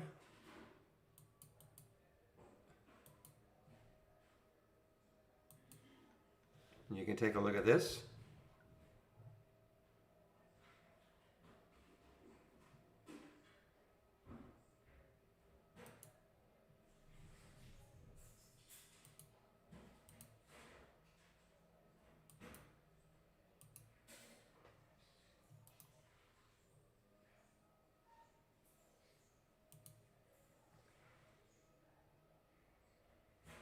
I know you don't.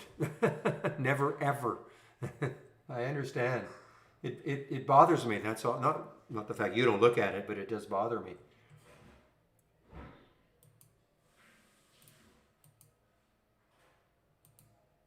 Just a minute, please. Well, it depends what you.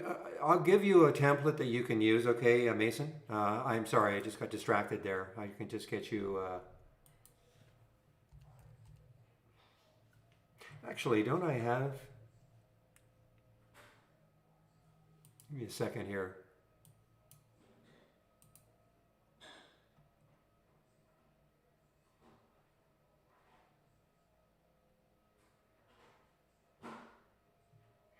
So I've got momentum up and momentum down.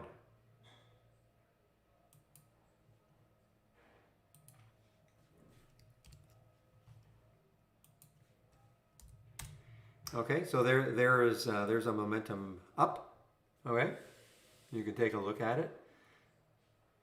You know how to look when you look at it. Just right click, configure, then summary, and you'll see the filters I'm using. You might want to change the price range. I don't know, but that'll be up to you.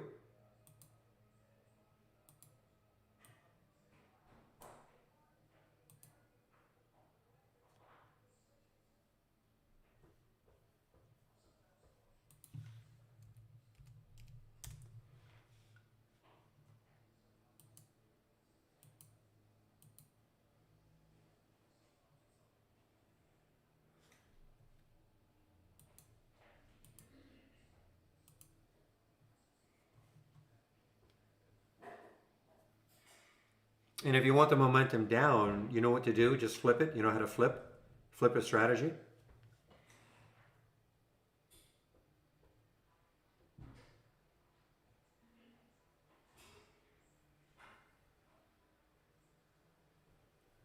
You know what was a big bust? Was that BKYI. Well, I wasn't going to look at it unless it broke $1, but I mean, look at the look how many shares. I mean, it's traded the float twice, even with a 51 million.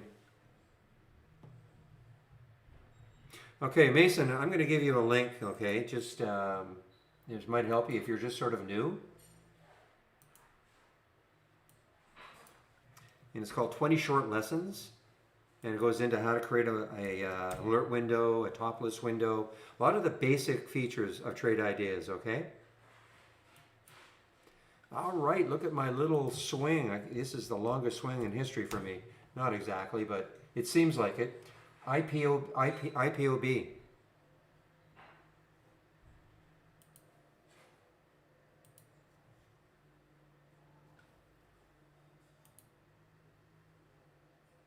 Okay, so the cross looks like this. Let's take a look at BHC. Okay, so you see, this is a 2-minute chart.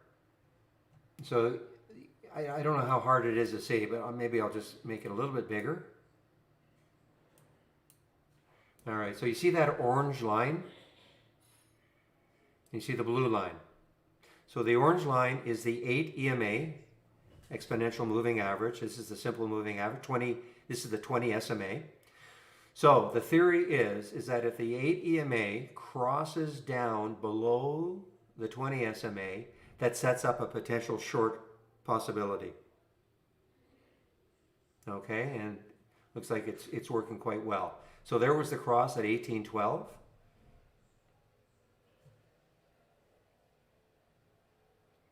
Okay, and on all time frames. So now, as Real has said many times, not many times, but a few times, that's on the 2-minute chart. And look what it's doing on the 5-minute chart.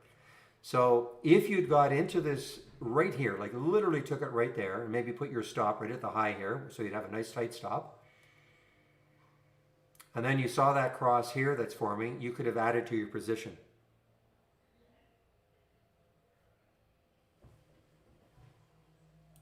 Did I? No. I decided to test Real's theory that the whole number didn't matter. So we'll see what happens. Well, it's working out quite well. But so that is the cross, okay? And it works both ways. If you see a cross on the way up, the 8 EMA crossing up, through the 20 SMA, it can set up a long possibility, a long. Okay, is that, do you understand? And you can put these on our charts. These are, you can just add them on the chart. Well, Calvin, you have to remember that I had sold, I'm in at 1510, 1520. So I had sold some, already. So I was just bound and determined to hold on. So it's not like I hadn't sold any. The worst that was going to happen is it would go back down to 1510 for me and I'd get out.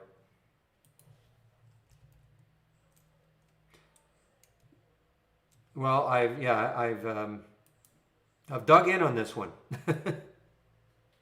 But understand that had I not sold anything, there's no way I would have done that.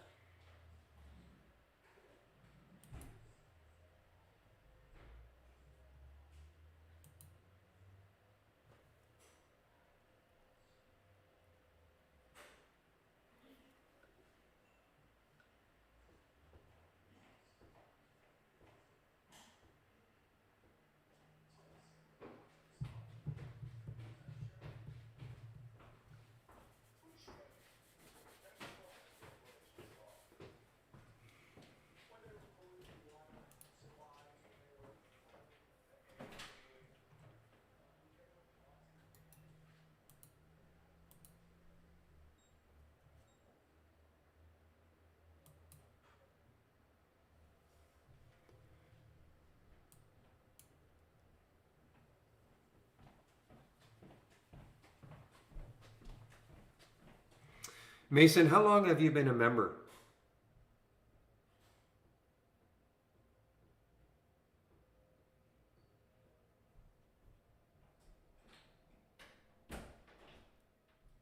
Because I have a feeling I don't know if we're doing a good enough job for people who just sign up. I would think that 20 short lessons should be one of the first things I say.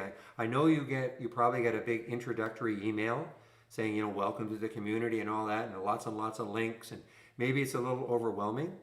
Oh, 2 months now, okay. But do you remember getting an introductory email? Because now it's possible that 20 short lessons wasn't part of it, the introductory email, but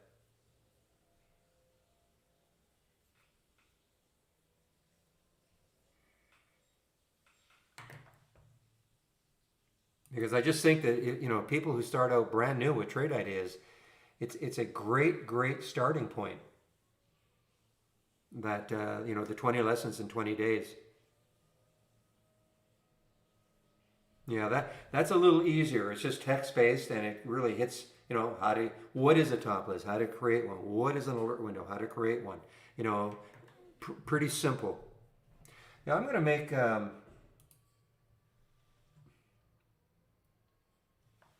In fact, I've got a marketing meeting at 2 o'clock, and I'm going to bring that up.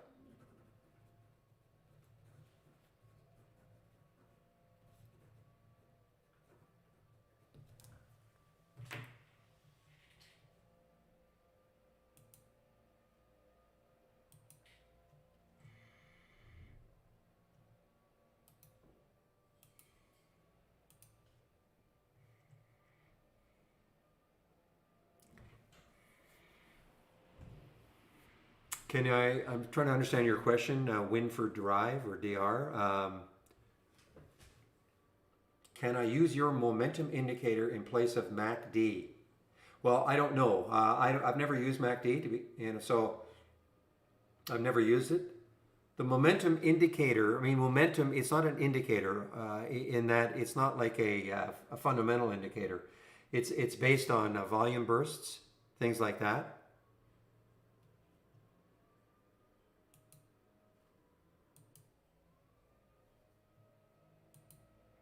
There are other filters in place, but the only reason anything shows up in that momentum alert is if it's had a spike, I think, in 1 minute and 5 minute volume. Now, whether that is going to correlate anyway to a MACD, I just don't know. It's one indicator I have never ever used. Not that there's anything wrong with it.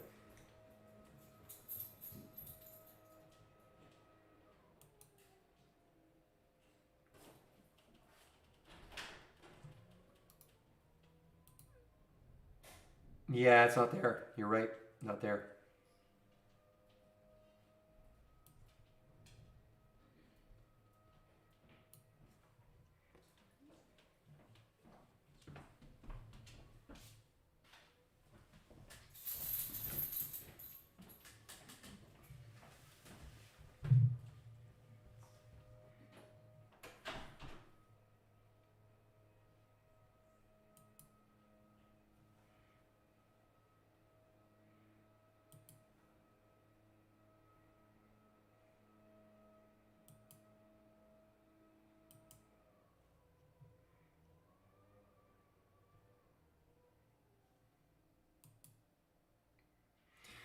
All right.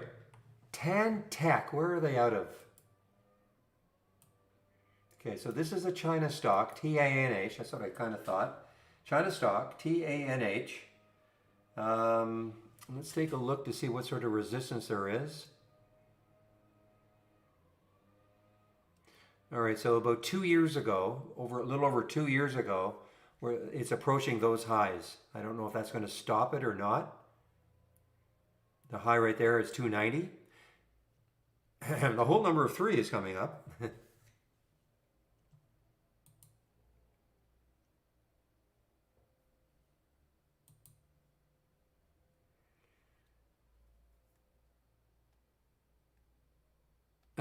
Yes, let me see if I can get you a link.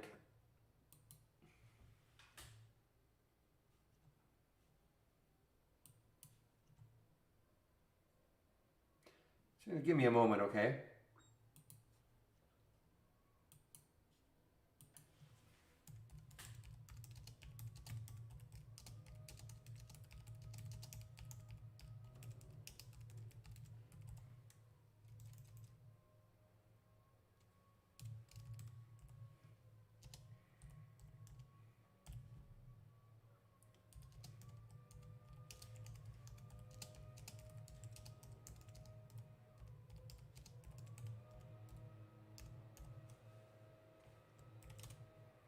So let me get back to you, okay?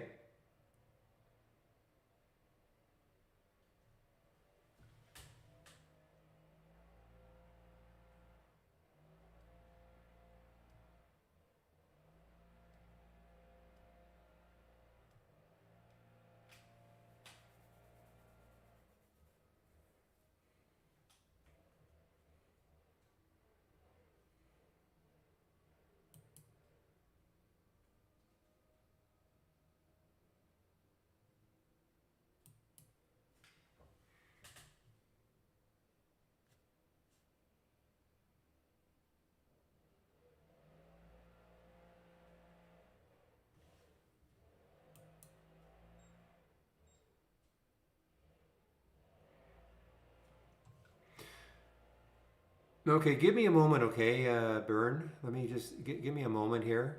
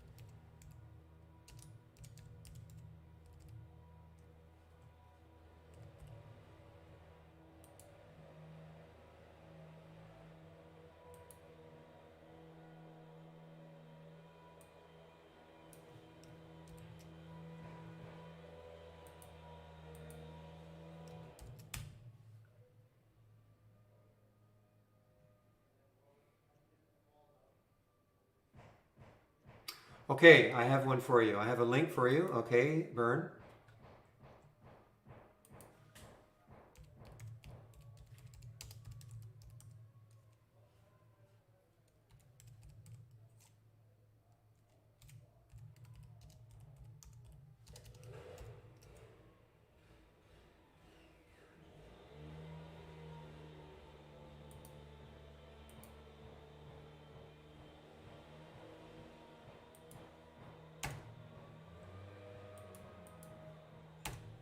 Okay, there you go. There's a link for you, okay?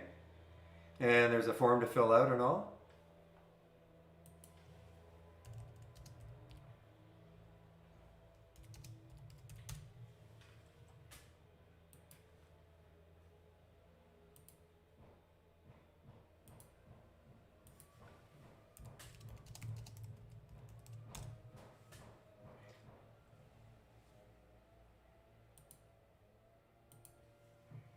So anybody else too, if you have friends and family? Yeah, but it's the... just a minute.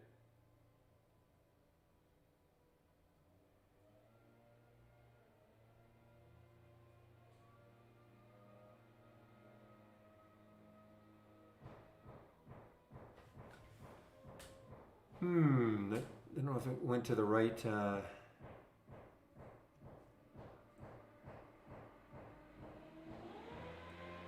Just give me a second, please, because I thought I...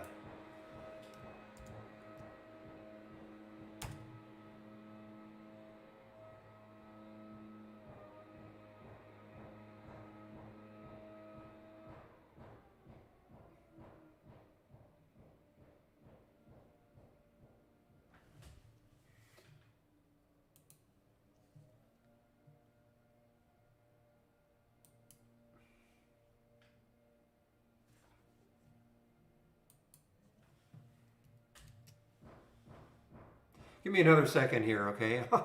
I may have created the link incorrectly. Just give me another moment here.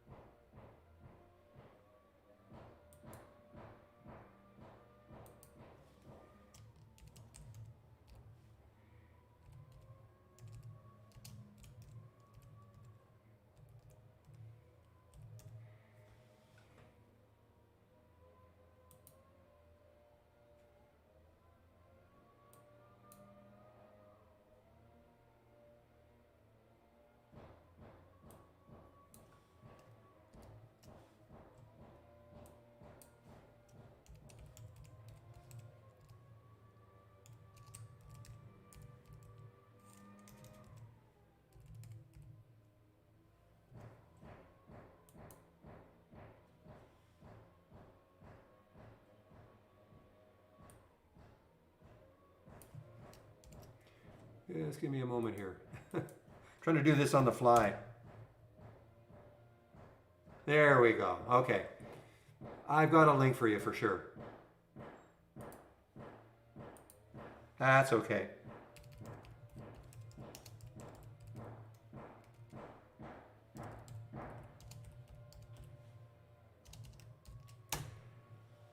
Let me make sure that worked. There we go. Okay, so you should be brought to this page, the affiliate program page.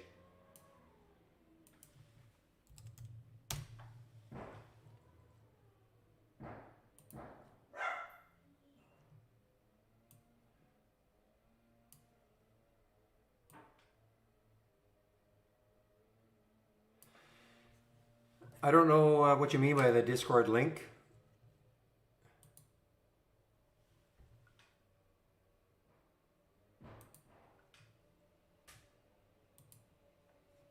So I think the answer is no. I don't know what you mean by the Discord link.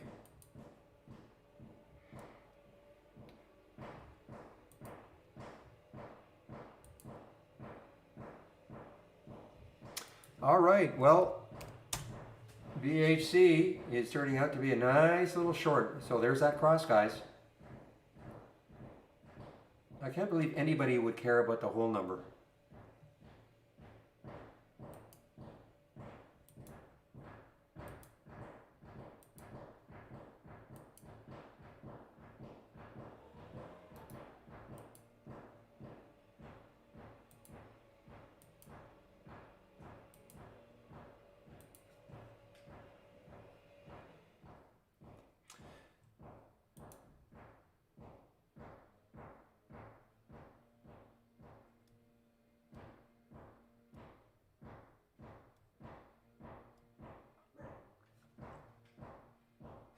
All right, meanwhile, GMDA, I think this is on the move also, 530. A little bit, look at the volume coming in, 530.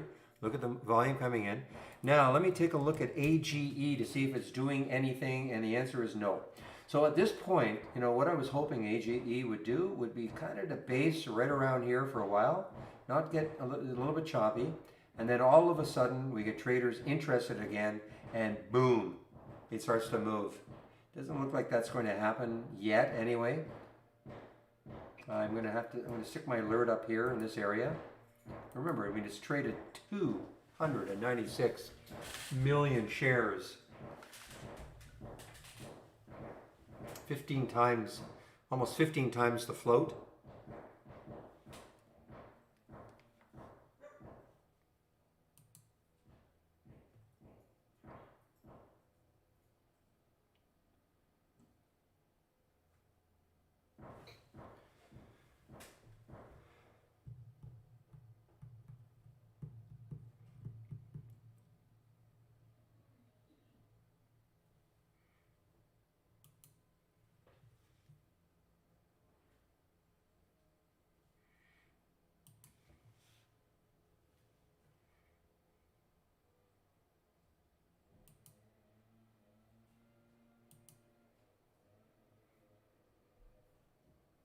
GMDA, guys, on the move here. GMDA is really on the move here.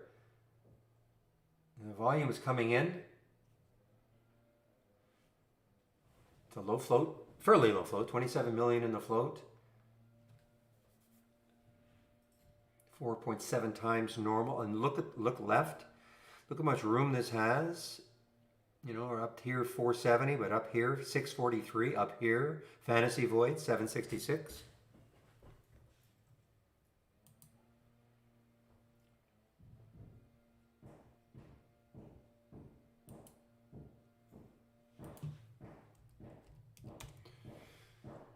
All right, I've covered some of my BHC now.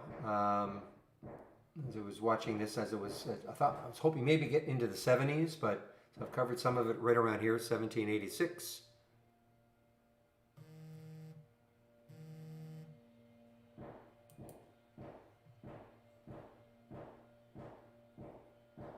You have no idea how hard it was for me to take that reel. 12 cents or 11 cents, 9 cents where I got in over the whole number.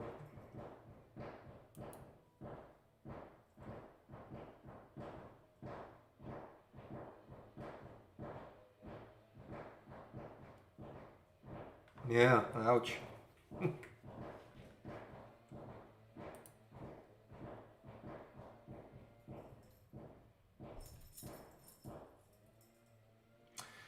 You're right, so this, another little one. This is the kind of the sector of the day. These little energy plays. Look at CEI. Now, I will not take this unless it breaks a dollar. I'm not saying I'm going to take it at all, but there's a cross. So you guys talking, or I was talking about crosses before. The cross on the way down. Here's the cross on the way up. Okay, see how that cross on the way up? Hard to see it, maybe.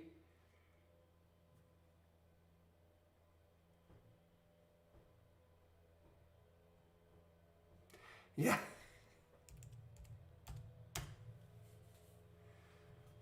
What's everybody going to do November 3rd?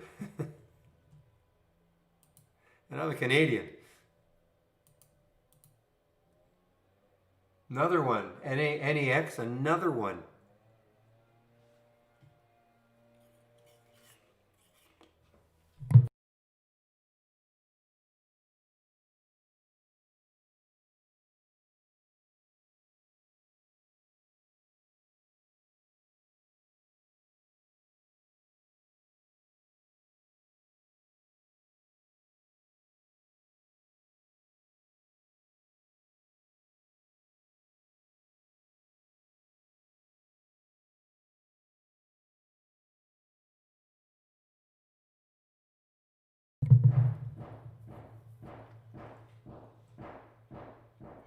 So guys, I don't know if you hear a little bit of pounding in the background.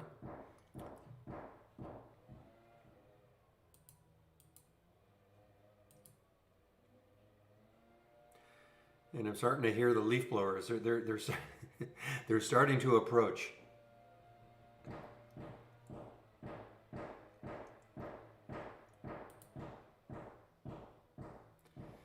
Ah, William, there he is, shorting a little one, poor defenseless little stock.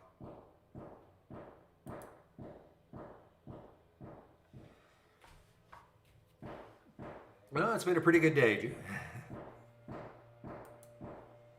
A couple of misses, not getting back into the AGE, missing the HUSA.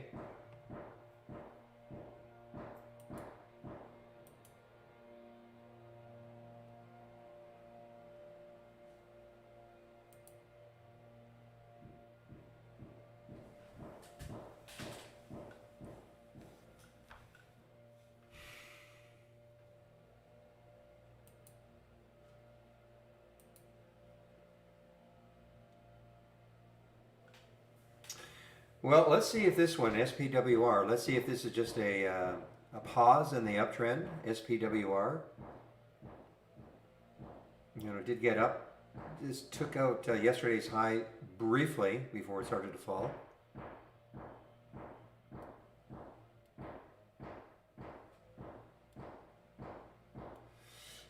All right, guys. Well, I'm not getting too many more alerts, and my marketing meeting does start in about 10 minutes.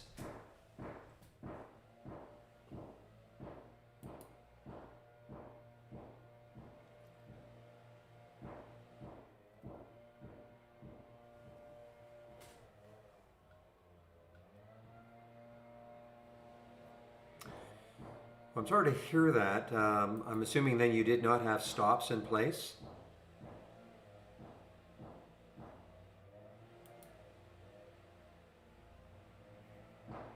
You know, if a trade goes against you, you know, you have to have a get out price to get out.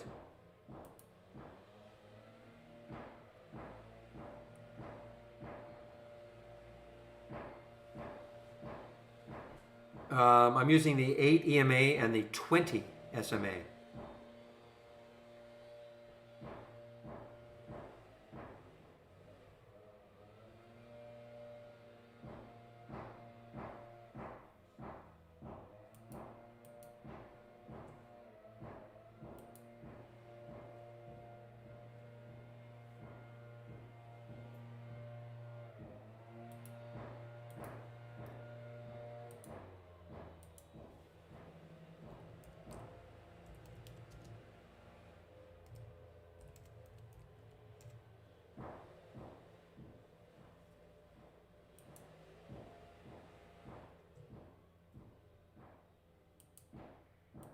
I don't know if I'm pronouncing it right, but Prego.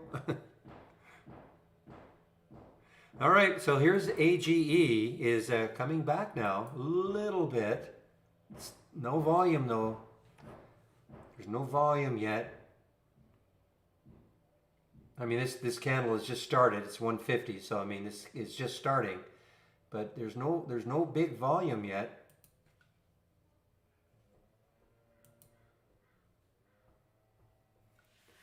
Not bad. Okay, good. in the pronunciation.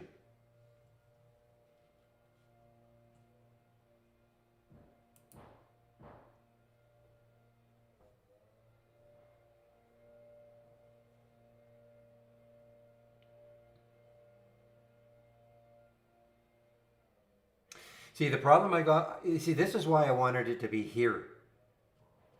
You know, right here. The problem I have with it right now, I see little pockets of resistance, 267, and, well, right around here, 267 and 270. So really, you know, I'd like to put an alert, well, I'm going to put an alert around 272, but that's why I was wanting it to kind of, you know, be in this area and then take off from here. Because, you know, it's only 2-minute chart. You see here on a 5-minute chart. Yeah, I mean, it could be a little bit of blockage right around here.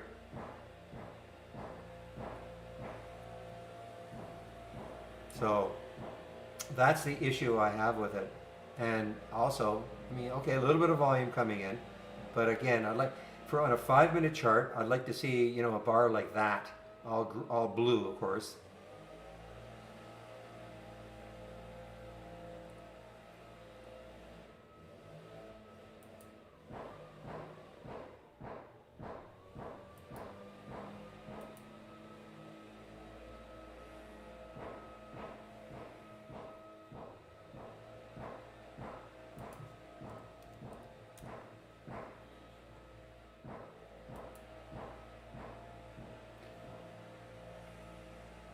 See, there's actually a cross for ACB on the 2-minute chart right at 486.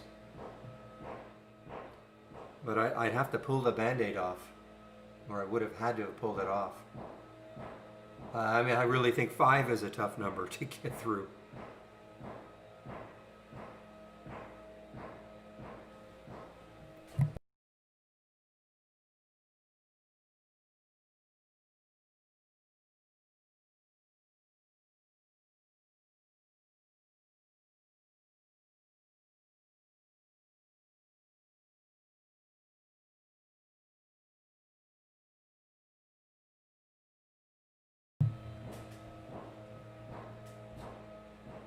There it goes, right through 5. So there's the cross, 486.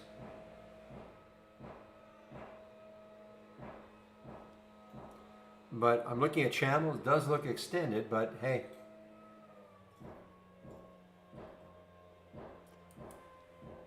I'm waiting for William.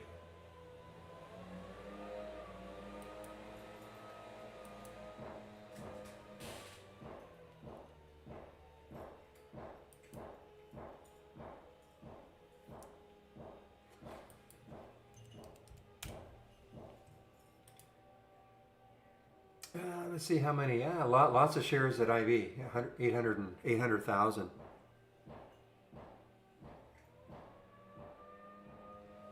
All right. Well, okay. The sector is hot. Right now it's hot. Let me see what MJ is doing. See if we can get any sort of traction. Well, okay. It's having a good week. Yes. Or is this all today? Having a good week.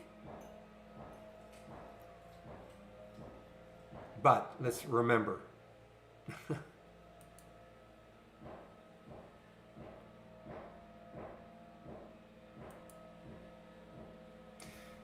I haven't seen Cardiff for a while, but boy, this is really starting to move also. Right at the high now.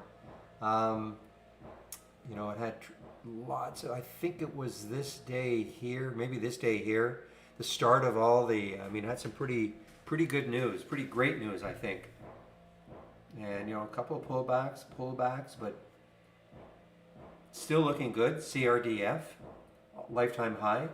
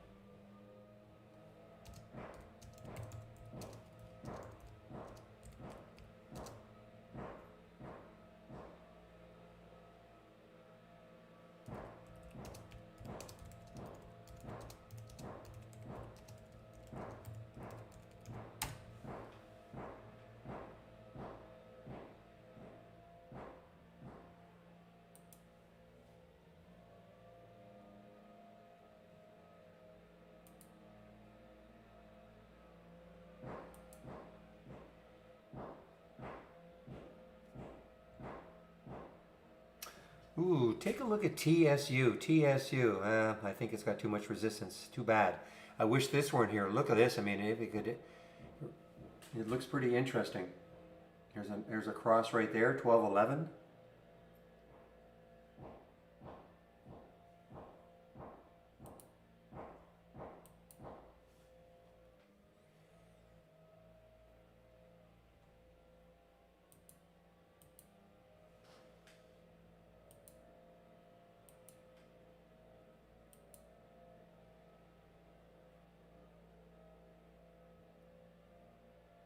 So guys, I can talk about this one now. I mean, there is the alert from the AI, 2647. It's really the only one that is, you know, producing today in a percentage basis. Look at the room it's got. Look at ATGE. So, I mean, it's got pretty good room if you have the AI.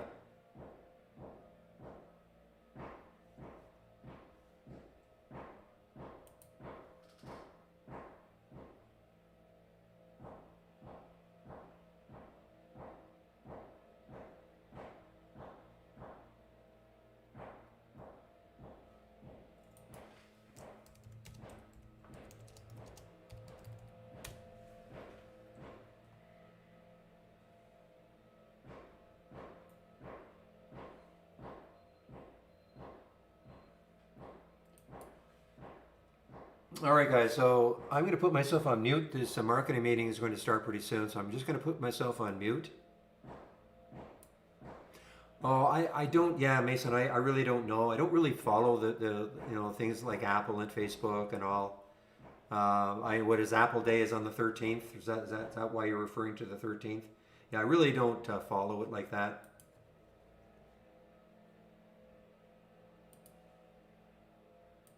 So I'm putting myself on mute.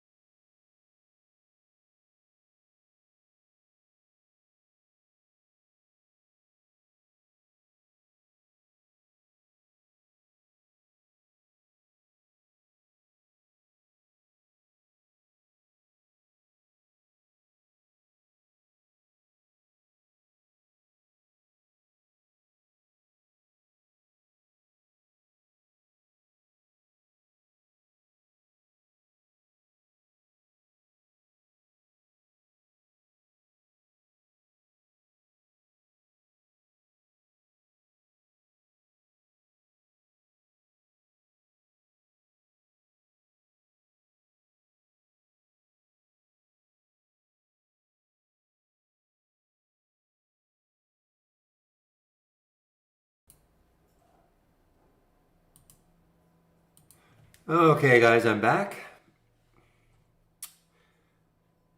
Boy, this miso is just stuck in this area. I keep thinking it's got to break one way or the other. Cannot stay at 12 forever.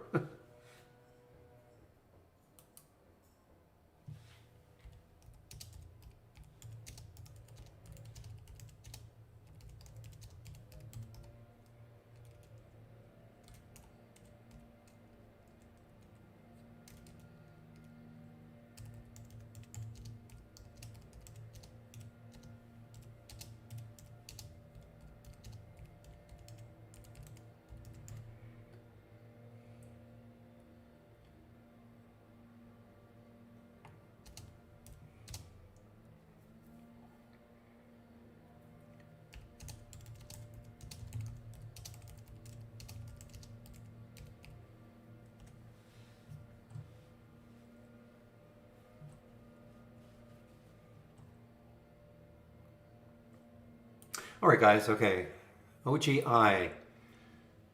Okay, what did AGE do? Has it popped at all? No, still. It's getting a little bit better, guys, in my opinion. So we're sort of forming the base here now. Okay, in this area.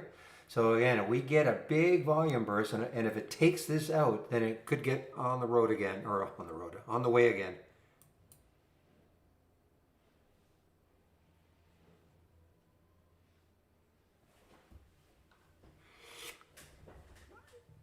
Babu, yes, I see you said my name.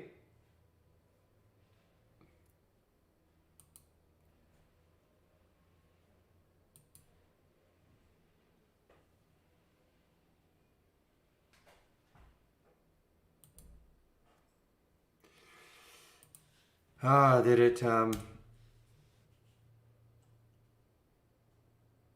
it's halted again.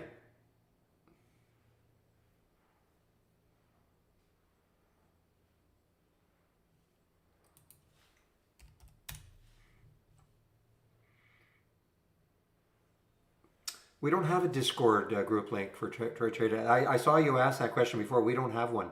I'm not sure what you're talking about, to be honest. So I can't help you.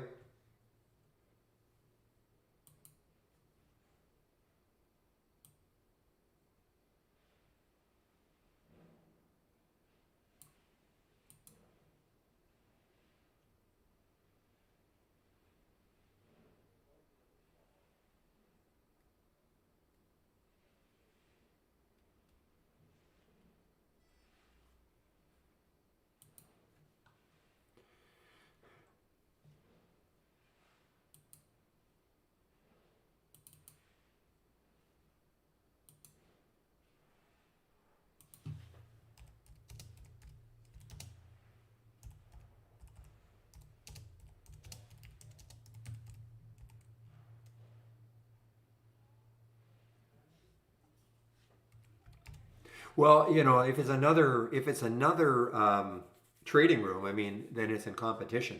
So I honestly don't know, Babu. I mean,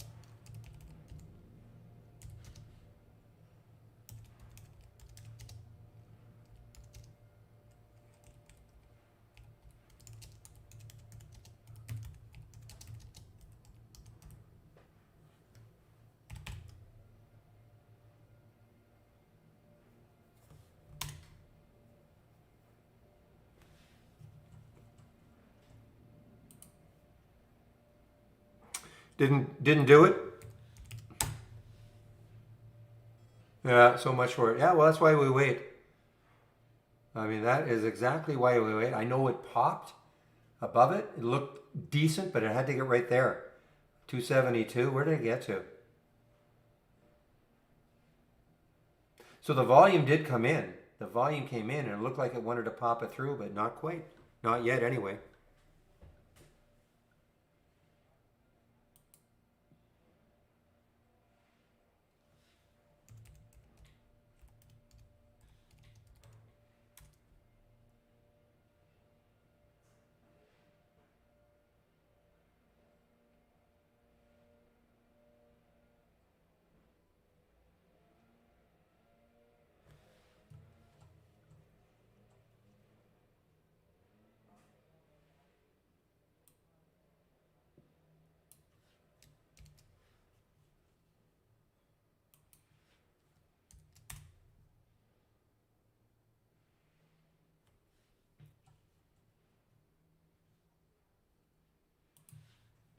That's a heck of a press release for GME.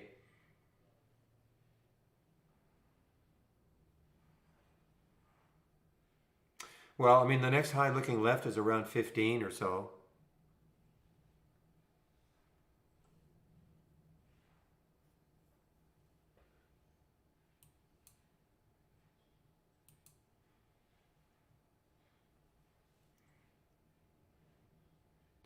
Yeah, I think 3 years is, to me anyway, probably going back too far, but that's up to you.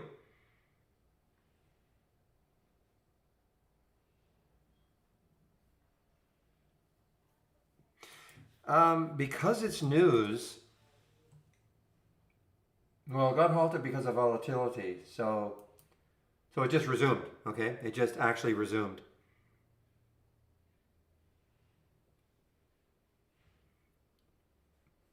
So it is trading right now. This was a 5 minute halt, 2205, 20, well, 5 seconds plus 5 minutes.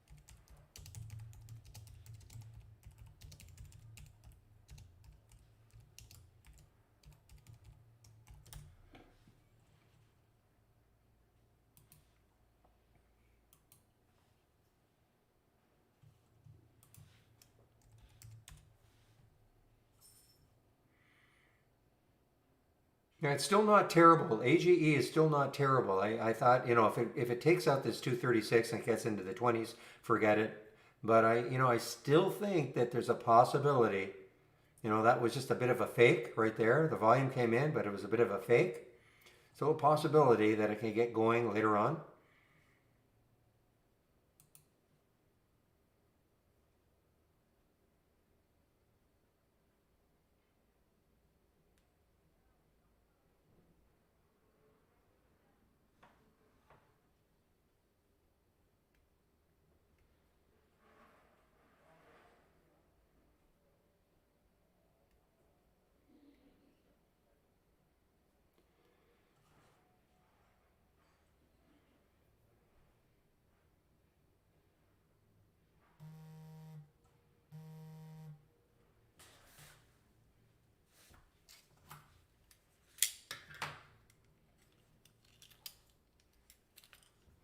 See how it trades in the after hours.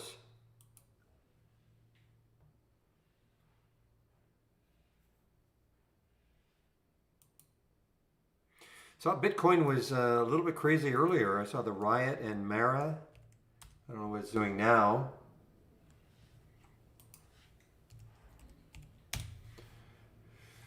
Yeah, typical. But GBTC, what is GBTC doing?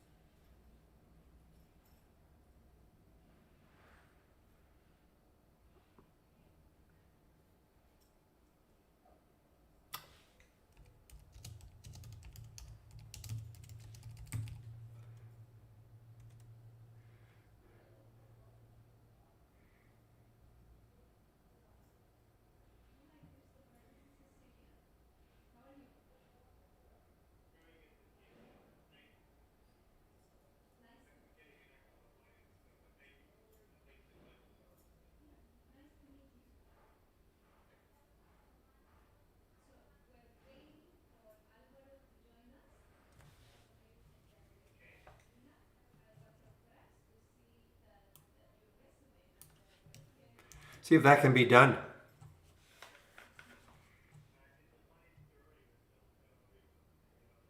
I haven't talked to the developer for a while. Thanks, Real.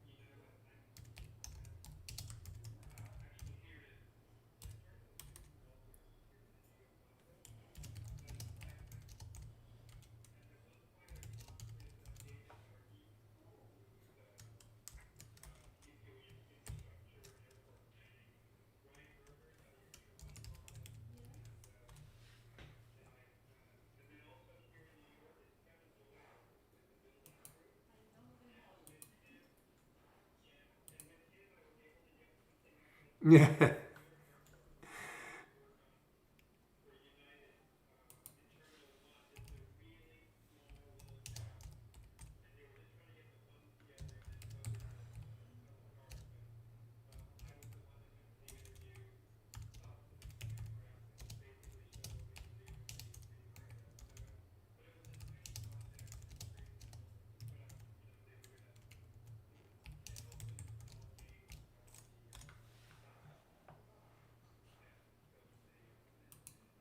All right, guys. I'm just looking at some more. Not much happening for me right now.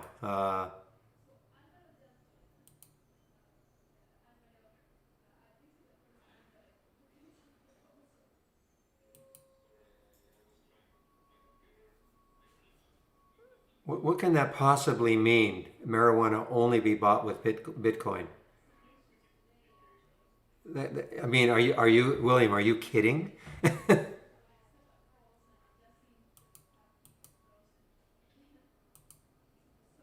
You're kidding. Oh, okay, okay, okay. No, I understand.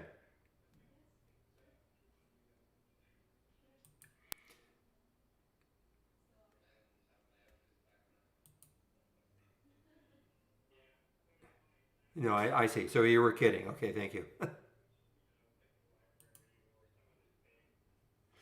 Okay, here's another. Here's that little one, guys. That CEI. It did drop, but it's come right back. CEI.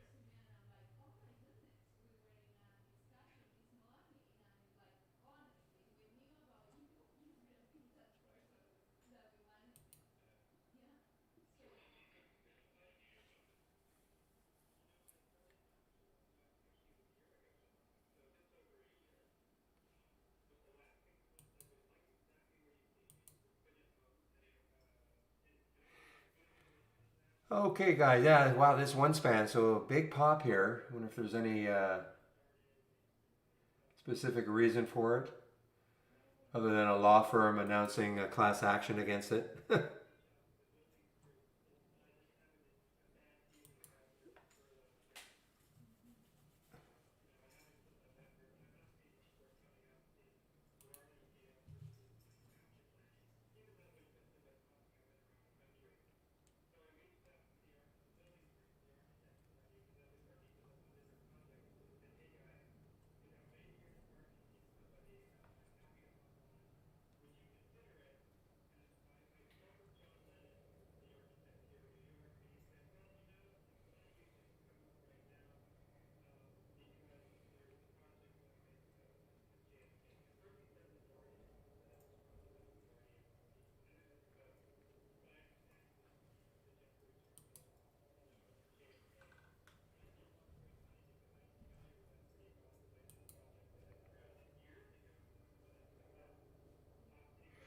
Well, look at this. CGC through the 200-day moving average now. Uh, Maybe, just maybe, some of these cannabis stocks maybe can have a second and third or fourth day continuation.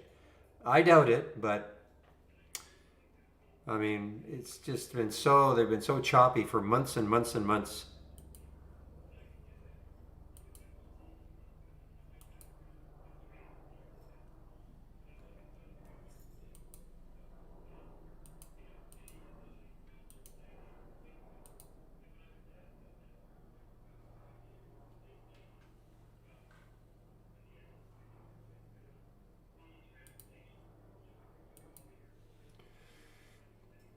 Now, BHC actually continues now, so it was a nice little short for a while, but now look at the cross up. So the cross up at 1803 on the 5-minute chart, cross up on 1793 on the 2-minute chart.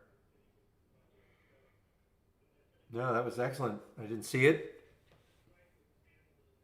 So you guys want to see a great example of a cross in action on a couple of time frames. Look at BHC on the 2-minute chart.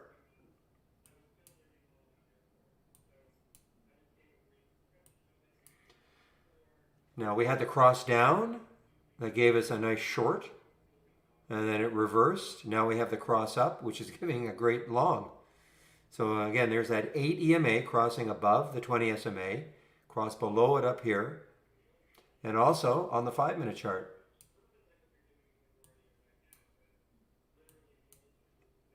So we had the cross down at 1803, went down to 1782, and then the cross up at 1804, just over the whole number, and a nice move.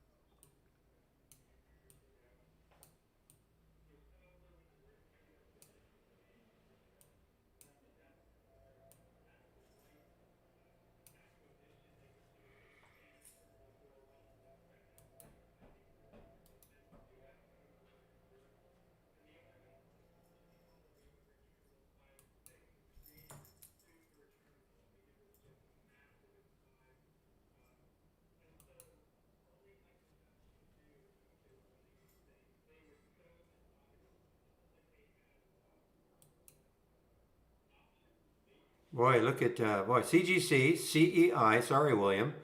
BHC. We got a lot. We got some late bloomers here.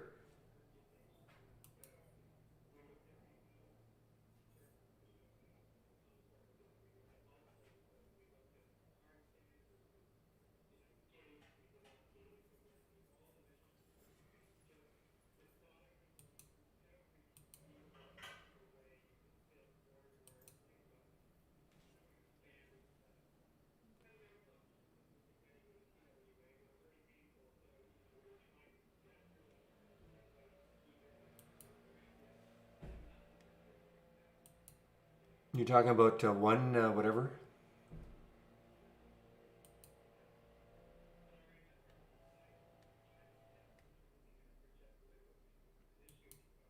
Another cheap one. Another little cheap one in the energy sector. Archon.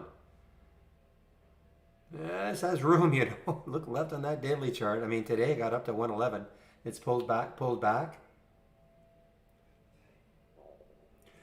Boy, these little ones coming out of the woodwork today. Look at CEI. You know what, guys? Archon could really follow suit. There's some patience here. Archon easily could follow suit. It has some room up to about 128. It's just that these little guys are, right now, they're in favor. And as always, we're not marrying them. And what's the float? Yeah, low float. 5 million in the float.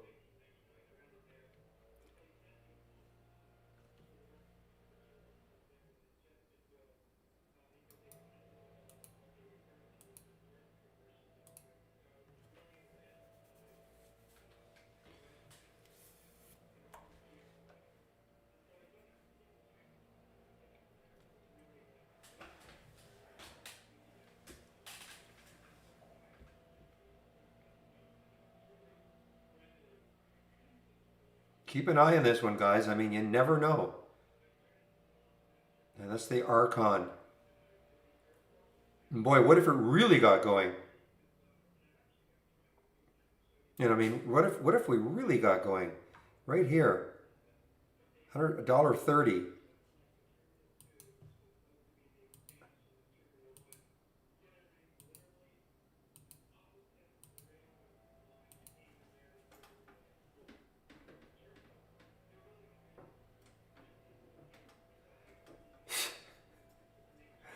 Ah, Vicky.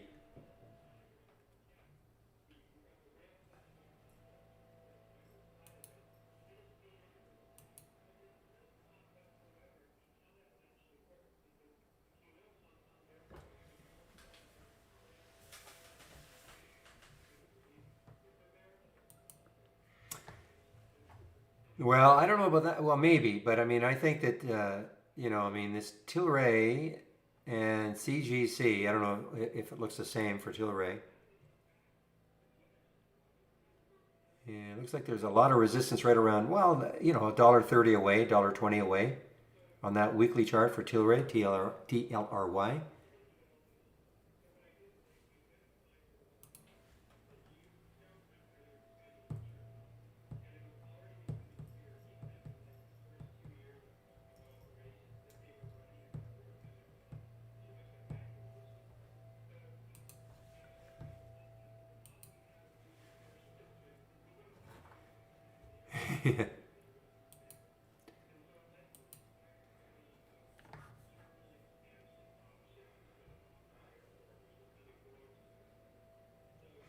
Yeah, right there. Look at that little monthly chart.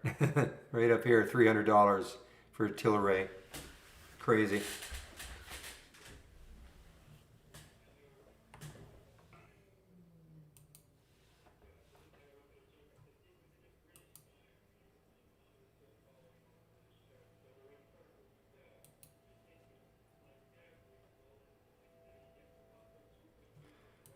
Yeah, okay. Well, they are alive. Well, listen, I'm skeptical, but we'll see what happens tomorrow. Can we get a second day continuation? Do we get even a sell off today? I'm just skeptical. We've seen it too many times. I guess get rid of that announcement.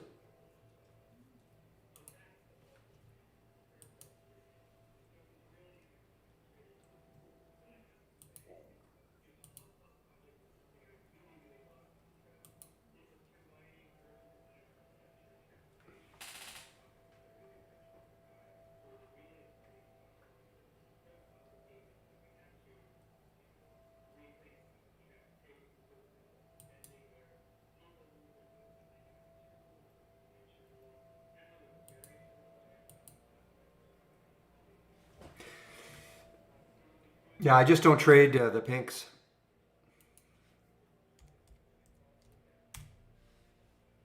Yeah, nice. I mean, it is nice, but I just don't trade the pink sheets.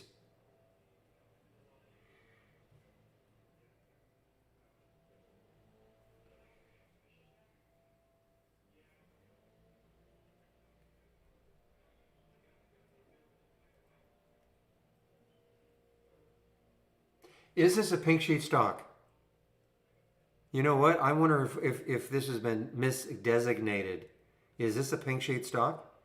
The reason I'm saying that is it looks like a normal one in my IB account or my IB platform. Ah, okay. Oh, well, had I known that, I would have been all over it.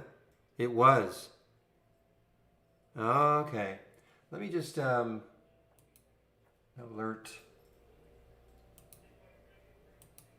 So that's for sure. This is not a pink sheet stock anymore.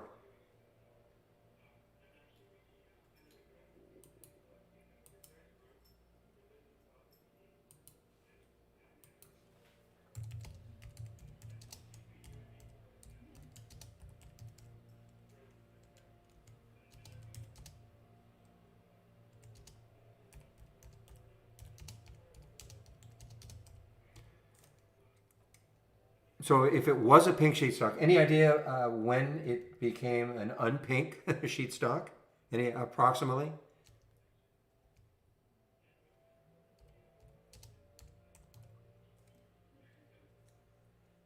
3 months? Okay, thank you. So for 3 months now.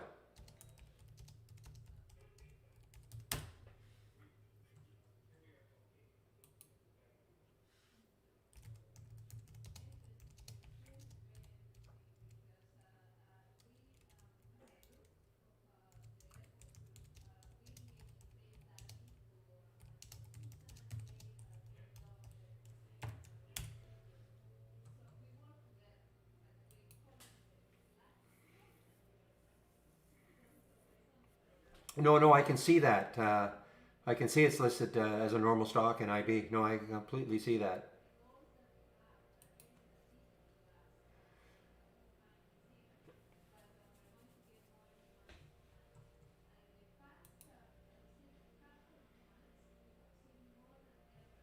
So why didn't you tell me earlier when I said, "Oh, I won't trade it because it's a pink sheet stock"? So that's your fault.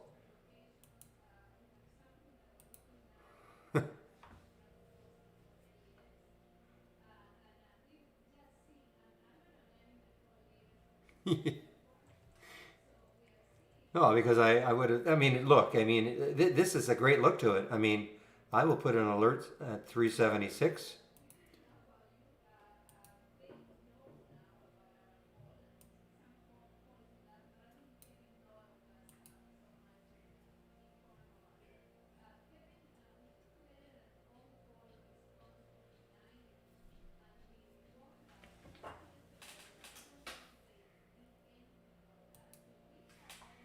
All right, guys. I'm still kind of watching Recon.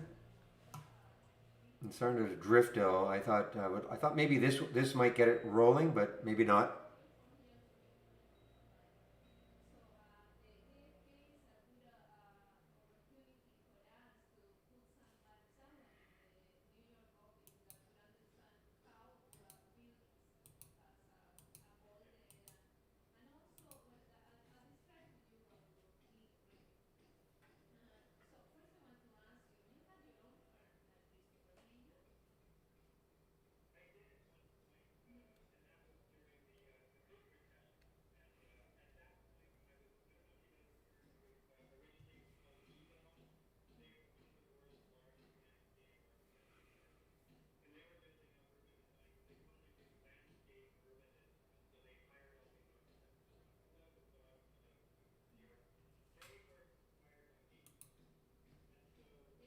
Oh, there's a nice little move again for BHC. What a great cross! Two great crosses, 804 and 1793.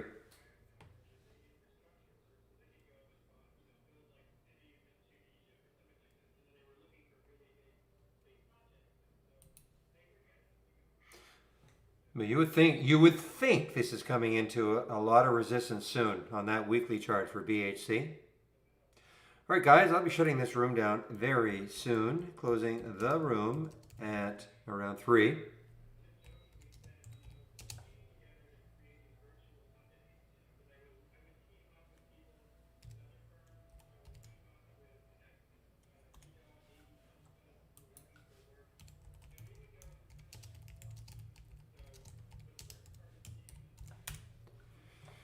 I hope you didn't. I hope you're out of the CEI, William. This is not a bad little. I thought maybe the Archon would do something the same, but not yet anyway. Let me take a look at Archon again. Yeah, it would have to get up to this level here and then start moving. I mean, it's a better looking chart than the CEI.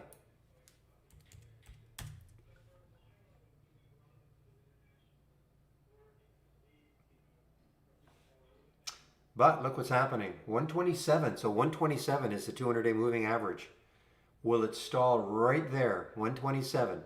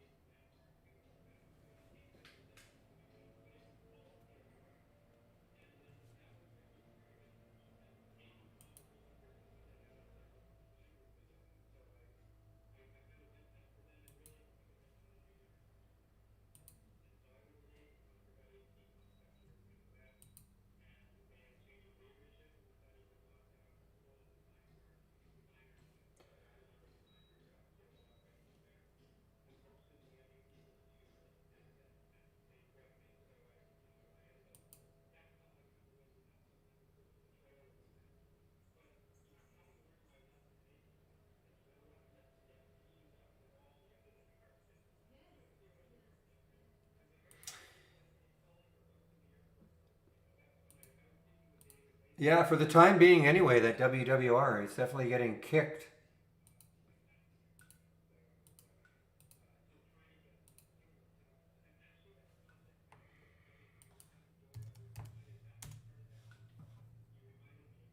Yeah, I mean, yeah, you're right. Now it's below the low of a couple of days ago.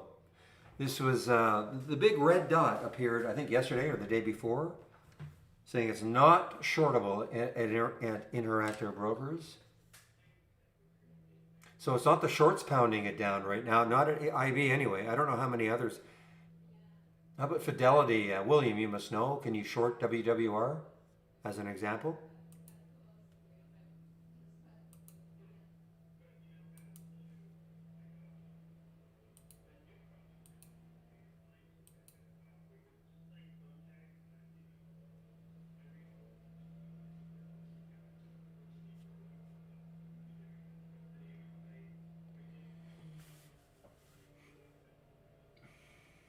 Well, okay. Moment of truth 127, 128 for CEI.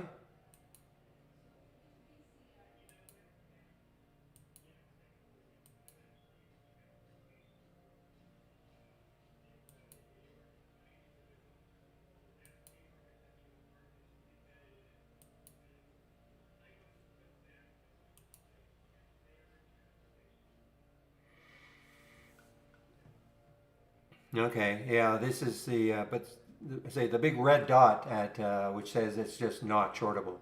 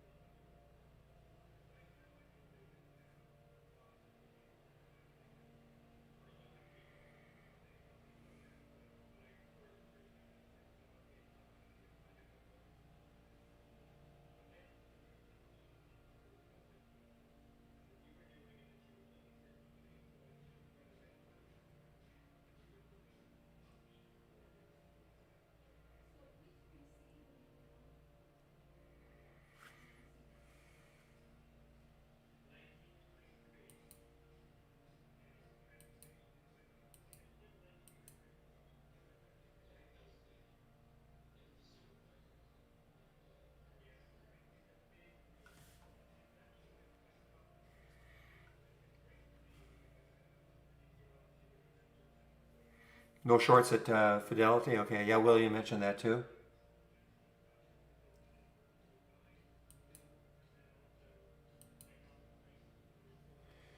Wow, CEI exploding. Uh, there's that 200 day. So far that has not stopped it at all. The next area may be 147, 150.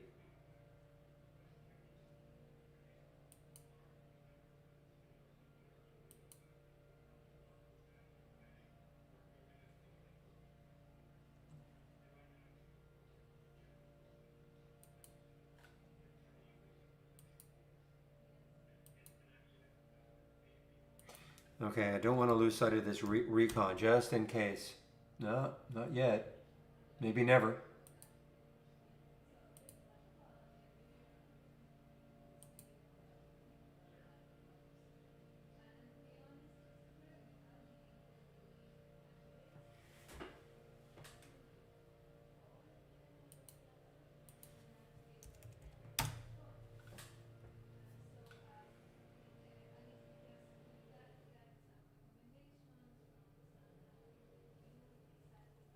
All right, guys, we're getting close to the end.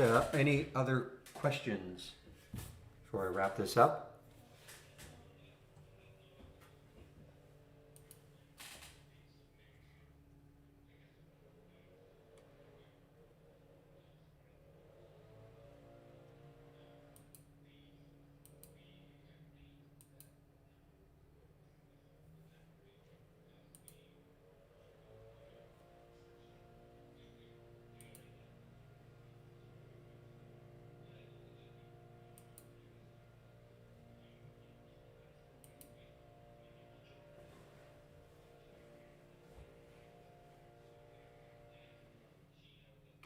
I was looking to short it, but it looks so darn strong.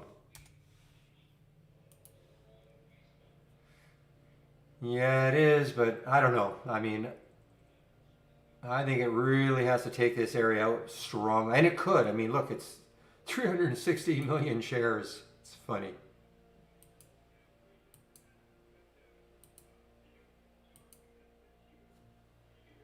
Look at that, 316 million shares.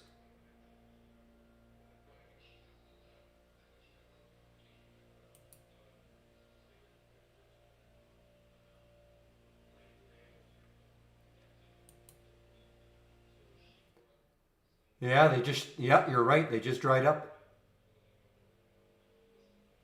I don't know how many shorts were available a minute ago, but yeah, they just dried up.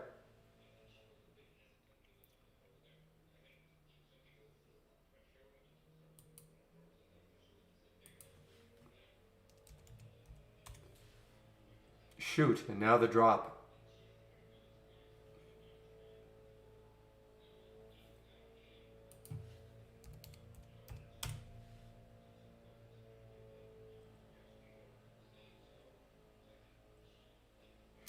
All right, guys, if there are no more questions, I think I'll just wrap it up right now. And tomorrow is Friday. Yes. Okay, the only thing I'm going to keep looking at is AGE, just in case.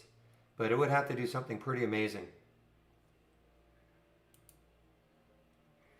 You too, Baron. Okay, guys, thanks a lot for all the help. I'll open the room tomorrow at... What time will I open it tomorrow? How about 9 o'clock Eastern time? So have a great evening, everybody, and we'll see you tomorrow.